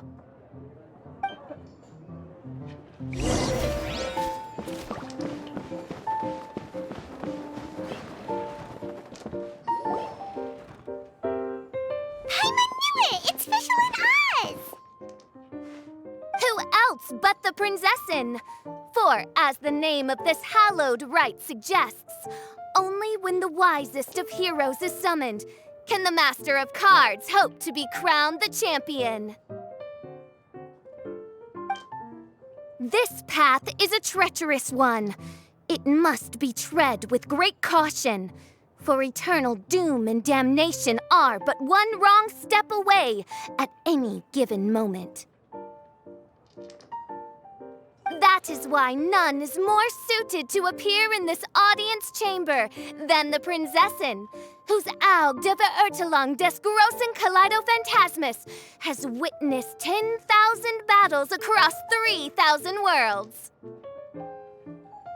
Oh, is that right? Indeed. Mein Fräulein has watched many games of Genius Invocation TCG, and has gained a solid grasp of the rules. Even in a duel between beginners, it is best that both participants are well versed in them. Oh, that's true. Ah, this makes sense now. Prince did say that he was gonna pair us with someone of a similar skill level. Guess that means Fischl hasn't been playing that long either. The princessin needed but a single glance at these mere machinations of mankind to discern their working principles. Thus, with speed and brilliance paralleled by lightning alone, do I now arrive here at the gateway to yonder circle of secrets. Mein Fräulein, too, has bested 2 opponents thus far, and is therefore one step away from becoming an official TCG player. So there's a lot on the line, huh? Either Fischl or the Traveler is gonna come out of this duel as an official TCG player! Indeed. The princessin herself heeds the call of fate and descends to this realm from the Immanakreich. Yet still, you dare to doubt the inevitability of the inevitable. Your stubborn foolishness is contemptible. Mein Fräulein, I implore you to consider less odious turns of phrase, lest you be forced to feast on your words in the fullness of time. What? I shall not lose, Oz! What say you, Outlander? Do you wish to make an enemy of me, the Princessin of Ertelung, who even now begins to strum the strings of fate that shall sound out the traveler's requiem? Then I say...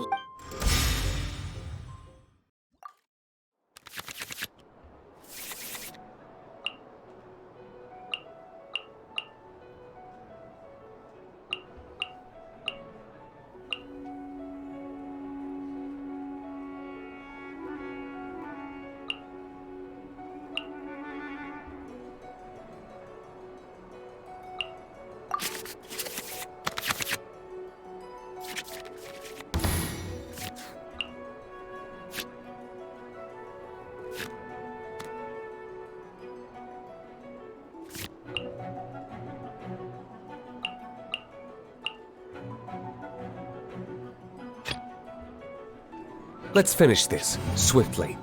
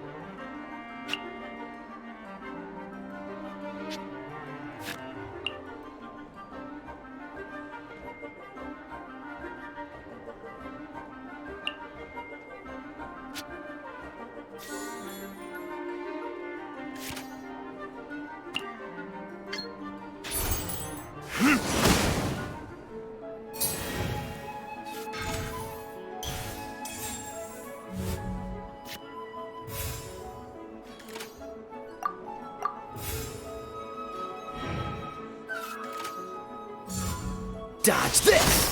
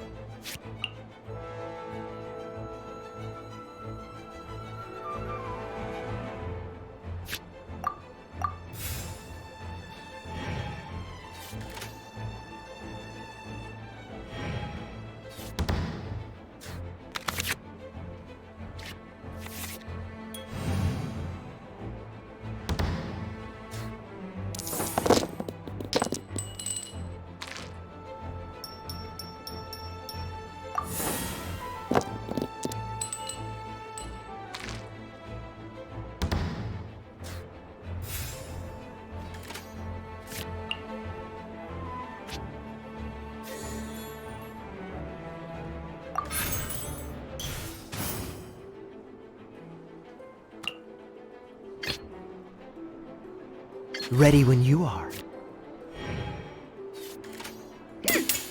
As the cryptic chronicles of fate have prophesied, so do I command. In the name of the Prinzessin, deal your almighty final blow and bring all that moves in the heavens to an everlasting standstill. This moment will be frozen in time.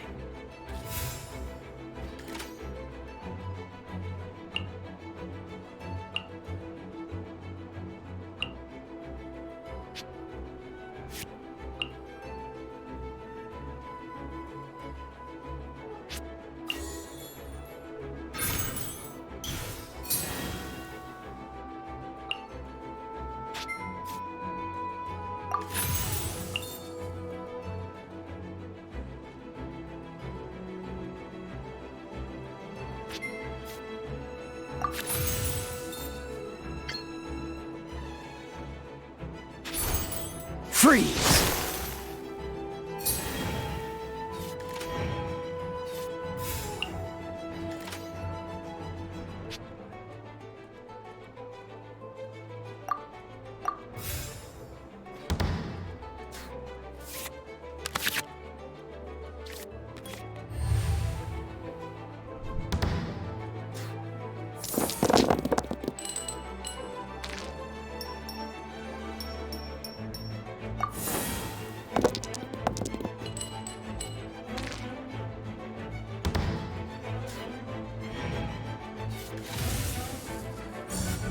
Cool it!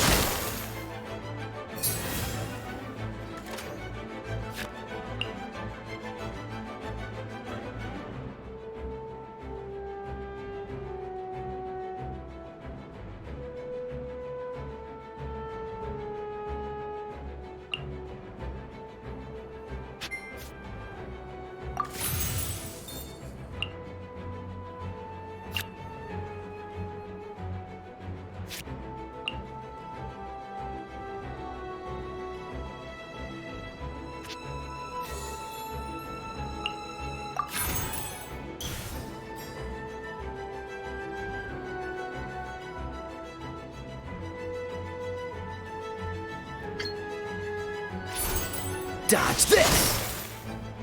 I'm not done. This is but a small sacrifice necessary to achieve ultimate victory.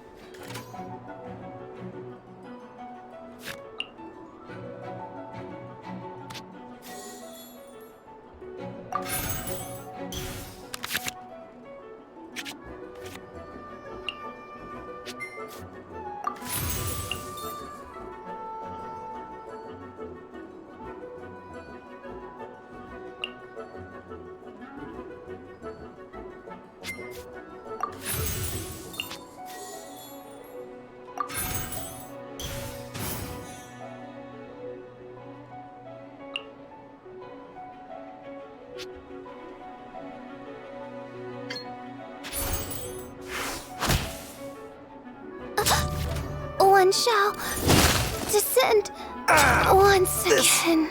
Doesn't look good. Let's go. Ha ha ha! Now see what happens to those who dare defy the Prinzessin!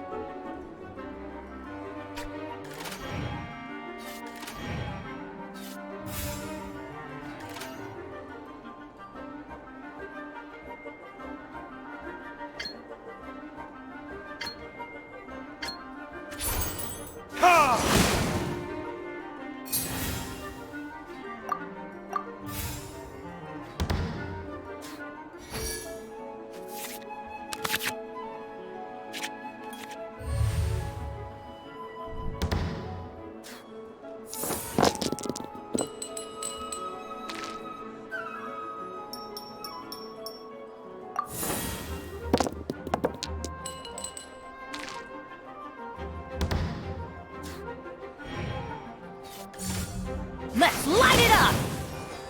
Where did I go wrong? I want to help.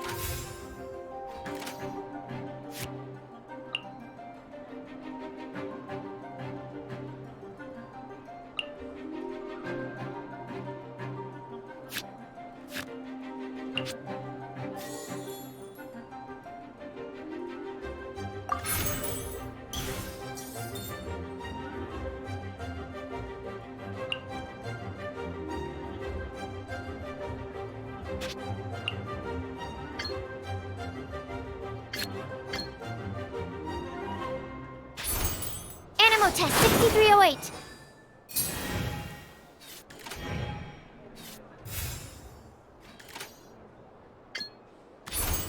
Animal test 6308.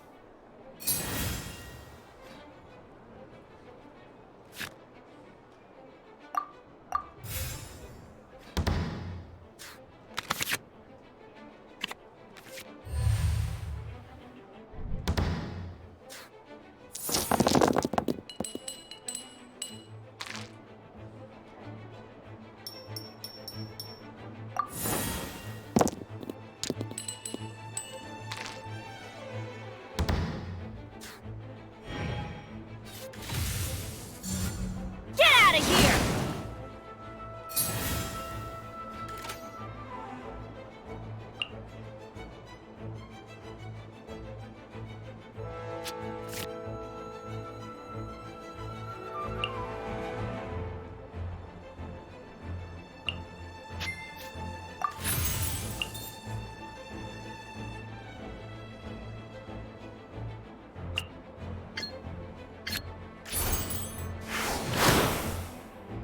This is just my... Ugh.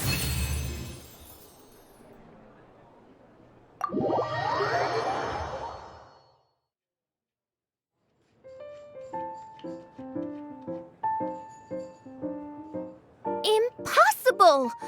Ugh! The cursed dragon looms near once more, casting its dark shadow on the slender threads of fate, hiding them from my vision.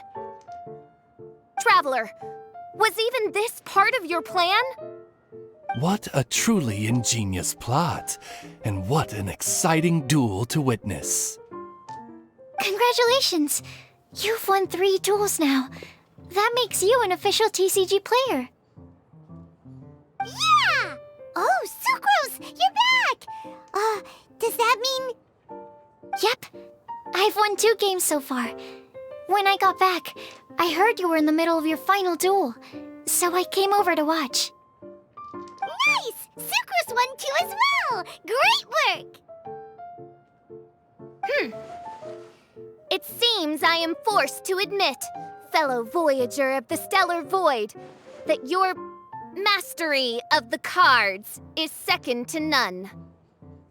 To commemorate your glorious ascent to a battlefield beyond this lowly mortal realm, I grant thee an incarnation of my majesty in miniature. As you embark on this ingenious vocation, may you wield it in battle against all your fated foes, that not a single one of them may be left standing. Main Fräulein wishes to give you a Main Fräulein character card. Wow! It's Fischl's character card! 'Tis a mere token of such.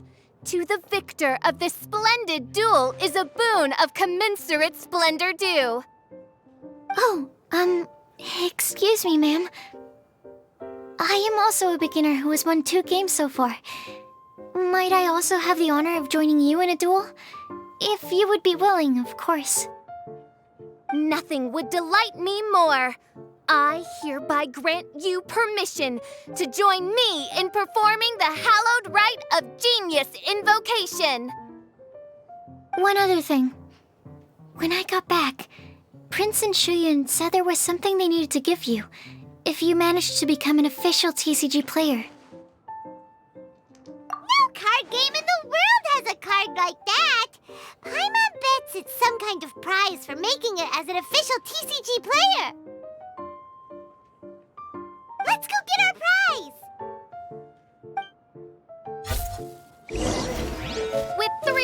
electro dice, I summon my eternal familiar, Osvaldo Hrafnavine, to my side. Heed my invocation! But, mein Fräulein, I have been by your side all along. I mean in the game, Oz. Then I'll use chaotic entropy to invoke a large wind spirit that deals increased damage when it carries an element other than animo. So... Oh! So be it! One shall not be swayed by such a feeble attack!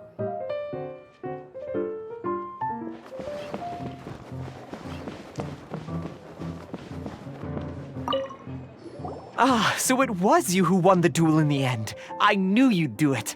Congratulations! You are now officially recognized members of the Genius Invocation TCG community. Very well done. Now, I will explain to you what becoming an official TCG player entails. The first thing all new official TCG players receive is their TCG Player's Handbook. This handbook tells you exactly what you need to do to become a top-tier TCG player. Make sure you read it. Secondly, a range of Genius Invocation merchandise is now available for you to purchase here at the Cat's Tail. So you see, becoming an official TCG player is really just the first step. And thirdly, whenever you wish to play a game with a friend, you can use the invitation board there. Whoever you wish to duel against, simply invite them to the tavern for a game. Yes, it's right by the bar counter. Once you get the hang of it, you can play with your friends whenever you want. That's it, really. If there's anything else you didn't quite understand, you can always come and ask me.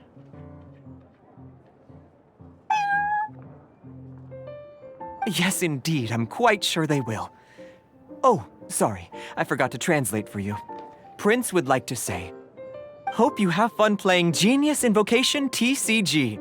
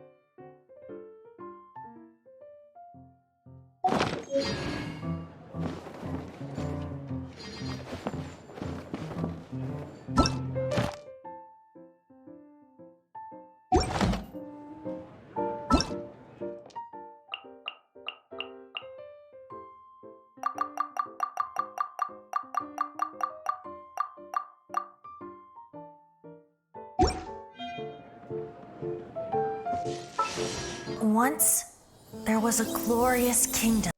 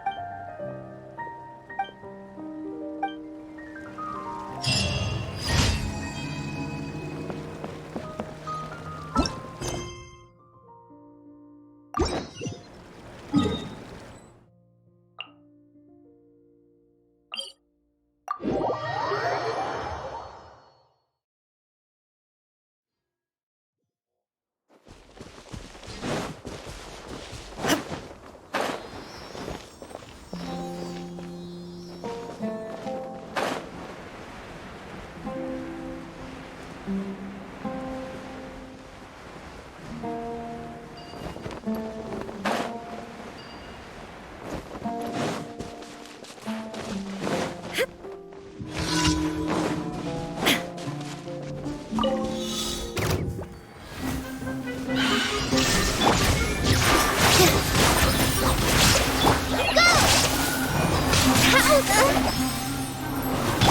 the show begin.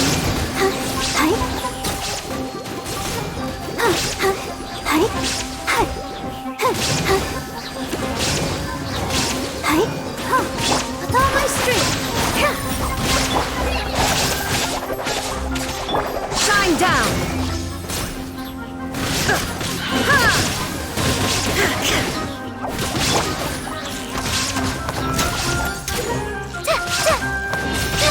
Don't touch me!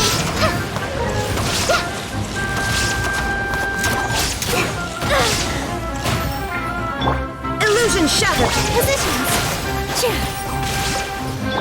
Hi!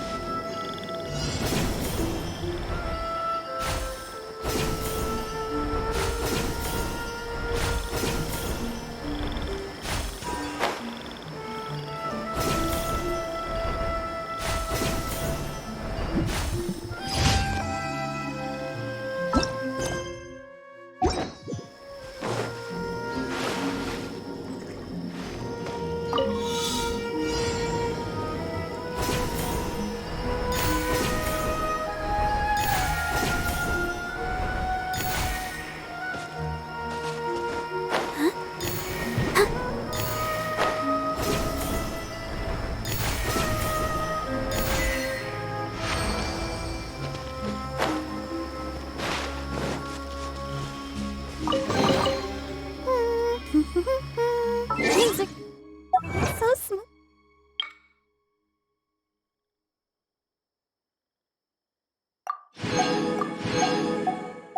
Only today.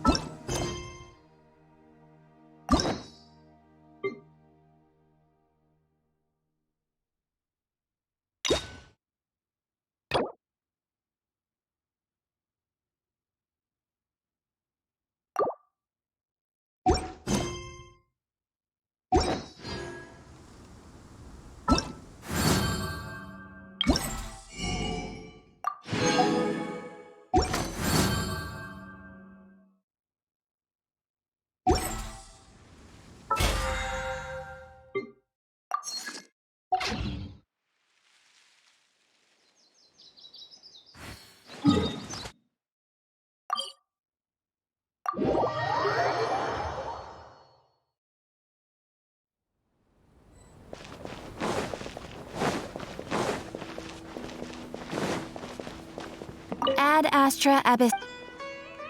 Thank you for completing today's